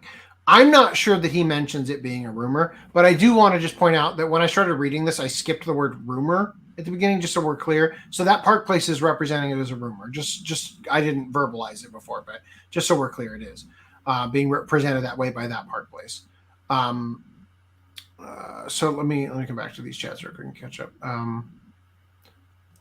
Butts would only good as a standard attack, but not really a special move. Yuri Sakazaki knows that. I mean, do you get a special move in the game? I don't know. aren't reboots more in line with Steins Gate lore than a sequel? I wonder if they're going to do more. Well, okay, so the like term timelines. reboot when I think of games getting rebooted, I think of DMC. I think of taking the franchise or the new Prince of Persia, right? I think of taking shit that already exists and redoing it in a new I'd way, even call fun and fresh, Rebirth. right? I would What? even call Rebirth a reboot. Final Fantasy? Yeah. 7 Final reboot? Fantasy 7. Yeah, I would agree. Because it's not a remake. It's Yeah. not a remaster. They changed the story. Yeah. But so it's just a matter of so you could do a reboot and it could be a complete, if they wanted to, right, they could say a reboot and it has none of the original characters. They could do a reboot Saints and it Row, have mostly that Saints Row game is practically a reboot of the series. Yeah. Well, and so there's different scales of reboot, right? You can have a reboot that's 100% different, and you can have that just has the core idea of timelines and all Batman this Begins shit. is a reboot of the Batman franchise. Yeah, or like Grand Theft Auto, for example. Once it went to 4, it's technically a sequel, but it's actually more closely a reboot of the series, right? Because you take the same concept. Grand Theft Auto, yeah. Yeah, because you take the so Grand Theft Auto 3 would be almost a reboot of original Grand Theft Auto. 3 was definitely a reboot, yeah. It went to 3D. It's called 3.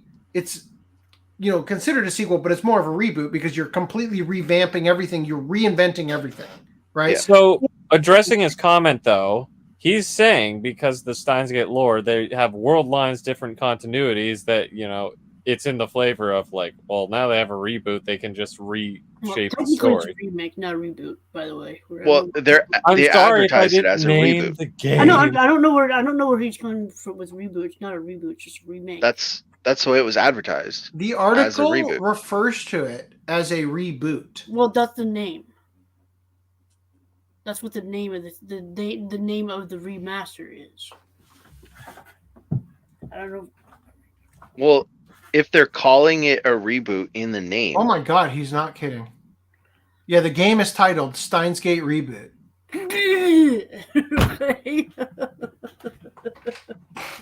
But if the name of the game is reboot, then that implies that they are rebooting the Steins game. Gate Remastered just sounds stupid. It sounds more in line with the series to say Steins. This is even worse of news. I don't fucking need this. This is Steins Gate Elite again, but with the original artist coming back to redo the imagery that was switched out for the anime stuff. Mm-hmm. What I was going to say is a reboot implies to me that there are going to be new branching paths. Yeah. Okay. That's not what's going to happen. If that's not the case, then they should have picked a different name. Yeah. Restart or something. I don't know, but it's the same connotation. Reboot, restart. It is, but it's not. Reboot has a very specific meaning, specifically for franchises. So I don't know. Anyway. I mean, we're still talking about a computer terminology, reboot and restart. Yeah. Fair. That's why I think it would still work with the game title, but it would just leave out the connotation of how about Steins rebooting the Gate franchise. Power Off? But then it doesn't have the word "re" in it, right? That's Steins Gate Reset. Retarded. All right. That Sucker Punch dev picture is looking more and more true. The picture of the devs where it's all women. Is that what we're talking about? If the Ghost of Tsushima, if the Ghost of the Yōtei is the infamous last light of the Ghost of Tsushima, then the rumor rings hollow. Okay. I'm not sure what you mean. I think he's saying if the Ghost of Yōtei is the infamous last light of. I don't know actually. I was gonna say maybe they set up, they foreshadowed the fact that Yōtei was gonna be in the game. I don't know. In Tsushima. I don't know. I have to finish the game. It's 300 years later, so I don't think there'd be much foreshadowing. I wouldn't expect there to be much foreshadowing. So he says, quote, I was told that originally Yōtei was not the original game idea at all. It was actually indeed Ghost of Tsushima 2 starring Jin Sakai, but somehow during development, the game was halted and then completely changed in vision. This Atsu the question character... is, how invested were they in making it a Jin Sakai game? Was it just a Well, that's an Basically, assumption that they had repeat. no like grip onto. How far did they go down the development line? Like all of these things matter. If it was like I have for 2 seconds, I thought, well, we'll do him because that's the obvious thing to do. Mhm. Oh, that won't work. Then it doesn't matter. Like none of it matters. It's Totally. nothing. And apparently, according to my sources, Yōtei's world and design are largely based on the assets that were being used while making Tsushima 2. Apparently, work began on Tsushima 2 around 2 months after the official sales data came through on the first game's success. Endymion then shared that the reason why Yōtei will get delayed is due to its change in vision. Quote, these changes from Tsushima 2 to Yōtei happened apparently within the last year, so this entire vision of the project has been changed. Fucking bullshit. I can't imagine. When they showcased the fucking trailer, they already knew that, assuming you're correct, that these changes happened, they showed the trailer and made the statement about the game they were presenting, knowing fucking full well what they were talking about. I would Also, completely understand if the trailer didn't show the female character at all, and it was just like skylines and shit, and it wasn't not actual game footage or whatever, or not in-game gameplay or whatever footage, and you were to do something like that that just gave us a taste of the new settings, but didn't show any of the stuff that obviously showed it's been changed, taking you at your word that that's what happened, then I might buy that they presented it saying it's going to come out next year, and that, oops, it's not going to come out next year because we didn't realize that our team had gone rogue and completely revamped everything and started over, and they were going to completely miss the release window. Also, if it does come out next year, which it's still scheduled to come out next year, or even close to the beginning of 2026, I would assume that she has done all of her mocap. So, and that would have been like probably even earlier, like It's probably just facial mocap in this case. You think that's all they're doing for her? Yeah, well, you're referring. I mean, it would be one thing. So I think the mocap is going to be handled by a stunt team, right? But the point you're probably trying to make that I should address is that it's mocap for a female body versus a male body. Oh, that would be a thing. Otherwise, we'd have what was it? Mass Effect Andromeda? Or not Andromeda.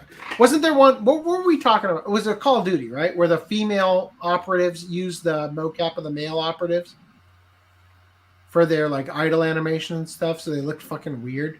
I don't remember. Anyway.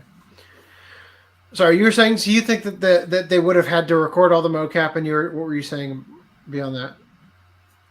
If the change between Tsushima to Yōtei happened in the last year, that year would have had to have been like the mocap basically for her.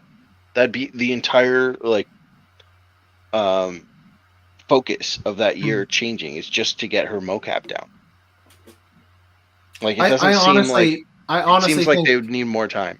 The vast majority of it's going to be facial mocap, right? For the cutscenes and stuff. Body and facial, like sure.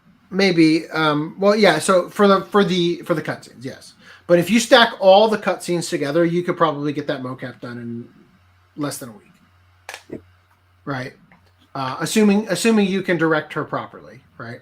And then the actual gameplay, like walking around, idle animations, is probably just a stunt team, right? Running around and stuff. And honestly, even a lot of the animation from the original game, which Isekai could probably be repurposed, for some aspects of it. If they repurpose stuff, that's different. But from what I remember, the Grand Theft Auto mocap for GTA 5 took months for them to do. But GTA 5 has a shit ton of cutscenes and characters in those cutscenes that require that mocap. And these games don't have as many cutscenes? No, not nearly as many. Oh, okay. No. Like, there's a lot of stuff in the game, but it's mostly recycled from what I remember from playing Ghost of Tsushima. Okay, right? I haven't played the game, so. Yeah. So, like, for example, you walk into a hot spring and it's the same stepping into the hot spring for every single one of them. Yeah. Stuff like that. It's not anything crazy. It's actually arguably one of the like. It has less custom animation like that, like which would require some mocap and whatnot than a lot of games I played recently, I would say. So anyway, at least from what I remember, I don't know. I'm just saying. So they say these changes to Tsushima 2 and Yōtei happened apparently within the last year. So the entire vision of the project has changed. The era of placing the game 300 years into the future from Tsushima's story was decided because it would be more believable in Sucker Punch's internal talks for the game to star a woman at that point instead. Later in his video, Endymion relayed, quote, "I'm told Yōtei may be smaller than the original Tsushima because of the development problems behind the scenes." I swear to God, that Park Place is copying the transcript directly off of YouTube and not even trying to edit it. Behind the scenes, and the fact that they sidelined Jin Sakai for this new Atsu hero instead. This led to a lot of asset flips and the story changing.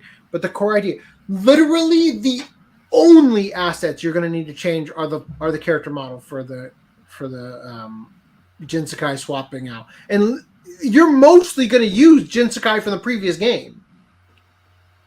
Right? Like, it's going to be very minor upgrades in order for it to look better on PS5, because the original game, I think, was developed in that cross-platform, or that crossing of PS4 to PS5, if I'm not mistaken.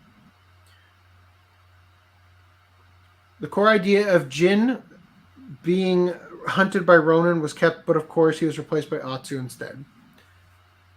I can't wait till the game starts with Jin Sakai getting murdered by Ronin, and then the Ronin coming after Atsu, and them not addressing the fact that it's 300 years later. He beats Jin Sakai to death with a golf club.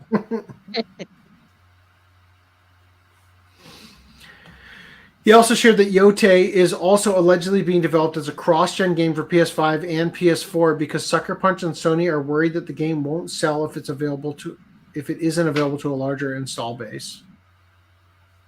They claim, haven't they discontinued like cross whatever stuff? Yeah. Finally, Endymion revealed that his sources informed him that the project could be scaled down depending on the public's reception. He stated, quote, "As I was also told, if Yōtei's reception does not improve, this could scale the game back in terms of scope and resources. If Sony starts to notice the public opinion of this game is not changing for the better, they'll opt for smaller overall content packages." Once again, if you're a fucking leaker, but you're actually a LARPer, every fucking thing said here could easily be any person could obviously see that. Well, if the opinion doesn't improve, then Sony could choose to opt for a smaller content package because that will cost us money. I'm going to tell Endymion on that. Yeah, that sounds real good. Like, that's insider knowledge. Like, what if you LARPed and told him very specific things and then see if he takes the bait and then report on it? I would not be surprised if it's the same guy LARPing as each one of these leakers. You'd have to set up 2 accounts and have... No. I'm saying you should do that. Get a very hyper-specific thing. Yeah, I get that. Yep. I'm just saying, I'm pretty sure that the same leaker that told him about Assassin's Creed Shadow stuff is the same one telling him the Ghost of Yōtei stuff. It's just some fucking fan of his who wants to, be included and feel special, and is telling him stuff and is deluding their mind even to think that they are even part of these companies and shit, and is just making up shit that any one of us could surmise from the situation at hand. Here's what you'd tell him. You'd be like, so the end of the game has already been finalized, and basically what happens is you're revealed that this whole time you were whatever Sakai, whatever his name is, but you chopped off your dick and... the real question is you send him that message and you don't say anything else, and then you wait 2 months and you have someone else send him the same message and see if he says anything the first time, if he says anything the second time. That would require me to watch his content. Because if his bar is 2 sources, how is he vetting these 2 sources? Is source 1 independent of source 2? right? Because if source The most source 2 compelling, got the information from source 1 and is just Yeah. cycling it back, then that your two sources that is a doesn't mean huge shit. fucking problem in journalism. That people they'll cite two sources, and those sources both heard the rumor from the same person. Yeah. You know, the most compelling thing that he said was bringing up the fact that a bunch of people on LinkedIn put themselves as having joined the team at Sucker Punch within certain years, and there's a bunch of women or something. Like that's the most compelling argument he has. Anyway, moving past this. All right, Bandai Namco's expulsion rooms used to make nearly 100 employees resign. Bandai Namco is reportedly cutting its workforce using expulsion rooms after canceling several titles due to lackluster demand, and nearly 100 employees have already resigned. According to people familiar with the matter, Bandai Namco is taking a traditionally Japanese approach to reducing staff by sending workers to rooms where they are given nothing to do to pressure them to leave voluntarily. My dream job. Please. Can I have some of that? So far, the publisher has reportedly moved about 200 of its roughly 1,300 employees to such rooms, known as Oidashi Beya, or expulsion rooms. Nearly 100 have resigned as a result, with more expected to leave in the coming months. Japanese corporations occasionally use expulsion rooms due to the country's strict labor protection laws. Employees in the expulsion rooms are typically given no work-related tasks and left with the knowledge that their performance will provide managers with ammunition to cut severance when they leave. Often, employees use their time in these rooms to look for new jobs. Smart. A Bandai Namco representative commented on the matter, quote, "Our decision to discontinue games are based on comprehensive assessments of the situation. Some employees may need to wait a certain amount of time before they are assigned to their next project, but we do move forward with assignments as new projects emerge. There is no organization like an Oidashi Beya at Bandai Namco Studios designed to pressure people to leave voluntarily." Oh, well, I guess maybe this is going to be redundant. Bandai Namco denies using notorious expulsion rooms to pressure Japanese employees to quit. Bandai Namco, one of Japan's largest video game developers, has come under fire following allegations they use controversial practice known as expulsion rooms, Oidashi Beya, to pressure employees into quitting voluntarily. While layoffs in nations such as the United States are typically straightforward, Japan's strict labor laws have made companies like Bandai Namco turn to alternative methods to reduce their workforce. According to a report from Bloomberg, approximately 200 out of 1,300 employees are transferred to expulsion rooms. So exactly what happens in the rooms? According to the report, employees are often left with nothing to do. This might sound like a nice break for Westerners. Fuck yeah. It's different in a nation such as Japan. This sort of shelving can end up leading to cultural shame or frustration, which in turn can often prompt them to accept severance packages. It seems that since the practice has started, almost 100 employees have called it quits. To accept severance packages? Fucking offer it up. Let's go. Fucking, I don't even, honestly though, like, I don't even think I take it. If they're not gonna fire me, I'll just fucking stay. I will stay forever, and we will have the best podcast on the weekends. Like, I'd be so ready for them. I'd have insider knowledge of all the shit happening at Bandai too. Right? This isn't a new practice in Japan, but remains legally questionable. Companies often avoid direct layoffs due to stringent regulations that make it difficult to dismiss workers without cause. Expulsion rooms are a workaround to encourage voluntary departures without breaching the law. That only works if you are also able to reduce the pay at the same time. That's how you really apply the pressure. You know what? Fuck it. I'm going to find it right now. We're going to just throw something in here because I think that this is a great way to address this situation here. It is.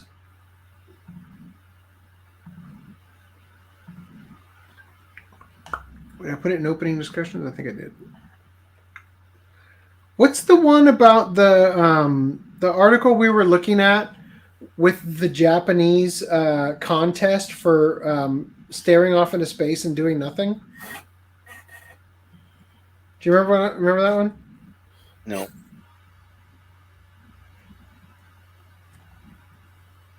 Last Light was a spin-off standalone DLC of Infamous game by Sucker Punch.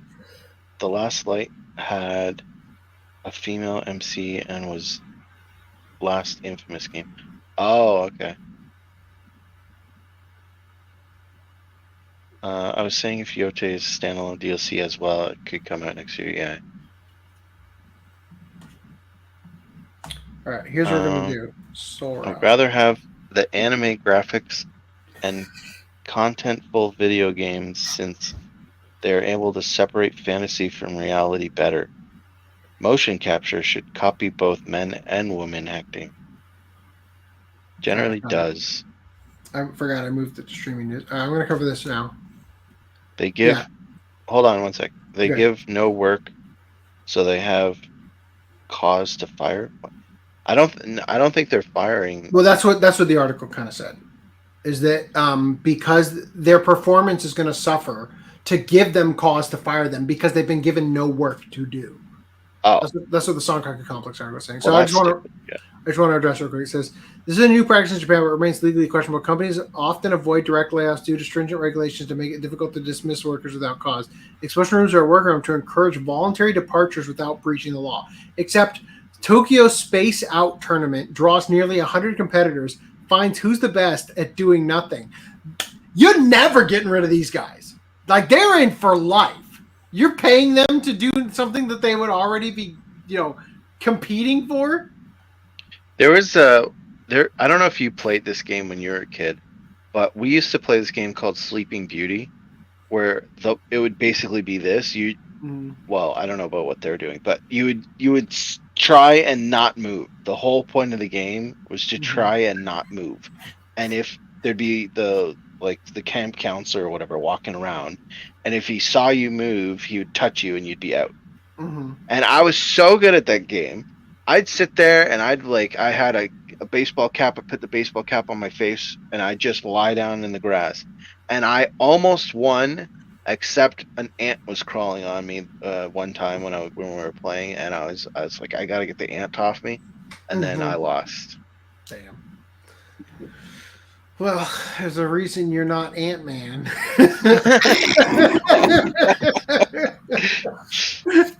Oh, man. Wow. I wish.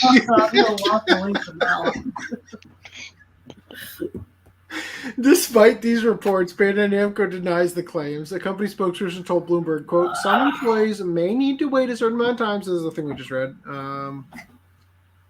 For those who are well-versed in the content of Oida Dashibeya, that is not uncommon. The reality is that the use of expulsion rooms has a notorious history in the Japanese corporate world. For an example, decades old, back in the early 2000s, Sega faced a lawsuit over its use of expulsion rooms. The company was forced to publicly apologize after losing the case, damaging its reputation. Quote, they didn't just put people behind a partition, they sent them to a completely different floor, said the author of The Untold History of Japanese Game Developers. That sounds fucking awesome. I want to read this book. Given Japan's history with expulsion rooms, it's unlikely that Bandai Namco will publicly admit to the practice unless faced with undeniable legal consequences. For now, the company maintains its innocence, but the shadow of corporate misconduct looms large over its operations. As the video game industry faces layoffs worldwide, the unique challenges of Japanese labor laws mean that Bandai Namco, if guilty of these practices, is unlikely to face immediate repercussions, though this could change if more employees come forward or legal action is taken. Wow. I'm ready for the reset in the gaming market and all that shit. Like, I'm ready for that reset to happen. I'm ready for everything to collapse and new things to be built on the bodies of everything. Anyway. All right. Black Myth Wukong now has a physical edition on PS5. So, fuck yeah. Finally, I get to play it. And also, it was announced with a monkey holding the disc over its nipple in a suggestive manner with side eye looking like, yeah. It's just a little weird. Destined Ones, thank you for your patience with the master disc for Black Myth Wukong ready. The PS5 physical edition will be available to you very soon. Crazy, right? Anyway, what's new? We got the Dangers of My Heart. Top right, and then the second row.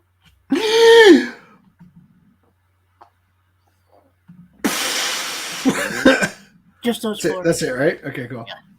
All right, so we've got The Dangers of My Heart, Season 2. What about The Dangers in My Pants? Am I right? We've also got Bastard, Heavy Metal Dark Fantasy. I hope that there is some minor tweaks to the animation for the Blu-ray release, but I doubt it. Does it have the dub? It does. It has a dub. We're not sure. Is it going to be the Netflix dub? Is the next or question. not? Probably Right. not. I ain't paying that. I'm going to wait. I'm going to buy this from Book Off or whatever. We did a Bastard watch party already, right? For the original? Yeah. It was called Wash Your Panties. That episode. I don't think I watched it. All right. Moving past this. Ninja Scroll, the movie Blu-ray. Is this the first time? Yeah, the movie. It's just Is this the first time the movie got a Blu-ray? No. This is like the fourth time it's been released. Yeah, I was going to say, like, what the fuck? It just released on Steelbook, and Amazon still hasn't shipped it. I mean, it is Amazon Sentai. apparently never got their Steelbook shipment yet. So rip FD&M. I don't know when that's going to be shipping out or if it will ever. Footnum, the cancel that order. Oh, it might. Fuck. It's on Amazon.ca for cheaper. So. It was anyway. It might be out of stock now. Shippuden Set 5 Blu-ray. Why would any fucking idiot buy this now that there's Are you sitting on your microphone? this? Yeah, that's what I thought. Well, that's Shippuden, and that. As soon as you leaned back, you sounded like ass. I didn't lean back at all. How dare you? There you go. Now you sound better. So what I whatever. assume you mean. Okay. Anyway, is no. The point is that because this exists, one could assume that it will also exist for Shippuden. Yeah, well, but in the there'd be future. 2 box sets for it. Yeah. Like $9 each or something. Yeah. So you guys remember that we covered this last podcast? Yes. We right? did an extensive, You covered- autistic detail of Mr. Physical Media getting fucking owned. Yeah.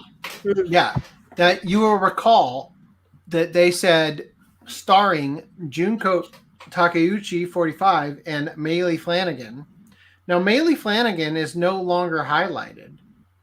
And that's because Maylee Flanagan got tired of the Reese replying and I only saying, replied 3 times. I only replied 3 times.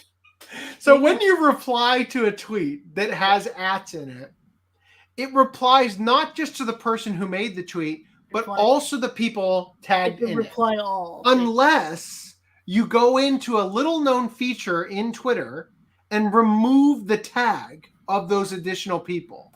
Reese didn't do that because fucking nobody does.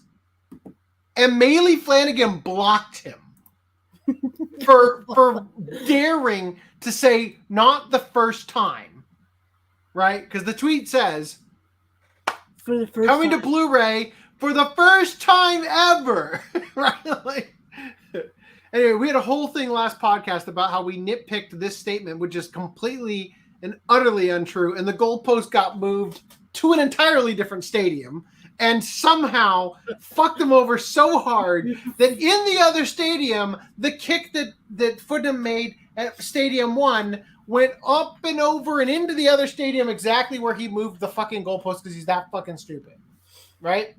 Now, since then, shortly after that podcast, where we impeached who was previously known as the president of physical media, I would like to draw your attention to the fact that the account, which says here at physical media _ down here says accounts who can reply, accounts at physical newsy mentioned can reply. Yeah. So this has changed, and it's kind of weird. It's like not keeping, right? So this is this one too, but this is the @ which was stolen by somebody else under new ownership. Why was it stolen? Just a reminder that the former resident here is now the account below. his third new handle in like 2 days. He may have a new handle, but he's still a toxic piece of shit. Wow. Dawn of the Discs had this to say. PSA. Y'all know I don't usually use this platform for anything other than disc news and new releases, but in case y'all don't know, the account at physicalmedia_ was formerly called The Disc Father, Geek Gab News, Den of Geeks News, and Real Cinematics. This individual is widely known in the physical media community for potentially illegal, most certainly unethical, creepy, malicious, and most often repugnant behavior within the physical media community over the last several years, including posting images of underage children on his socials of those who call his scoops into question, doxing people who call him out, outing folks in the LGBTQIA plus community to their coworkers and family if they speak ill of him online, sending threatening messages, targeted harassment of many other people in the physical media community, including myself, not to mention just making tons of shit up about movie releases and flat out stealing viral tweets for engagement to boot. Just a small fraction of these instances are documented in a Reddit thread below. There are a lot more, but I'm just letting you know this rabbit hole exists. Proceed with caution and be careful who you give your attention to online. I might be a typical social media type clout goblin. I definitely have my own faults, but this individual is a total scumbag that does not belong in the physical media community in any way, shape, or form. Feel free to sound off in the comment section if you have a story dealing with this individual. I highly encourage reading all the comments from people in the below threads to get a better picture of the individual's misdeeds over the years.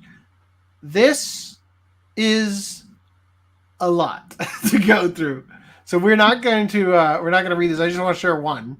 So instead, we're going to share our Me Too story. This guy said, in revenge for getting exposed for lying about a movie being released on Blu-ray, the Disc Father, his previous name, right, is now posting baby photos of my daughter to his Instagram account, in case you ever wondered what kind of person he is. Isn't she just the cutest Mike Wazowski ever? From the Disc Father. Yeah. Wow. What a twist. Holy fuck. I was not expecting that shit. Wait, sorry, I missed. What was the twist? The twist is he's just a we asshole. impeached the president of physical media, okay. and it cascades into this epic like downfall where now it's like he had to change his half the people have been blocked. Reese got blocked by Naruto's voice actor. Like, wow. He's literally the villain. He wasn't just some guy who was a dick. It's like he's a villain. Yep. All right. Crazy how we got right in the middle of that right before this all happened. Right? I like to think that we should go post on Dawn of the Discs that clip from the Wedding Singer. From the podcast. Post our Me Too No. story.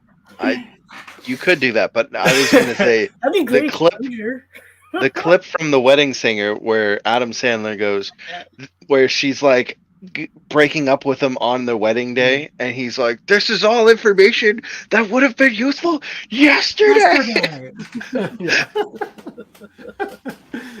Okay. Shippuden is the first time ever in 4K. I don't know why he is not in jail if what they say is true. Also, how can they document the material if it were true?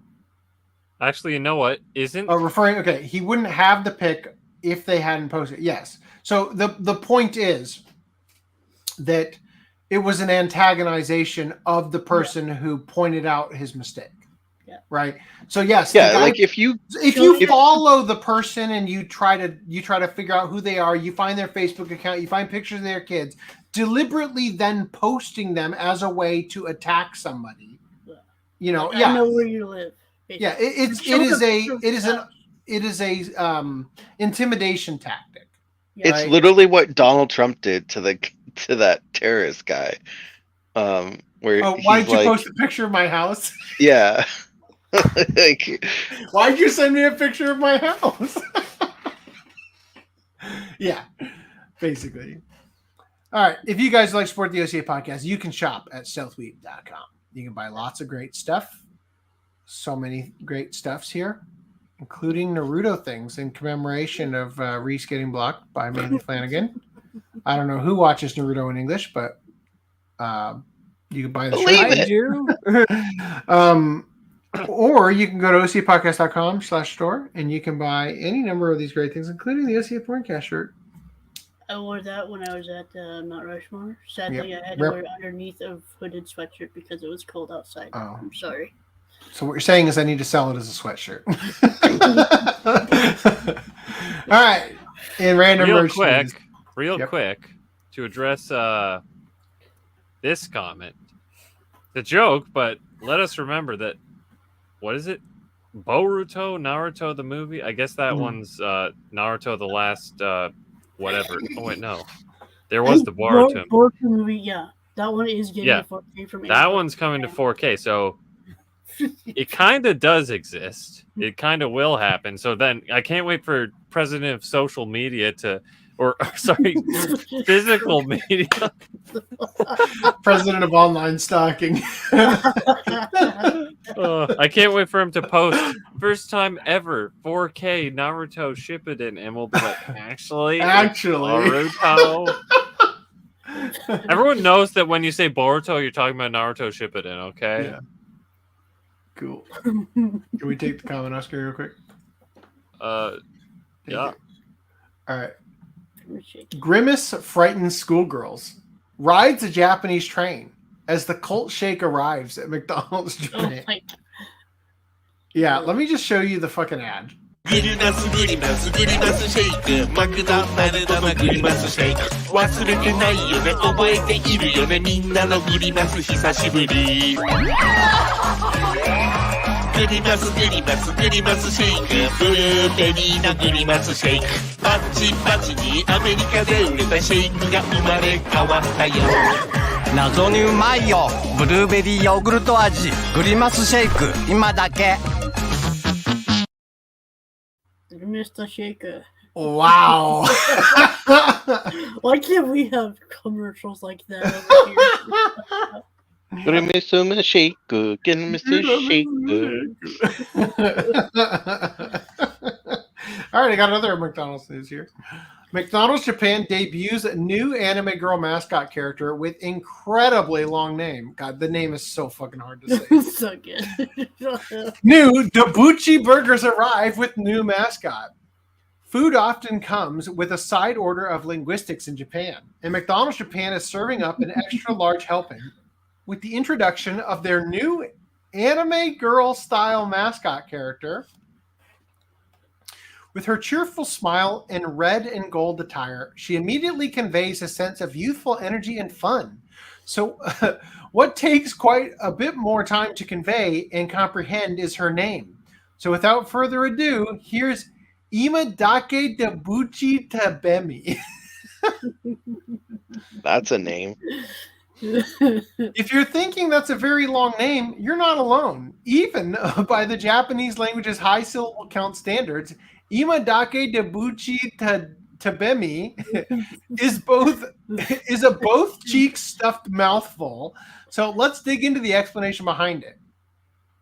In principle, Japan is pretty much okay with adopting foreign loanwords.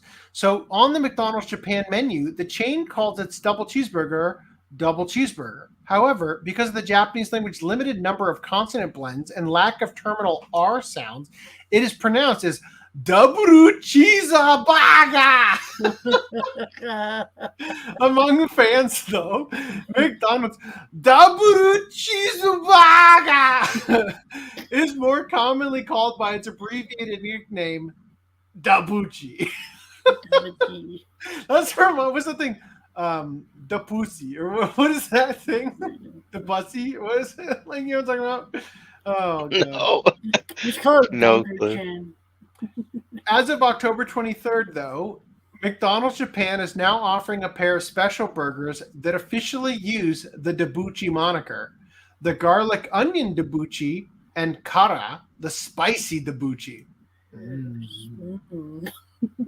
I would like to point out The that- Kara debuchi seen on the right was a personal favorite of Gundam anime antagonist Char Aznavour. What were you saying? just because it has more yellow or more orange cheese. I guess. Well, I mean, the reason it's his favorite is just simply because he's in the fucking ad for it. I think we covered this, by the way. I don't remember. McDonald's has like the hamburger, right, and then the cheese, the cheeseburger, then the double cheeseburger, and the McDouble. Those are all like they're like small burgers, right? I guess. Sometimes Regular double cheeseburger. Sometimes I want a cheeseburger, right? Mm-hmm. Because I want a burger. And I don't want one of their bigger burgers because I want nuggets. Right? So I'll get like 6 nuggets and a small burger. But their small burgers just come with the burger, onions, pickles, ketchup, and that's it, I think. And so I always customize the burger and add on lettuce, tomato, and mayo. And so that it's an actual fucking burger then, right?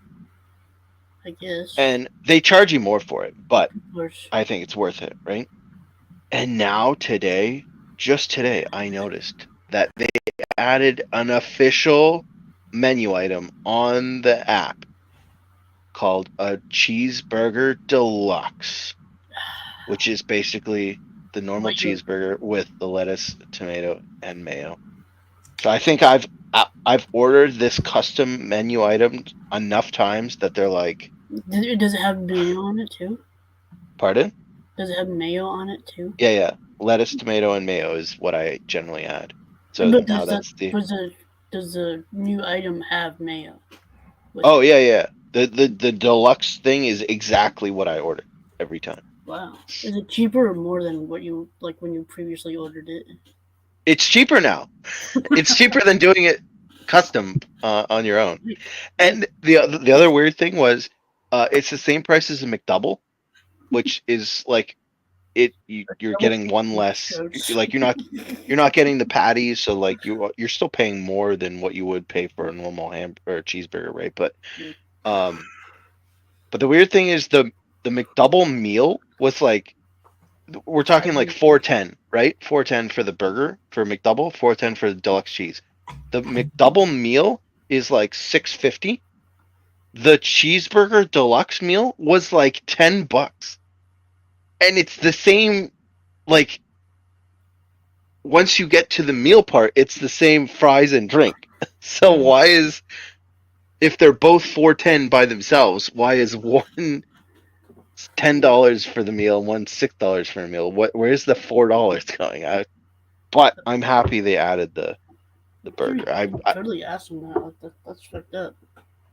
It does seem fucked up. You should burn down the McDonald's in retribution for them stealing your idea without crediting you. That seems like a very rational decision. I'd burn down for the freaking ice cream machine not working. The irony is that the McDonald's around me has burnt down 3 times. I saw a meme where it's just Donald Trump, if I'm president, all the ice cream machines will be fixed. He tweeted that himself out. Oh, he did? Really? I thought it was a meme. Yeah. Well, no, it was a meme first, but he also has now tweeted that out on the Donald Trump account. When I'm president, the machines will work. The ice cream machines will work. Sorry, I'm doing my Japanese lesson before midnight strikes. I don't lose my streak. All right. So anyway, they said here that they're offering a pair of special burgers that officially use the debuchi moniker, the garlic onion debuchi and the spicy kara debuchi. These are both limited time items, which is to say that they're available now only. Or to translate that designated into Japanese, imadake, making them imadake debuchi, and giving us a large chunk of imadake debuchi Tabemi's name, right? So imagine being bored with the name available limited time only double cheeseburger. So is she only limited time? I don't know.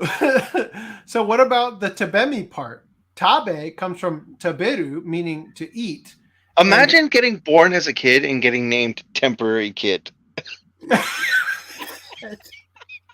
I am an adult now. And the mi in Imadake Debuchi Tabemi's name is written with this kanji, which is the kanji character meaning beautiful, which is a common ending for women's names in Japan. Tabemi also ends up sounding similar to tabe timite, meaning try it when talking about food. Damn. This is like the most Japanese specific marketing tactic ever. Make it a Japanese anime style character. That'll get their attention, especially if she's cute. Name her Eat Me Now. I'm a double cheeseburger.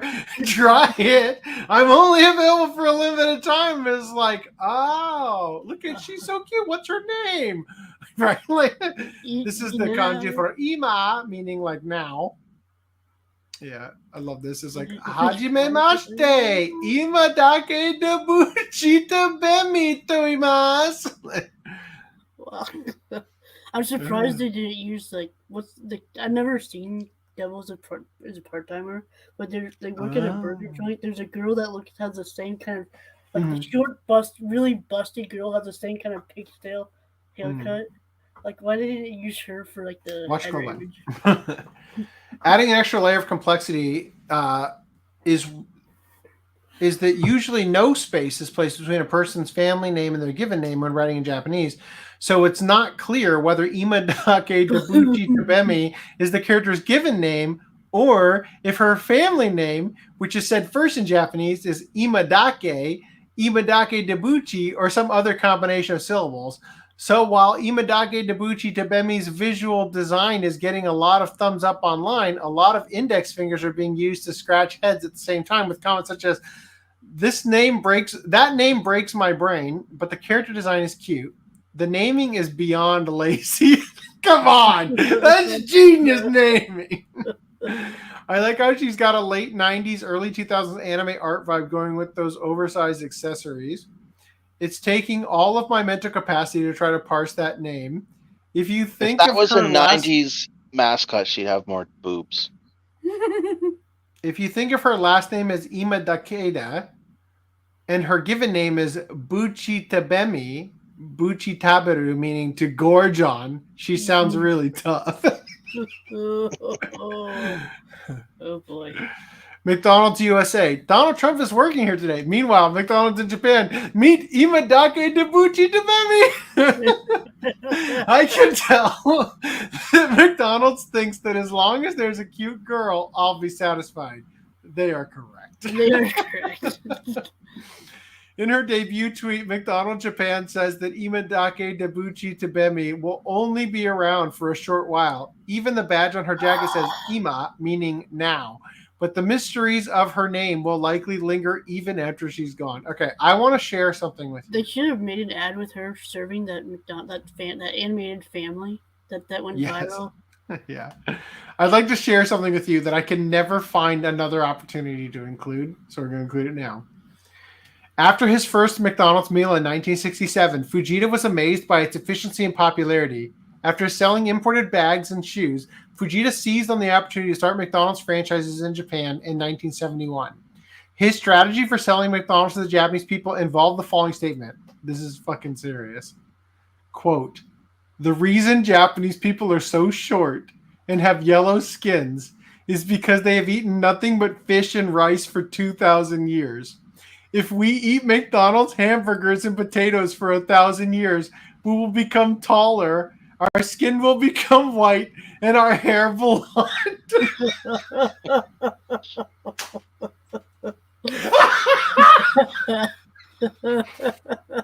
You might be right. You just might be right. As if Americans have been eating McDonald's for 1,000 years. I think it's beef and potatoes. Oh, I love it. No, you're loving it. Not I love it. You're loving it. I'm loving it. The yellow food dye from the fries definitely going to be turning your hair blonde. Down. The Grand Mac should have returned. The Grand Mac is still around at my McDonald's, I think. It was still on the menu. Lou, I went to the McDonald's over in Shelbyville the other day, Chief Wiggum. The McWhat? Lou, yeah, I never heard of it either. But they say they have over 2,000 locations in this state alone. Eddie, must have sprung up overnight, Lou. But you know, it's the little differences. Chief Wiggum, example, Lou.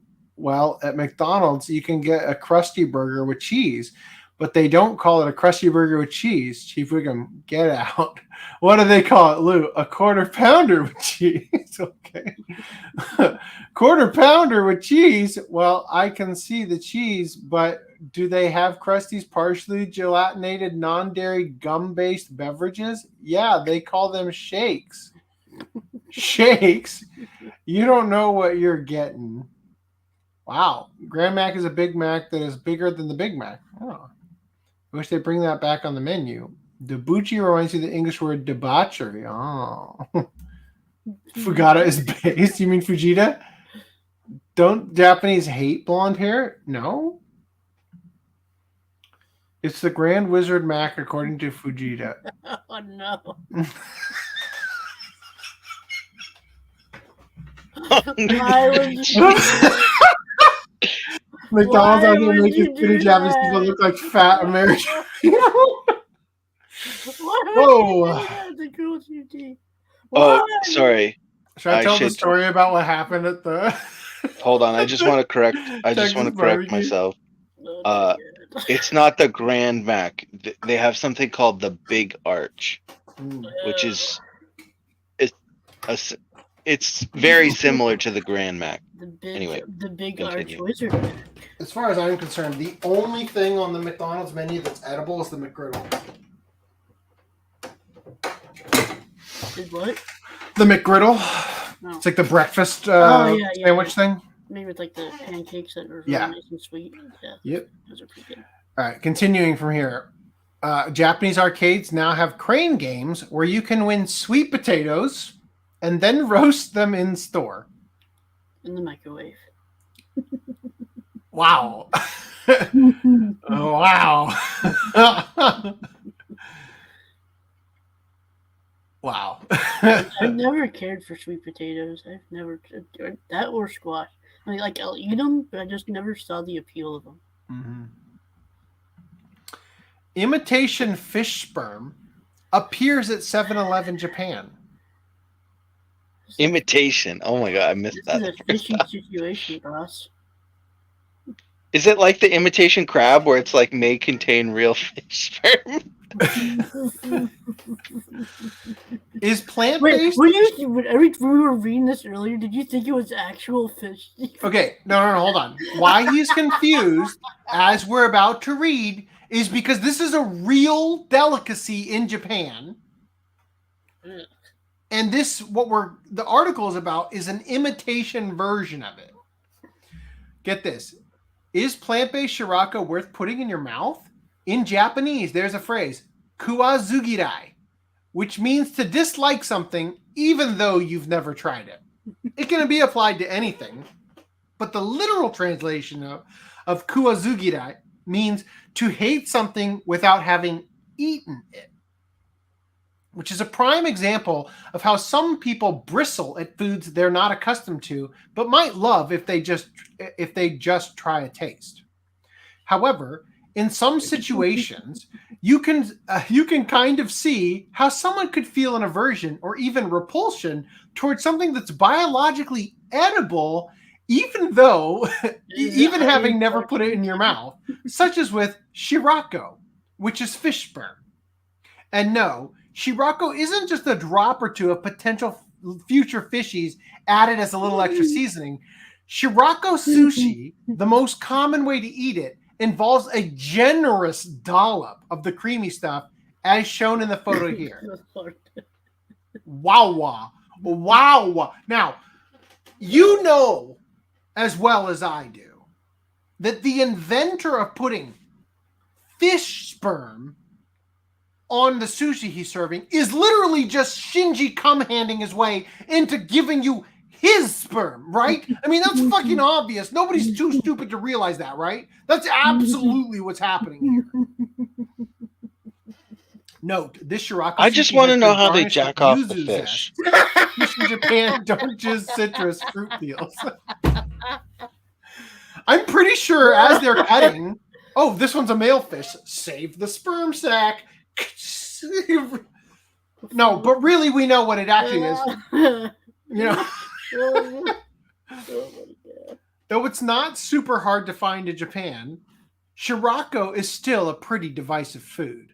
And our Japanese language reporter, Snufkin, okay, from Moomins, has politely declined every opportunity she's ever been presented with to try it. Her interest was aroused, though, when she was browsing the shelves of her local 7-Eleven branch and came across imitation Shirako made out of tofu.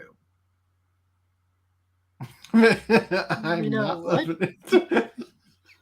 I'm not loving it. Is this how fish people are made?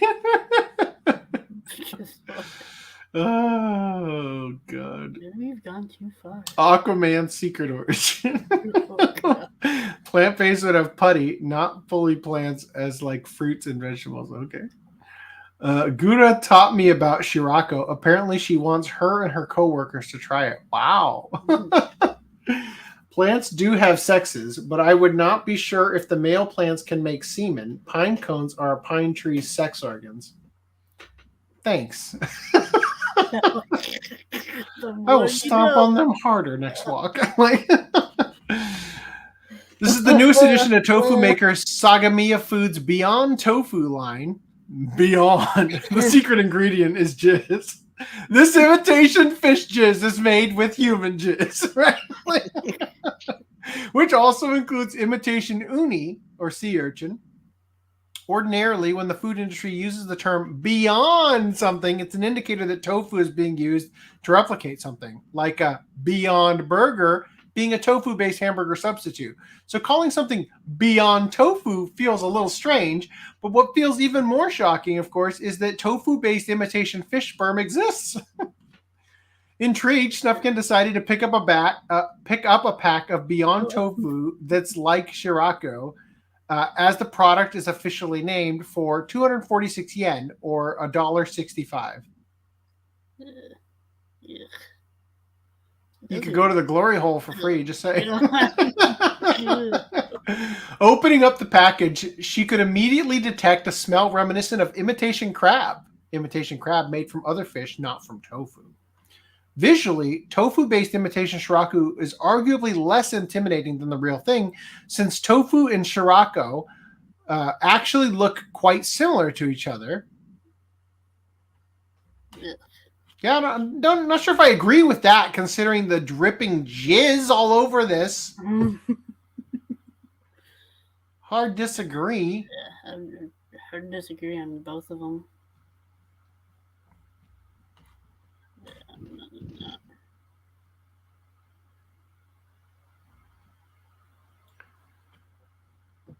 Since tofu and Shirako actually look quite similar to each other, but most people are far less likely to be grossed out looking at tofu.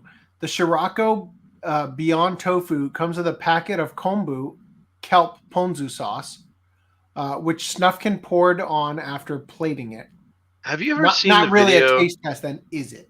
Have you ever seen the video of the woman in the bathroom that gets her daughter to come and give her toilet paper, and she puts poo on her hand, and it's like chocolate, and then she like licks the chocolate, and her daughter gets like freaked out? Freaked out, yeah.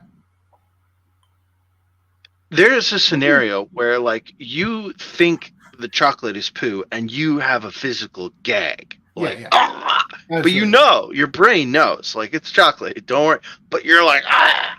Yeah, like the person actually licking it for the joke. Yeah. Yeah. No, the person watching. Well, I how mean, does I'm the sure person watching know it's chocolate? because they're told. Oh, it's they're chocolate. told and then they lick it. Yeah. Okay, yeah. Or like the scene where what movie was it?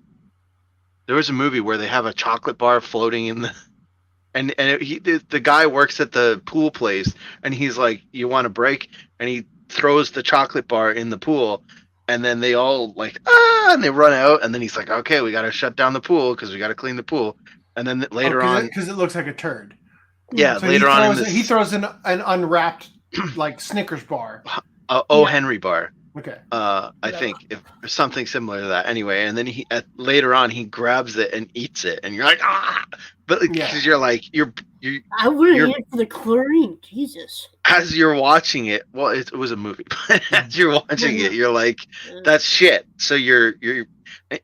Anyway, my point is, I would do the same thing with this. Like, you can tell me that's tofu, but if it's labeled as fake scum, I'm not. I don't care if it says it's tofu.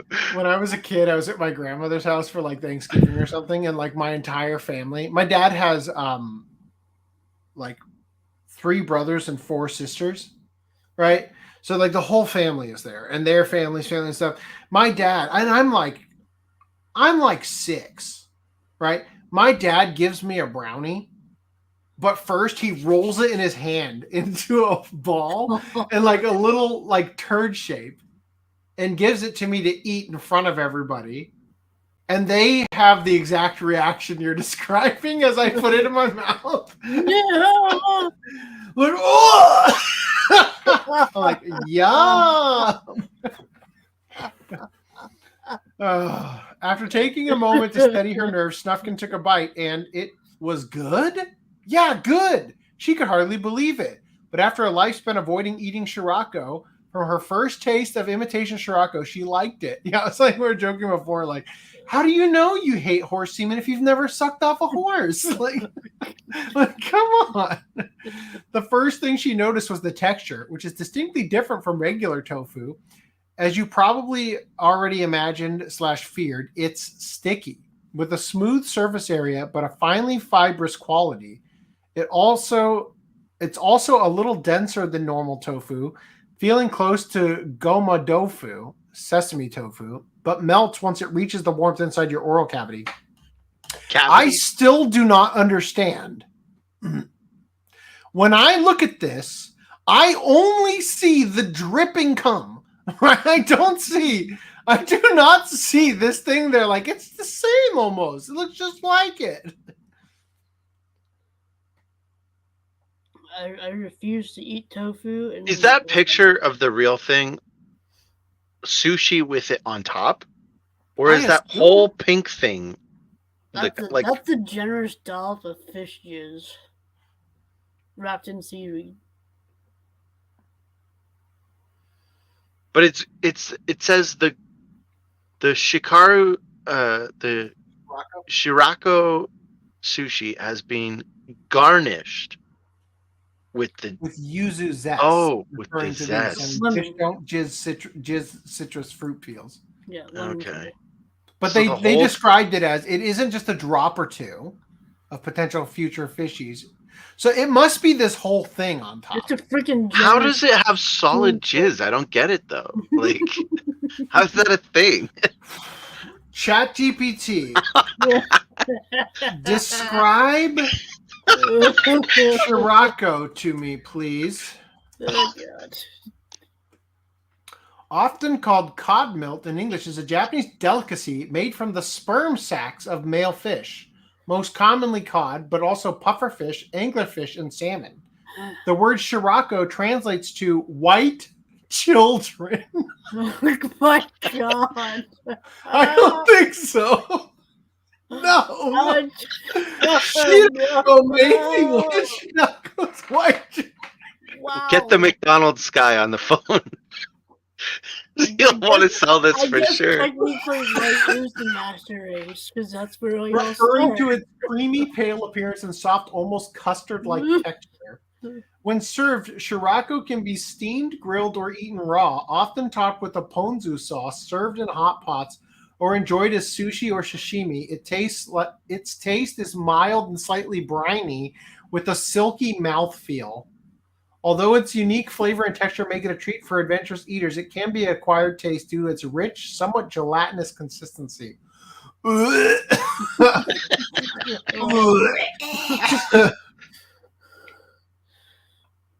No. So do you think maybe like the citrus from the zest is like liquefying parts of it off into this like milky thing that resembles what? I think it's just for flavor. I'm pretty sure this is the human sperm on top of the fish sperm to garnish that extra little bit. Anyway, let's finish this off. I'd pass on both of them. Yeah, finish it off with a nice. There's definitely a fishy quality to the flavor. It's not as intense as Snufkin had worried it might be. Surprisingly, though, you can also taste the soybeans, and not in a cheap, they don't know how to cover up the flavor of tofu kind of way. Instead, Snufkin felt like there was a harmonious and delicious combination of fish and soy flavors at play on her taste buds. Since this is something she wouldn't mind eating again, Snufkin next decided to check the nutritional information by the shirako beyond tofu. Imagine the top ingredient just says fish sperm. After all, a big selling point of a plant-based food is that they're supposed to be healthier, right? A 100-gram serving of real shirako contains approximately 60 calories, 0.8 grams of fat, 0.2 grams of carbohydrates. Look at the nutritional facts of the Beyond Tofu package, and converting them into 100-gram servings. The imitation shirako has 184 calories, 14.9 grams of fat, and 6.9 grams of carbohydrates. In other words, a plant-based fish sperm has over 3 times as many calories, 18 times as much fat, and 34 times as many carbs as the actual shirako. The imitation shirako does have one distinct health advantage, though, in that it's purine-free, while actual shirako has a pretty high purine count. So if you're already on established shirako lover who's suffering from gout, but have room to spare for your calorie, fat, and carb intakes, it could be a viable option numerically. Wow. With Snufkin never having tried actual shirako, she can't say how close of an approximation Beyond Tofu provides. Judged in and of itself, though, she's very happy with how the imitation shirako tastes, and now finds herself wondering if actual shirako, which she's long hated without trying, might be something she'd love to. Damn. Hope she moves on to horse next. Before we get away from this. Yeah. Randy, go ahead. I was going to say, fake crab does taste different than real crab. Yeah, right. Because it's whitefish. So I would expect real fish jizz to taste different as well. Sperm is cheap. Eggs are expensive. Wise words. And true. So are the U.S. 7-Elevens going to start carrying this along with their new Japanese menu? Oh, fuck. I'm going to buy some if I see it. I'd like to see Brock's rice balls at 7-Eleven, but that's really chili donuts. I was just saying, speaking of jizzing on food, I saw recently that Fight Club was finally getting a 4K. Oh, nice. So, all right, let's read about the concerned mother who sent a religious manifesto to a merch seller after her son bought an OPI mouse pad. Question, audience. Does anybody own an OPI mouse pad or have felt one? Question again. Have you felt a real boob? How do they compare? Because I am convinced they can't possibly be worth getting. I concur. At least the one I bought. Now I can't confirm if it's the genuine article of boob mouse pad. The genuine article is far softer than the boob mouse pad. No. Because what I got was you Amazon. said the genuine article of boob mouse pad. Yeah. Oh, so because the one that I got was in an Amazon. He's not sure if this is a knockoff bootleg boob mouse pad that was made with some cheap foam insert rather than some custom China boob, China mouse boob. Yeah. So, and as far as the second part, no, I have not touched a real boob. Or if I have, it's been, it would have been my mother's tit, and that's been Ah, so. That's been TMI. So That's long. TMI. Okay. Anyway, back to the article. That would have been, I was just- infant. When I was saying genuine article, I meant the real thing is far softer. We know. Yeah, I imagine it's far softer. Kawa Entertainment, an anime merch seller mostly focusing on indie VTubers and creator projects, received a 3-page religious manifesto in the mail after a customer's mother found his Opie mousepad and other etchy goods. According to Kawa Entertainment, approximately $180 in products were returned after the customer's mother discovered the package. $180?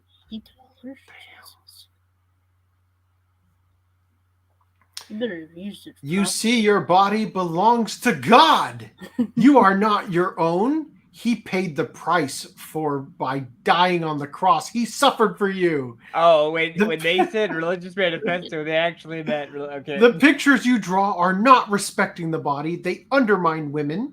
A woman should be cherished and loved in a respectful way. You depict wantonness, lust, and despicable desire. In the letter, the mother erroneously... What's up? Is your wife available? Can we get her opinion on this? She's not right now, but I could ask her for ask her own manifesto later. In the letter, the mother erroneously... By the way, tonight we canceled her pre-order for Dragon Age.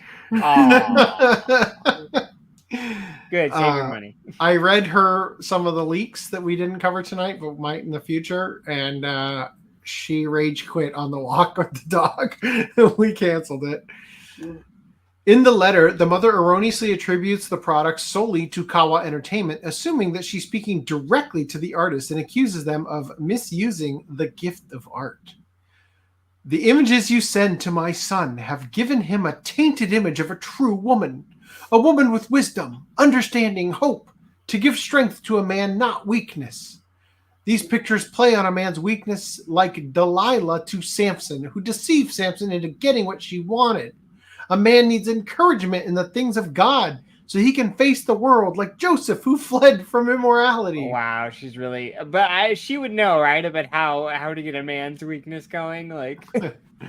These pictures send a man or a woman onto a dark path of loneliness, guilt, isolation, disappointment, anger. Turn back now, audience. Separation and false love. This place is not an easy step to conquer. Relationships are destroyed. Families are separated, and even suicide welcomes a better option. Will a man or woman look back to these pictures and be proud of the life they encountered while engulfed in such pain? Will they cry out to the world and rejoice over what they stare at daily? Look again. All they have to offer is hopelessness and a false fantasy world that doesn't exist. Look at yourself. Are you truly proud of what you produced? I can't not hear the... When will you learn that your actions have consequences? Wow. Are you truly proud of what you produce and the turmoil that turns in every single person that lusts after these figures? My friend, you were created to produce something better. Something that releases you from the chains that bind you. God brings hope to those who are in pain. God doesn't bind a soul, he sets it free. I'm sorry for your pain. I'll be praying for you. Anyway, Kawa Entertainment sells merch for VTubers such as Mozumi Peachy, Rocky Kazuki, Rhea Gui Gui, and also merch from Clinic of Horrors, a web manga for Merryweather Media. And here's a link to their store. Why does that sound like jizz? All of that. What? Mio Gooey Gooey, Kazuki Cookie, like Pinchy. Okay. Go on. All right.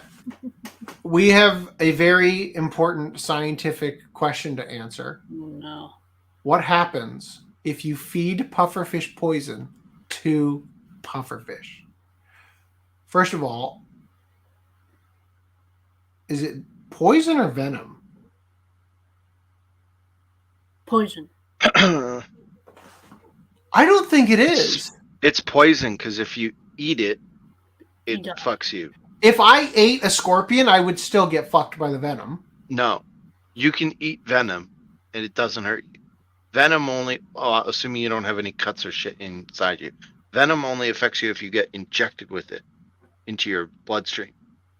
Really? So my rule of thumb. Now, granted, a pufferfish quills are for defense from predators. Yeah. Rather than killing prey to then eat, right? So the general rule of thumb between poison and venom is poison is if you bite it and it kills you, that's poisonous. If it bites you and it kills you, that's venomous. Yeah. Anyway, here, little fishies, come get your poison. Fugu, as pufferfish is called in Japan, is famous for two things it can do: make your taste buds rejoice and flat out kill you. That's because fugu livers, ovaries, eyes, and even skin contain tetrodotoxin, a powerful neurotoxin that causes paralysis, leaving those afflicted by the poison, for which there is no known antidote, to suffocate. Fuck. However, fugu don't produce tetrodotoxin themselves. Instead, they acquire it through eating other sea creatures that contain bacteria with tetrodotoxin in smaller amounts, developing a resistance to the harmful effects in the process. So though fugu in the wild naturally gravitate towards a diet that leads to tetrodotoxin permeating their skin and organs, if their diet from birth was limited to foods without those bacteria, you'd have non-poisonous fugu. Do you think non-poisonous pufferfish tastes as good as poisonous pufferfish?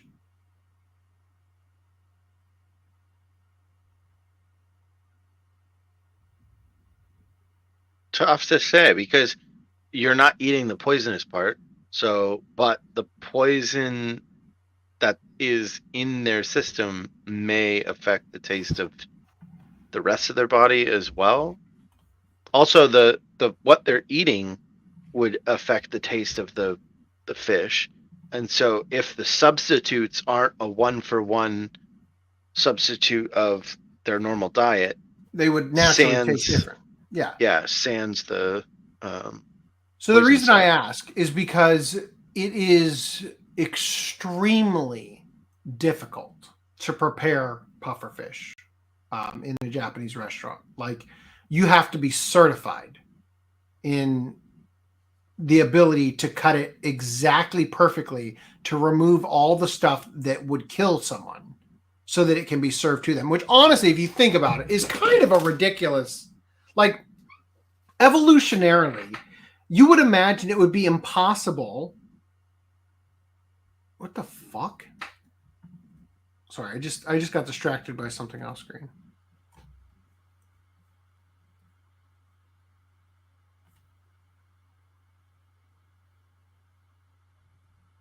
That's fucking weird. I'm going to share this in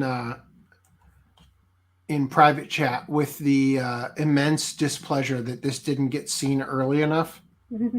Because that seems fucking weird. Anyway, maybe we'll cover it next podcast. I don't know. We'll see.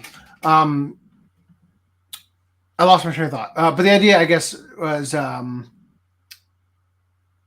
if a person eats even a little bit of pufferfish and they fucking die, and you watch them die, what part of a person decides, next time I cut up this fish, I'll take out the liver, see what happens.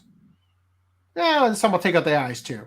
How many people do you kill before you find out the perfect way? Eureka! I know how to prepare it now. You know what I mean? Like, it just seems a little dangerous.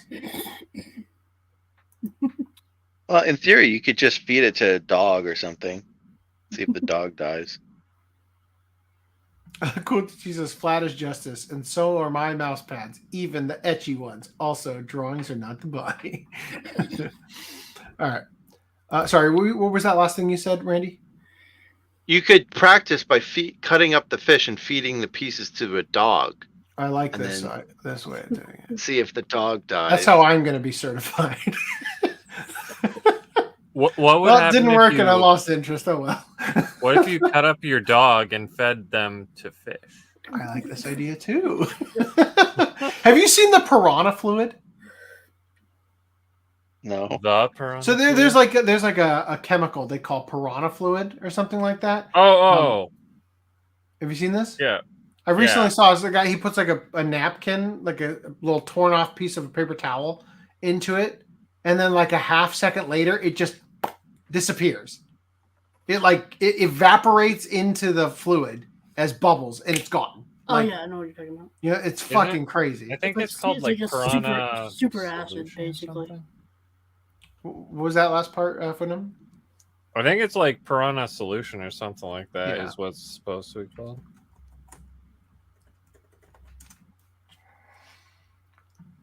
Looks like that's the case. Yep. Oh God, that's a video. Here it is. Here, I got it right here. All right, let me share it with audio so you guys can hear it. It makes a sound. It makes really good lube.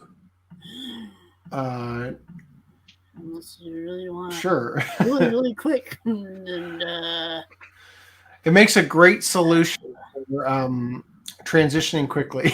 Yes, Great self-transition. a great solution for dealing with Look what it can do to just a paper towel. Honey, we have Instantly transitioning gone. at home. Here's one I mean, more oh, meat there's guy, more. the same solution. Paper towel isn't that Might be all impressive. used up though, so I don't know.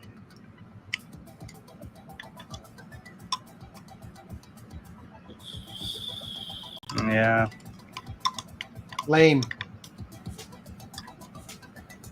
To be doing something. That's Doesn't kind work. of It neat. works so fucking Next fast up, on the the glove. Look up literally any Paper other towel. video, and it's gonna. Just check back in a few seconds. Seem to. Come on. The only one that matters is this one. Whoosh, right. Anyway. All right. Where was I? Let's get back to this. Well, no, let's not look at that yet. Oh, good. I wasn't screen sharing.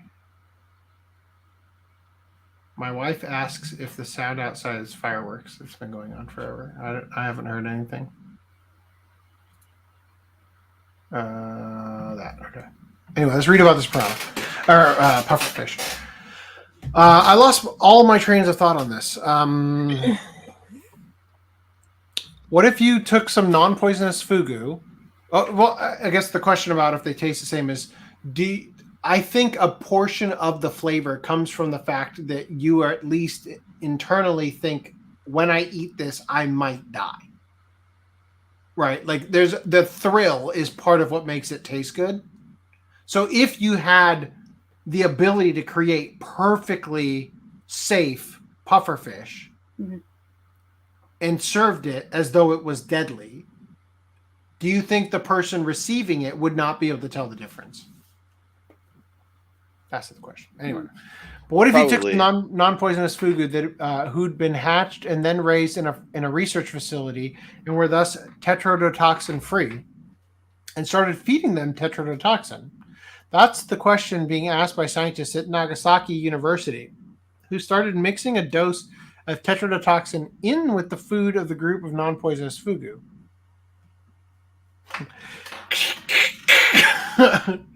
Here comes the poison! A diagram of the experiment. Hopefully, the spray bottle of neurotoxin is very clearly labeled so that no one mistakes it for Febreze.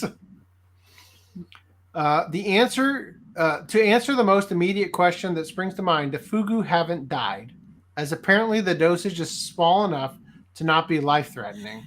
However, the researchers have observed changes in the composition of the fugu's intestinal flora, i.e. their gut bacteria. These changes could also possibly affect the functions of the fugu's gut microbiome relating to metabolizing lipids and sugars. Whether these changes have a positive or a negative effect on the fugu's well-being is a question the researchers say will require further study to answer. Another question that might be springing to mind is why? Why? Why, after going to the trouble to raise non-poisonous pufferfish, would you think, okay, let's poison these guys up? The goal is to better understand fugu physiology in order to apply that knowledge to aquaculture. I hate the fact that they're giving them the shit without giving them the lethal dose. Like, I agree. Here's a better question.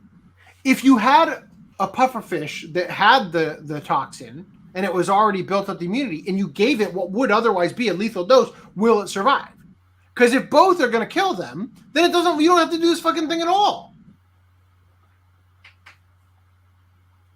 The goal is to better understand culture.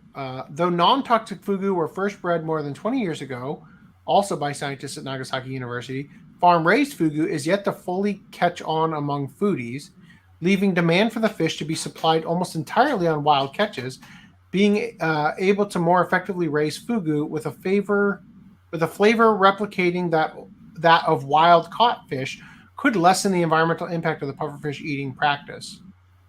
The researchers say that they should have further details ready for the public announcement next summer. Wow! I guess it does change the taste. Disappoint. You know how with diamonds, they're basically like worthless. Yeah. Like the inherent price of diamonds is artificial. Basically worthless. Yeah, like there's so many in Africa and whatnot that it's actually like they're basically never going to run out. Yeah, the price is basically just based on artificial scarcity and a weird like artificial demand because of conditioning and marketing. I just got an alert that I'm about to lose because it's almost 12. That you're about to lose? Yeah, my Japanese lesson is I'm gonna miss my streak. Oh, that sucks. Can you mute that while you do that? No, I mean I can mute myself. Yeah, that would help. So what was I saying now? I forget. You're talking about diamonds, artificial scarcity. Right. Diamonds are inherently worthless. They're just rocks, and we've given them the value of their current value. But they're also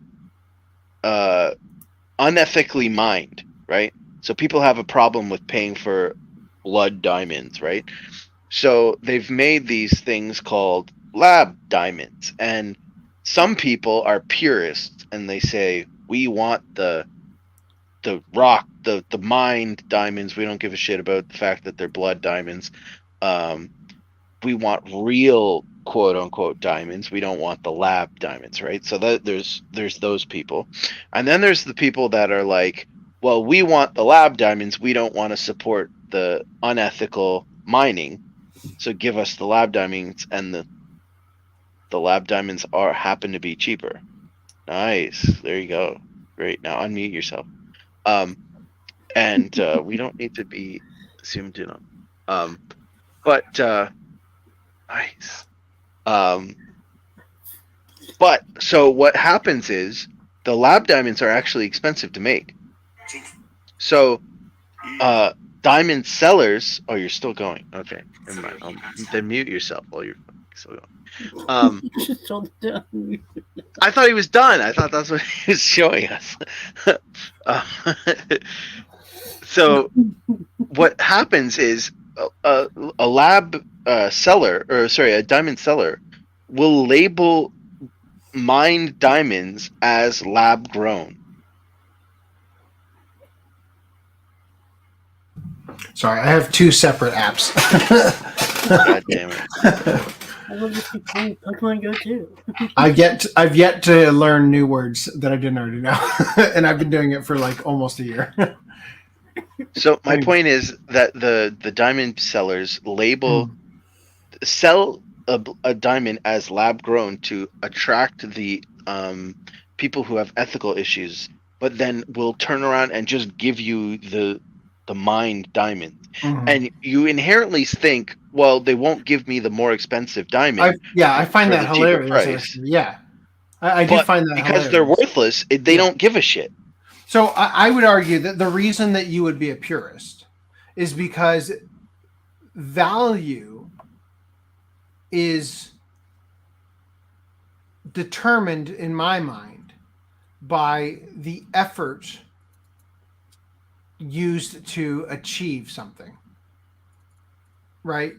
So if it requires going to another country and drilling and like all of the fucking effort and then cutting it, yeah, like if it requires all of that shit, then I think intrinsically it holds more value than the one that you like. For example, if I'm going to buy an anime box set, I'm just gonna say I think we can boil it down to the bootleg argument. yeah, exactly. That's what I was going to say. Like I could just buy the bootleg.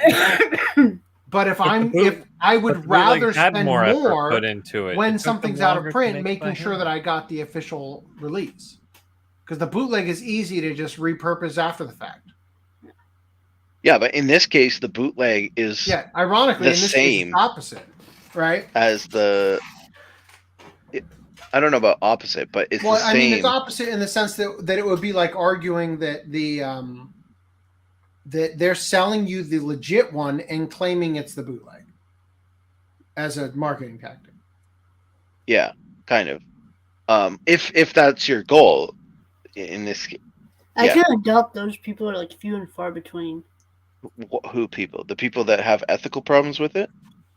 Buying, yeah, and like the People who have that. Do those people also decry the cobalt mining for their precious electric vehicles? Well, I think some people maybe they don't even have an ethical problem with it, but they might just want the cheaper one, right? And whatever they get.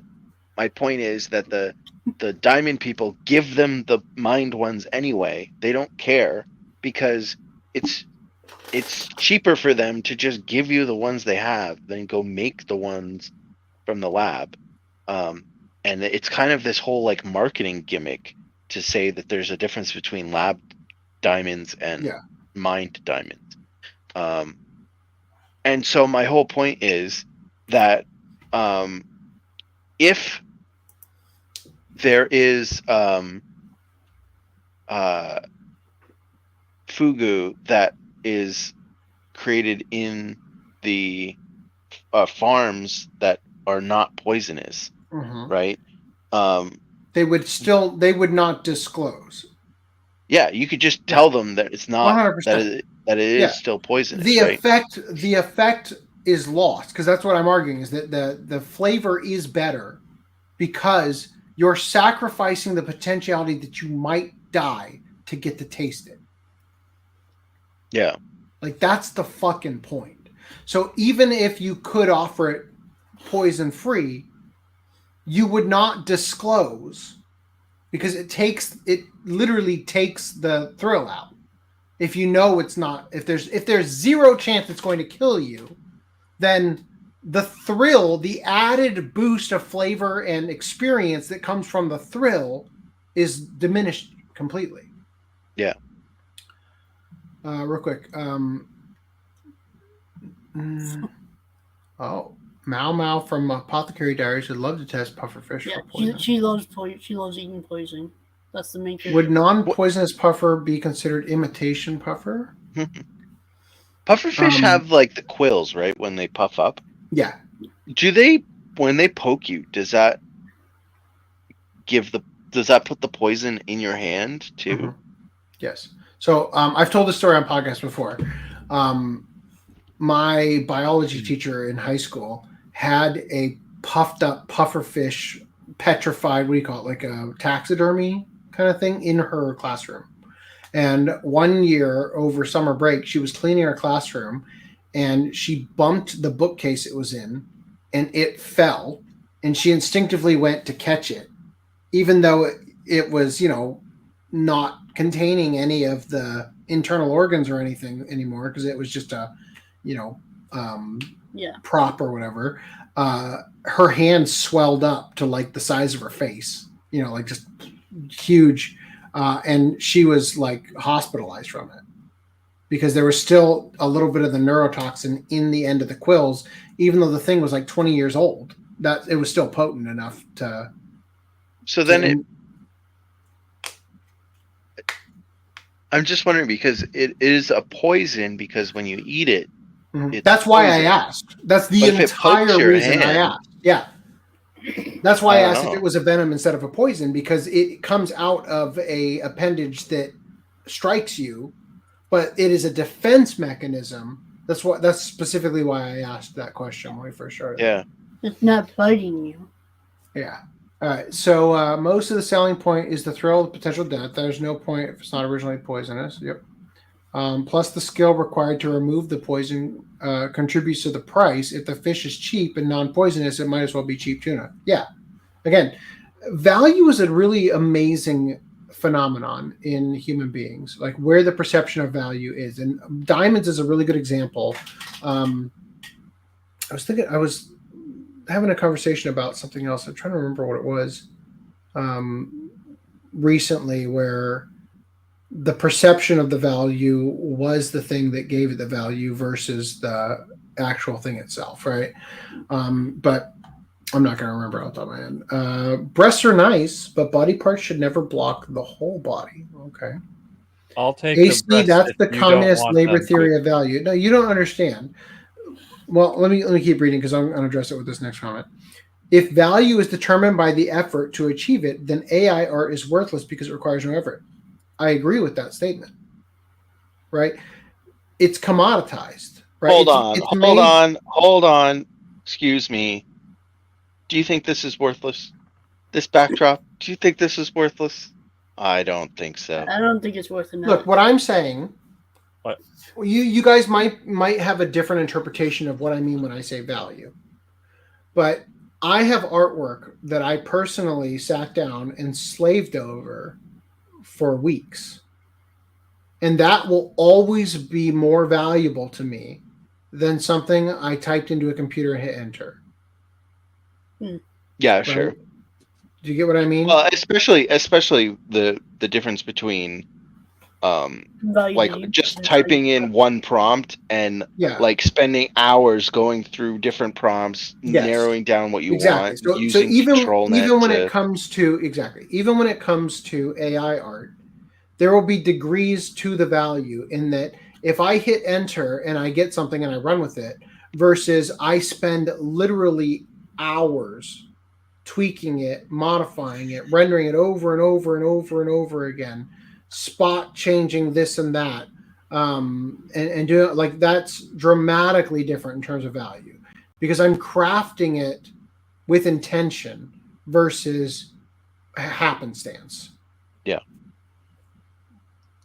The subjective theory of value states things are worth whatever you are willing to pay for it. Well, that's and the market value of something is usually determined intrinsically by certain characteristics that might not come into your conscious view of the value of the product, but it's more subconscious, right? So I want, like once upon a time when I was running my Minecraft server, we tried to determine the value of each item in the game. And in order to make a marketplace for it, right, where you could determine a market price for things so that we could have people sell things. Because the thing about Minecraft is that nothing in the game that I could sell is something you couldn't just get yourself, right? So what I'm actually selling to you when I sell you a stack of cobblestone isn't the stack of cobblestone. Yeah. I'm selling you the time that I spent to get it so that you don't have to. Right? So the value in things is the effort, time, energy invested into it, not usually the tangible thing itself. I think that yellowtail salmon and tuna are low sodium, which are good. No. Sodium is really fucking good for you, and you've been lied to your entire life. Sashimi are healthy. Rice may have fattening. It's perceived value. I've seen people pay crazy amounts for collectibles when everybody was stuck inside. Yeah, like for example, and this is why the market does this. This is why it corrects, right? During COVID, the Pokemon craze with the booster packs and everything skyrocketed the value of those things to a level to which nobody actually wants to pay what you think the Charizard is worth. Nobody's actually. It's valuable in the gambling sense, where when you get the box and you open it and you get it, you value that card more than the person who buys that card from you for the price you think it's worth. That's also why in my original tip videos on the channel, I argued that you should try to shop online as little as possible, because I hold greater value in the shows that I had to hunt for. That I went to every single conceivable store looking to find every Barnes & Noble's in the area, every Borders in the area, every DVD store I could find, mom and pop like rental stores and stuff, just every single place I could possibly think of, driving someplace and seeing a store on the side of the road and writing it down so that once I was done with whatever errand I was doing, I was going to go there next. You know, that shit, finding that shit holds much greater appeal in my collection than adding it to cart on Amazon, right? The effort that went into the thrill of the chase and the hunt is what increases the value. The longer it takes to obtain something you've been searching for, the greater you value it once you get it. When you can instantly get instant gratification, you don't value it at all, right? And so in that sense, yeah, for the vast majority of AI art generated, it is worthless. There is no value because no effort went into it. Another worry about fugu is the taste, because being tasteless would make people question why serving fugu in the first place. Okay. If you were to make paintings and drawings after doing AI, that should be fine to ensure you made the art. Otherwise, on par with being like a book writer. I do not follow that logic at all. Speculators were paying $200 for a comic because the character was in a movie. Now they are selling it for $20. It was a bubble, absolutely. A lot of old rare comics are still valuable, though. The Pokemon quality, like especially the gameplay, has gotten bad because they got DEI hires, even though they're censoring green. Sorry, okay, whatever. I think what his comment meant before was that if you made an AI image and then painted what the AI image generated, then you're like using AI to iterate thumbnails before you then go and actually draw the full piece. Yeah, that's what I assume you meant. Correct me if I'm wrong. What the fuck is on? Oh, that's the stick. I was like, on the small screen, that looks like a square pixel to me. The little like stick of the, I can't point at it properly. The stick of the Sonic popsicle. Yeah, that was weird. I legitimately thought there was like a speck on my screen, so I moved my hand in front of it. Anyway, all right. So let's talk about this next article here. India maid arrested for feeding family food made with her urine. Oh no! And then we took not that. And then we took that off screen for a second and scrolled down past the bottom of it and pulled the article back on screen. All right.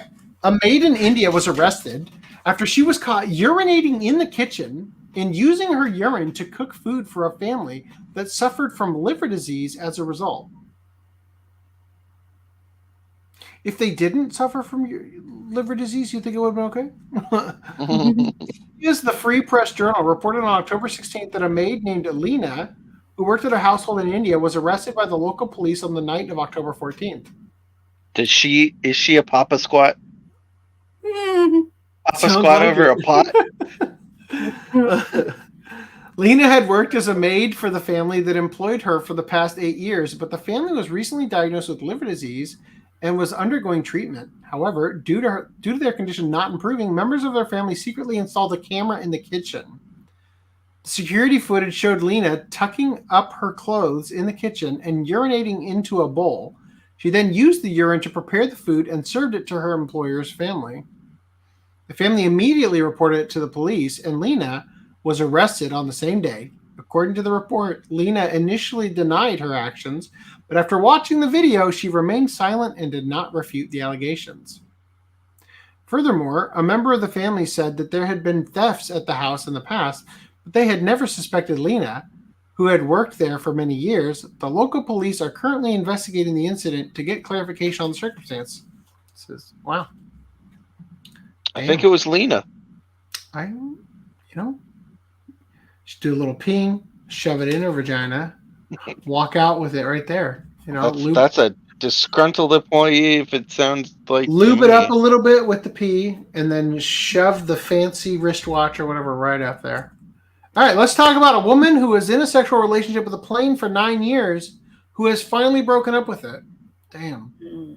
Now, I just want to reiterate. Was it a Boeing? It was a Boeing. Just in case it's no. not clear. Did she break up with it, or did it break up with her? It doesn't say she was in a romantic relationship. It says, and I quote, a sexual relationship. She had sex with this Boeing 73 or 737 or whatever that really says. It's a Boeing, so clearly she probably banged it to death. A woman who was in a sexual relationship with a plane for 9 years has said she's finally broken up with it. Michelle Kobke first met Schatz, darling in German. What an what's sad? Romance language. You know what's sad? The plane gives her sex for 8 years or whatever it 9 was. years. And she still breaks up with it. It did everything she wanted. It didn't cheat on her. You can't please women. Listen, Reese, Yeah. what do you mean it didn't cheat on her? You don't know how many people have been inside that Boeing.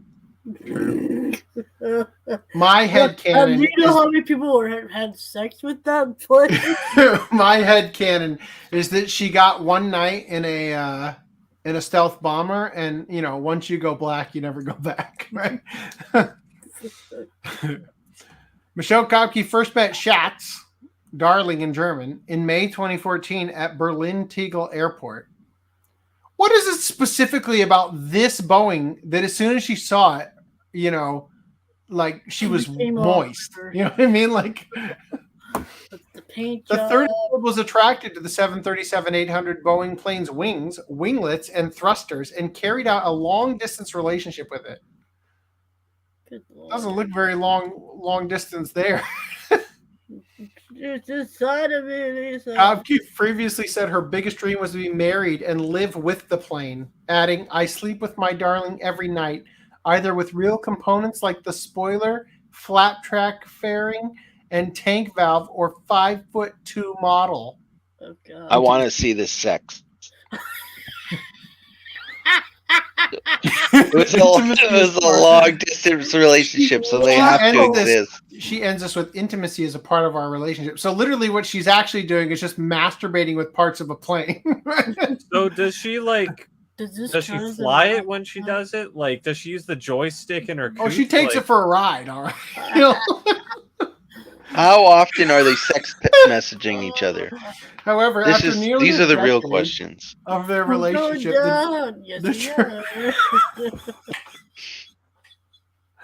When she's coming, she's like, "Mayday!" What do you think she named her plane? Plane Coon, get it up. She calls it Schatz. Oh, Schatz? Yeah, which is German for darling. Schatz, get it up. Get it up. However, after nearly a decade of their relationship, the German woman has confirmed to Bild that she and the plane are separated. Although it seems Kobke and the plane have stayed on good terms, and the breakup wasn't too messy, as she did add, "We're still friends." Oh my God. I'm still completely insane. We still keep in touch from time to time. After 9 years, the plane got friend zoned. So bad. Decommissioned and dismantled. Her romance with Schatz comes alongside her being classified as having objectophilia. No! For anyone who somehow didn't fell down that rabbit hole on YouTube. This is when a person develops romantic, emotional, or sexual feelings towards inanimate objects rather than to a person. That bowing, did she change it to an N so it's boning? 737? Yeah. Some psychologists refer to this as paraphilia, a sexual disorder, but in the majority of cases, objectophiles don't require treatment. It's natural. No, I think you're just not equipped to treat. Like, I don't. This is so outside the realm of human psychology. I can't help you. Like, you're gonna need to talk to a plane therapist. For the first years, Kopke was only ever able to meet the plane through the glass window in the airport before being able to give it a kiss and stand on one of the wings in the hangar. Wow. She'd hoped for a wedding with Schatz, planning for an intimate ceremony and to spend the whole night with him. I wouldn't want to put on a dress, but dress really smartly with black trousers and a black blazer. What is it, a girl plane and you're a dyke? Like, what the fuck?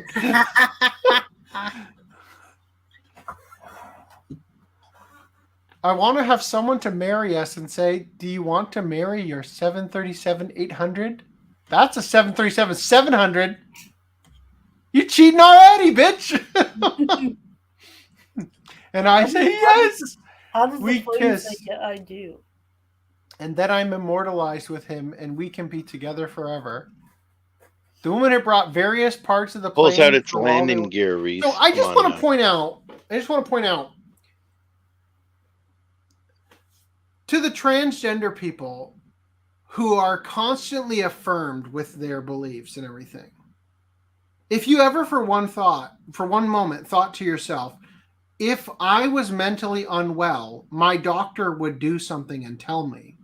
My psychiatrist would tell me. I just want to point out, this woman was with a fucking plane for 9 years and nobody stopped her. Okay? Just so you know, in case you haven't realized the insanity that we're dealing with right now, no, they are only going to enable your bad behavior. They are not going to stop you, as evidenced here. Look, would you rather her be trans? I'm not convinced she's not.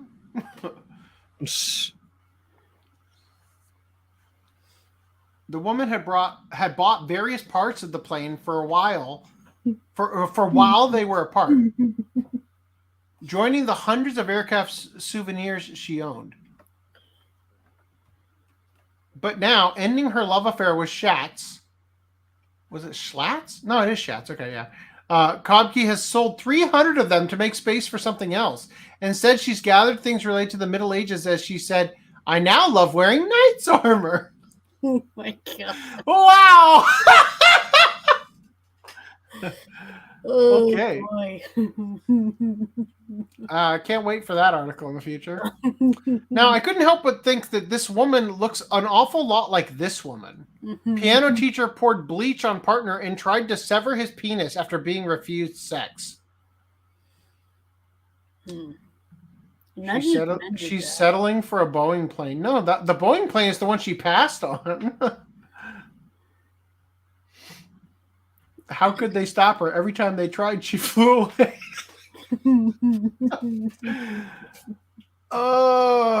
Eventually they just got so creeped out. Like, just take the plane. I'm tired of seeing you grind on it. Just fucking take it and get out of here, please. I'm like, stop coming to the airport, Jesus. Take the stop plane. Coming on the plane. Marlena Mekzinska Shibashi, 38, waited until her boyfriend, 50, had fallen asleep before attacking him. Oh, come on! You whores. So she tried to rape him, and then he said no. And then...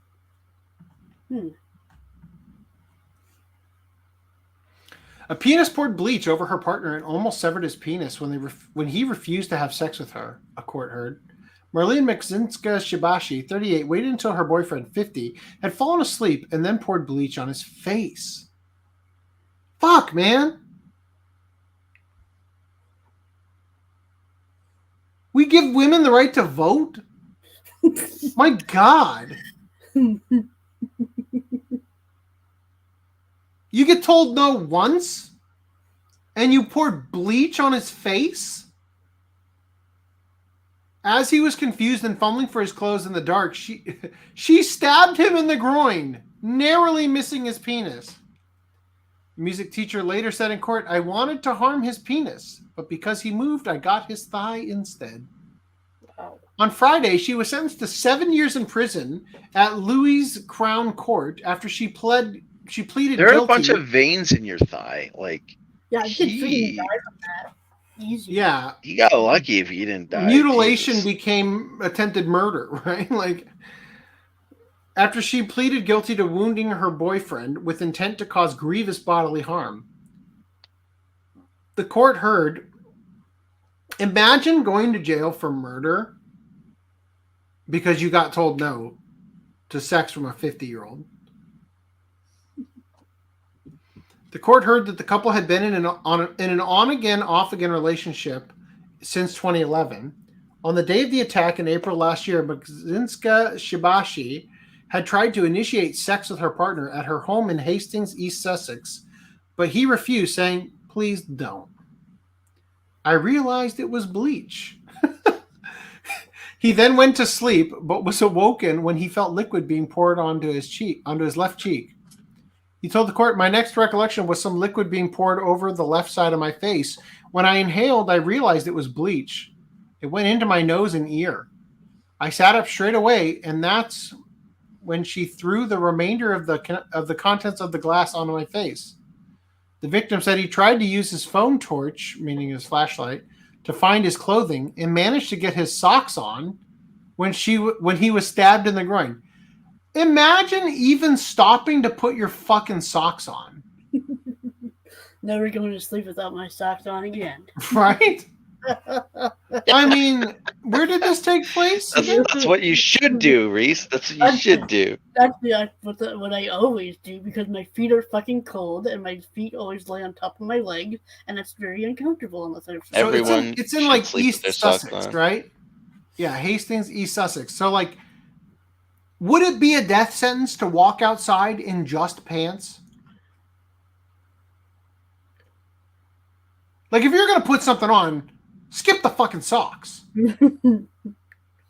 I'd go out naked just for... She's trying to fucking kill me! This woman wants to have sex with me. Somebody help, please.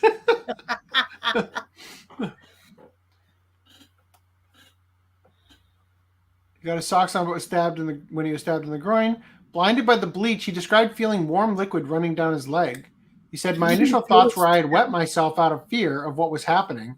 It was only when I looked down that I could work out it was blood from a wound. I then looked at her and could see she had a face absolutely full of rage, and she was holding a knife. She was coming towards me with the knife.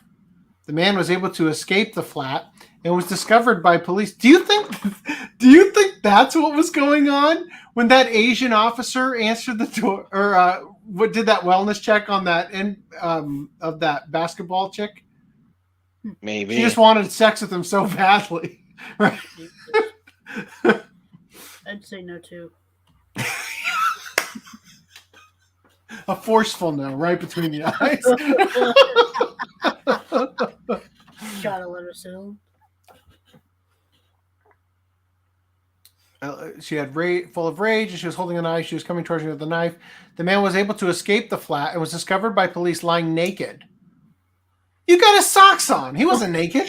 Come on. And covered in blood in the hallway of the building. I poured it on his closed eyes. As Midzinska Shibashi was being arrested by police, she asked officers, do you know if it's in the genitals or not?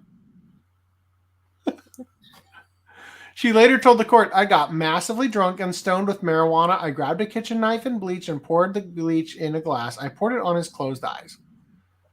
She told the court she had been the victim of serious sexual abuse and had acted in self-defense. Fuck you, you're the abuser. But the court found no evidence of abuse and found her to be coercive and controlling of her boyfriend. Judge Christine Lang KC told the pianist, quote, I find you to be a liar and a very manipulative person who hides behind the story of serious abuse as an excuse to lash out at people both mentally and physically. God, who does that sound like? She sentenced Mizinka Shibashi to 7 years in prison and 4 years on extended license to protect the public. She also imposed an indefinite restraining order forbidding her from contacting her ex-boyfriend.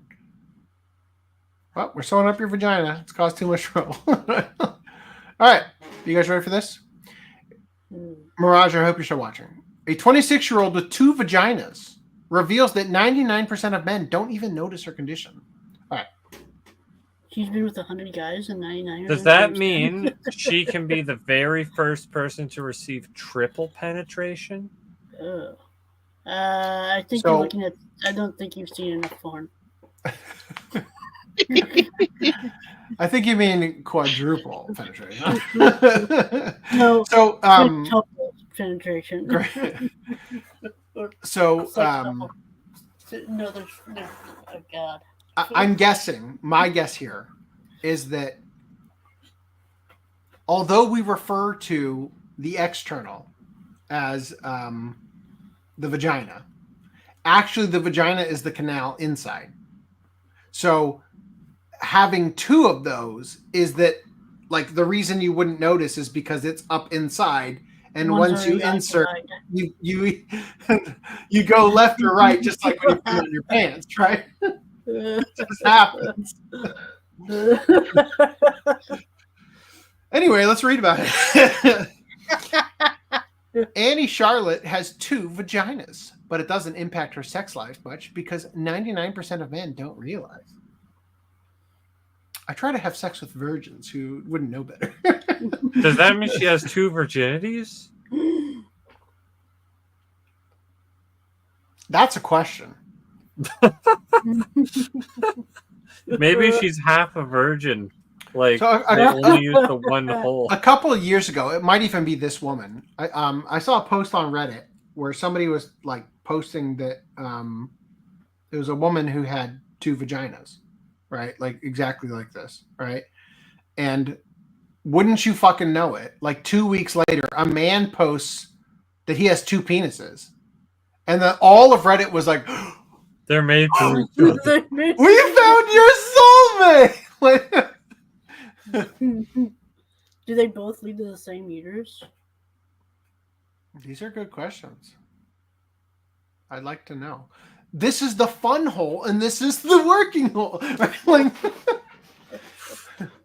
don't finish in that hole.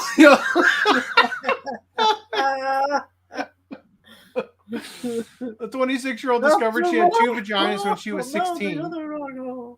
She was getting a form of birth control inserted inside her when her doctor diagnosed her with a rare condition. The doctors explained she had a uterus didelphys. Didelphys. I don't know. A condition meaning she has 2 uteruses, 2 cervixes, and 2 vaginas. Holy shit. So she could get pregnant in both of them. What kind of twins is it when you have sex and you have a baby growing in both uteruses? I feel like she just implode if I don't think that it happens. would be twins. It'd have to be two separate conceptions. No, If that's it's- still twins. That would If be it's- a if it's- fraternal no, no, twin. Twins. Man, the way I envision it, Twins split in from the same- entrance of whatever Reese, it's called. you are talking to a twin. I'm sorry to pull the authority card here. I understand that, but they said that she has 2 uteruses. Do you understand what a twin is? Well, I think Brad. I think Reese. he worded his statement wrong. No, Imagine you're it's just wrong. wide open. Right in the middle, there's a canal shift. And you bust right at it. And it splits like a samurai sword cutting a bullet in midair. And they And get equal impregnated. halves. That, The jizz goes down both. Yes, it would be, you dumbass. A twin is when it's from the same cell. No, that's not true, Reese. There are 2 types of twins. There are identical twins, which is from a single cell, and there are fraternal twins, which are from 2 separate eggs in one uterus. What was it If there are called? 2 uteruses, there are still 2 separate eggs because they're not splitting across the 2 dimensions of the uteri. I mean, the way Okay? I see it, twins are born the same, like. That you is the know, definition of a day. twin. 2 babies born on the same day. So there are fraternal twins when there's 2 eggs, and there are identical twins when the egg splits. In this case, if there was a baby in each vagina, they were separated. It would literally have to be 2 different eggs. So therefore, they would be fraternal twins. But That what would if be you the just answer. By 2 different guys on the same day. It at the same time. they would still be fraternal twins. One's black and one's Asian. Yeah, if one's Tyrone, that's still fraternal. That's an interesting question. In cases of uterine didelphys, where a woman has 2 separate uteruses, it is indeed possible for her to become pregnant in both uteruses simultaneously. However, the resulting pregnancies wouldn't be considered twins in the traditional sense. Twins are usually defined as 2 offspring born from the same pregnancy.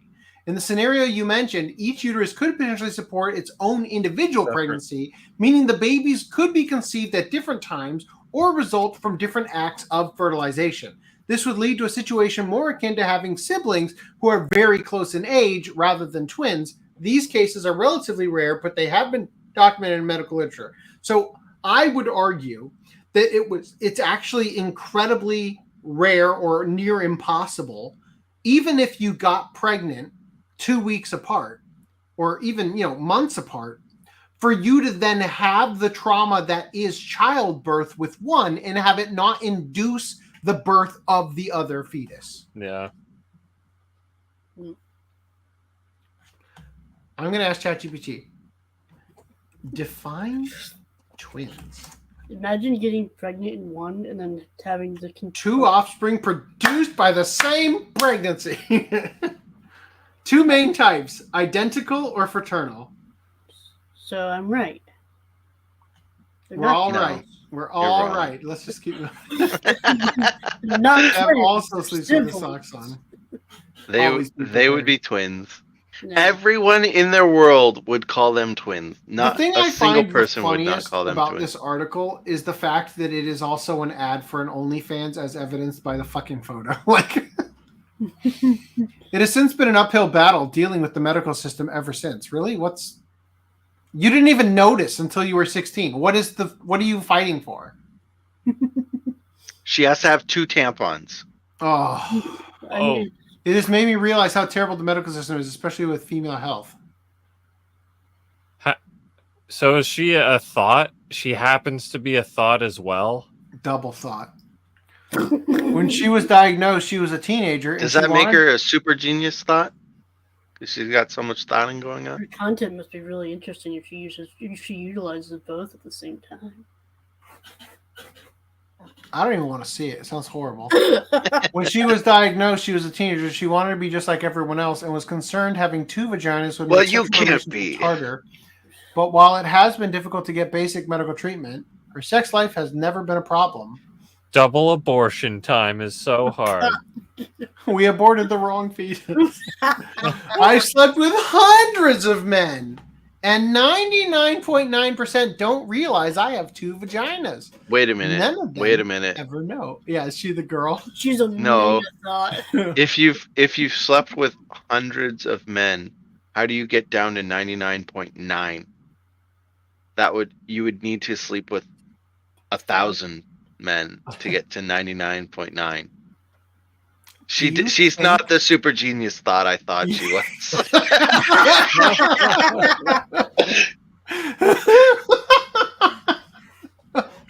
Actually, it just made her twice as dumb. Twice as bad at math. The 26-year-old said she sometimes tells them after they've had intercourse, and they are always shocked, confused, and left with more questions than answers. He's like, oh, yeah, I rocked your body good. Nah, get back in there, Tiger. You got another hole to fill. Oh, boy. Oh, you meant the other vagina. Oh, I just push you to the left.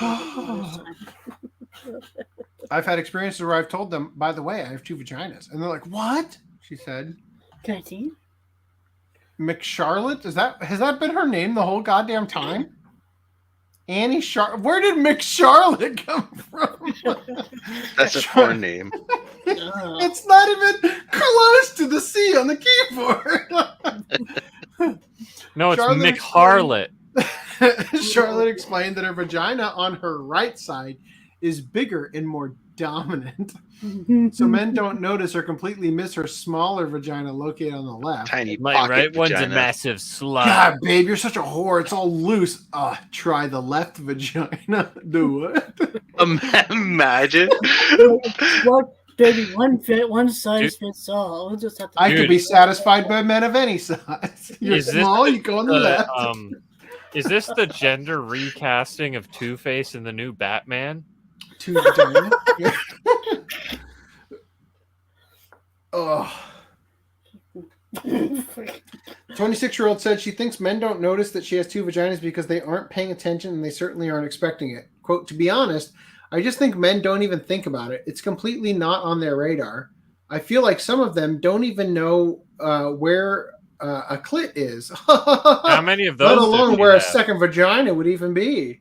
Yeah, give me a percentage on that one. It'd be funny. She's like, yeah, it turns out my second vagina is not in the vaginal canal. It's like in my armpit.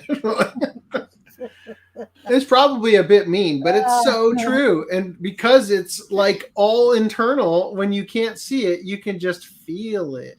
Okay. Charlotte said that to be fair, they probably aren't even considering what a second vagina could exist. When she does explain, you know what this is. You know what this is advertising. Like every time she has a boyfriend now, they have to do an examination. Like get right up in there and check it out.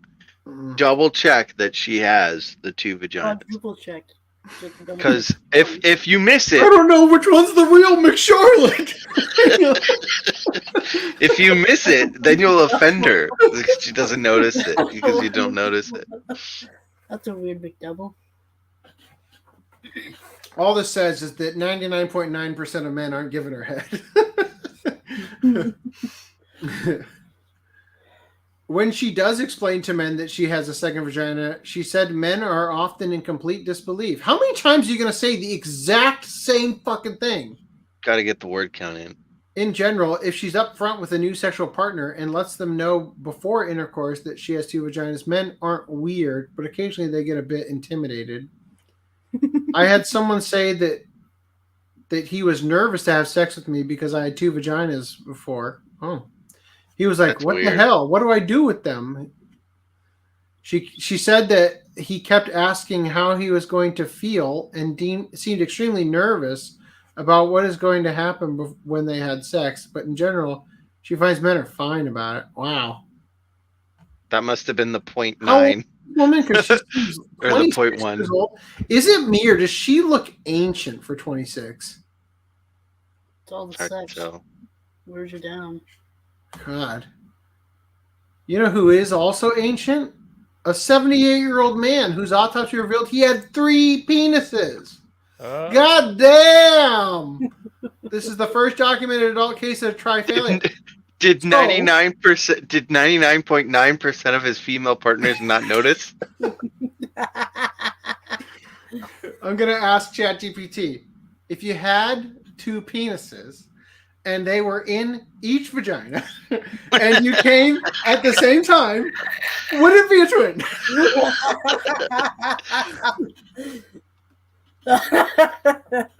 This is the first documented adult case of triphalia. I assume babies. Yeah, they probably do. Babies. Do you normally not live long enough to become an adult? No, they probably chop the dicks off of when they Each happen. penis consumes a third of your life force. Therefore, having multiple peni reduces your lifespan. Yeah, I've seen OVAs with a similar presence. Haven't you, Reese? I don't think I've seen that one. I feel like this is a case of normally they would just amputate the extra limbs To restore the You know, balance of your life force. There is a whole movement of men who are trying to end circumcision because babies don't get to give consent on it. Motherfucker, if you cut off my second and or third dick, I'm gonna murder that doctor. Imagine you found out when you were 50 that you had an extra dick when you were born. Imagine you're 50 and you've struggled with your penis size your whole life to find out the doctor cut off the bigger one. Well, or you don't know. Like, we didn't think we'd need it. That one could have been. That one could have been the bigger one. What if they only circumcise like one of them, so then the OCD is like thrown off? The real question is, if you have 3 dicks, how many dicks do you need to have before getting an erection might actually cause you to die? Right? From the anorexia. You just have a lower. It's like you know how in Dragon Ball Z when they fuse, if they're fused as like Super Saiyan God, the time limit's like 5 minutes instead of an hour, right? So it's the same deal, right?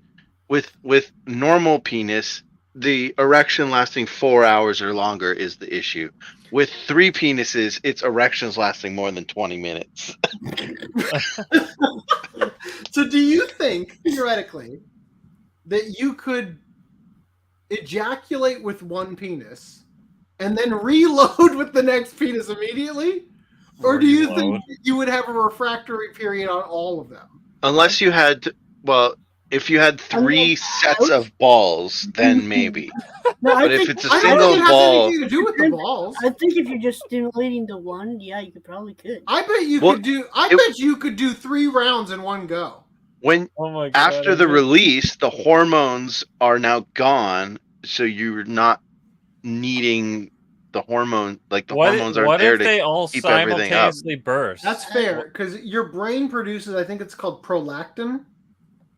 Right, it's a chemical that releases in your brain that causes the softness.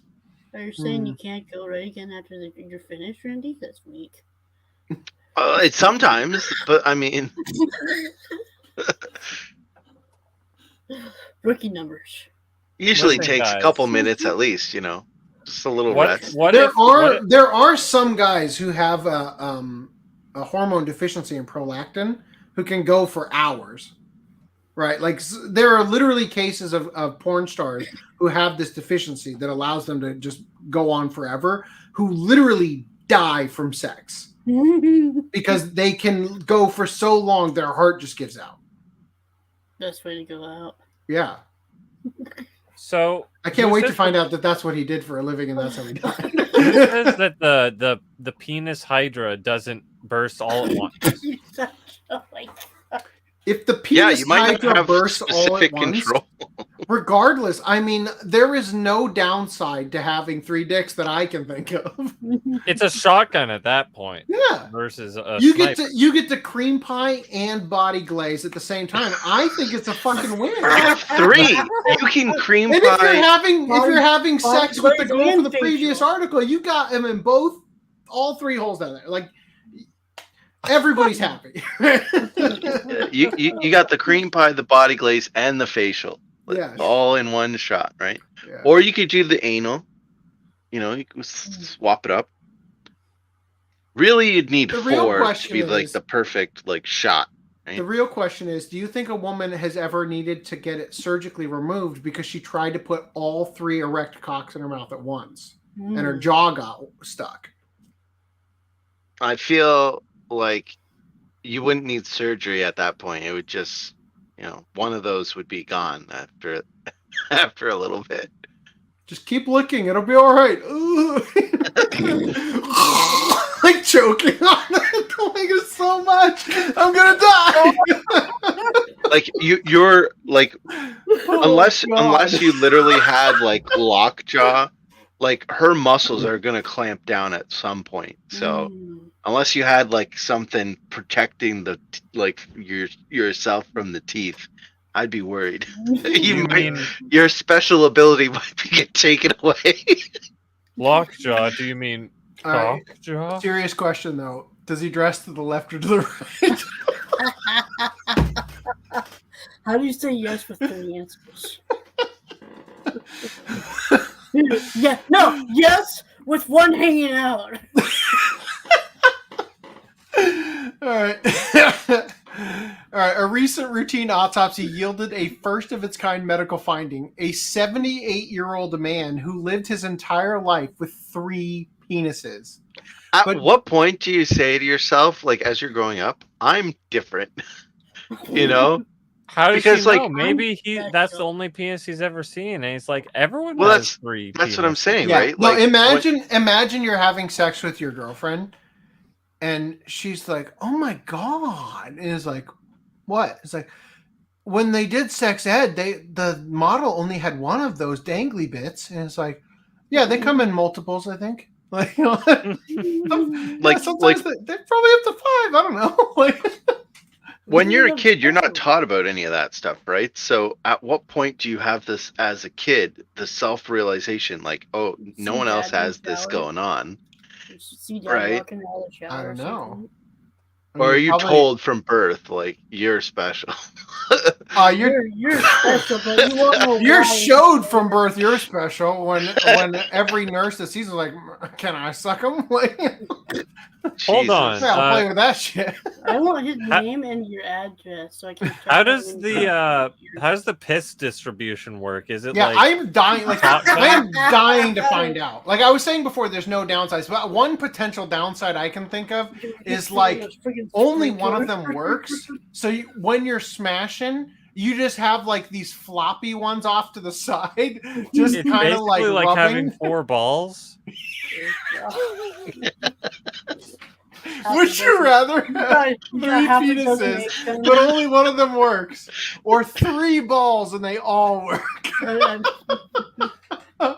I like Random 11 for like supplementary, like if there was enough balls to support all of them, so you have like 6 balls and 3. Like I said, you got half a dozen hate singing in there.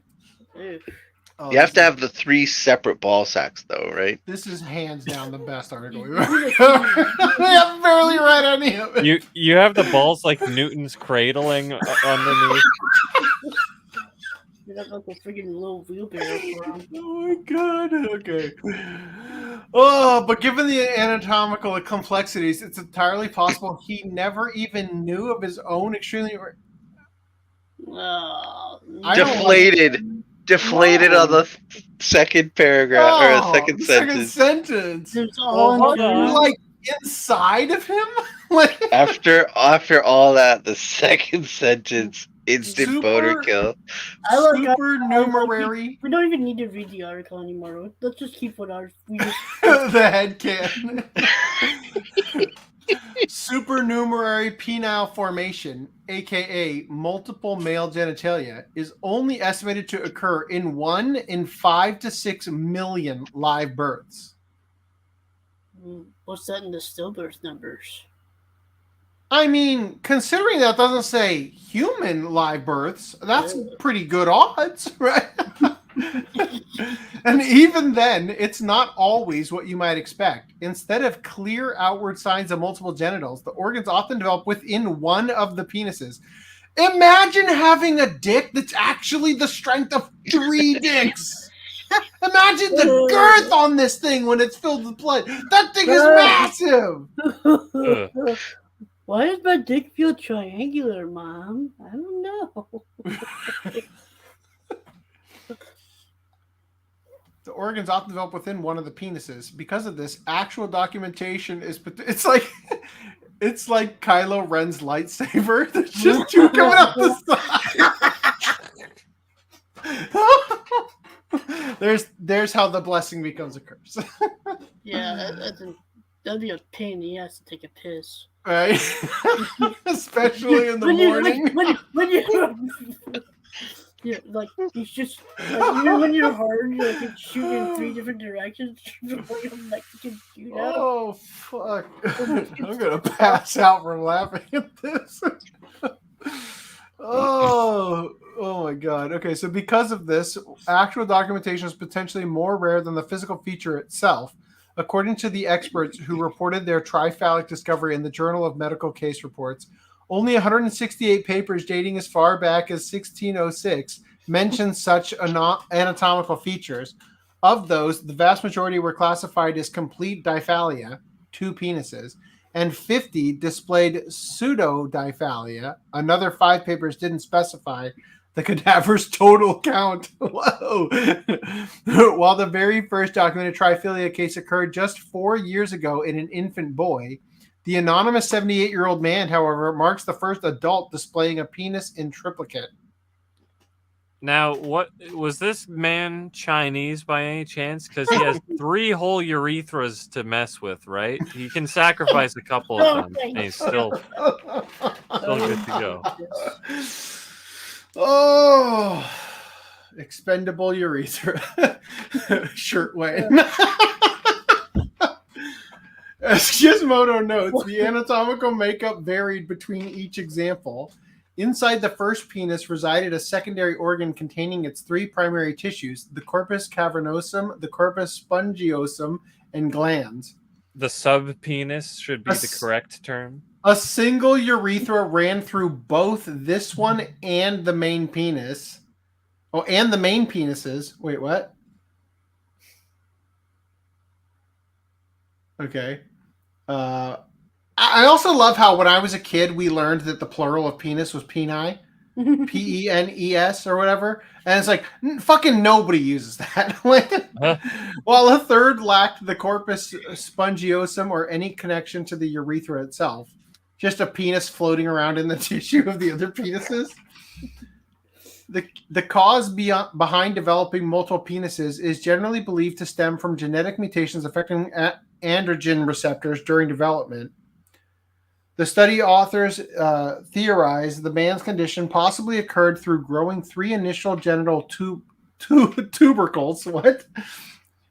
Interestingly, it appears the urethra first grew within the secondary penis, but failed to entirely develop there, forcing it to change its route and grow through what became the primary penis. It's like a river. He's got 3 penises. Find its way. The penis lottery is when you've got 3 penises, but the way that they form is the first penis is full, but then right where the tip would be, the second penis starts. Oh, the penis time.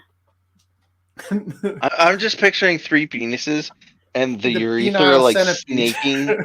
snaking through the penises, like one single urethra just snaking through all 3 penises, trying to find its way out. Yeah, like it's like one of those bendy straws that's like, but it's inside the penis, going all back and forth, up and down, which way? Up the shaft, back down the shaft, up the shaft, back down the shaft, up the shaft. Oh, here's the exit. Yeah. Doc, this exit will do. Hurts when I pee. What the fuck is that? You know, like... Because of this internal arrangement, medical researchers explained in their paper that it's possible the man spent his entire life unaware of his situation. That said, it still could easily have caused a number of medical issues over the years, including urinary tract infections or erectile dysfunction. Oh, don't like that. Local UK medical donation laws mean virtually no other information is publicly available about the man apart from his physical characteristics and age. At one point in his life, however, the man received a groin hernia repair, a process often requiring a catheter. An unusually shaped urethra could have made his problematic and eventually could have made this problematic and eventually hint at his condition. Because no medical notes referenced the triphalia, it's possible that the hernia surgery thankfully went smoother than expected. Either way, it is possible the man lived his life without the knowledge of his condition due to apparent lack of symptoms and its benign nature. Man, ChatGPT, write me a more fulfilling story about a man with 3 working dicks. You know what? Here's the hope, though. If this guy didn't know that he had 3 penises, you too may have 3 penises right now and not know it. I have 4. Even I know the female nipples are not penises. Good for you, man. Profound. So profound. Oh, he calls it the Hydra. I've heard some YouTubers say animes, but it sounds right. Yeah, the plural of anime is anime. Yeah. Japanese doesn't have many words, if any, that are like That change. two forms, or one plural, one singular. It's contextual for nearly the entire language. I hate seeing animes written down. Mm-hmm. Well, just like one of my Japanese animes. I'm gonna go get my Pokemans. All right. And my Anyway, Pikachus. That, my friends, was the final article. Finally, a SpongeBob that doesn't leave you wanting to kill yourself. Maybe out of jealousy, right? Maybe it does leave you wanting to go inspect your penis, though. I do have to go pee, so maybe I'll take a closer look. Yeah, truly. Well, I've got to figure out a way to end this. Did you like this mask thing? That's all right.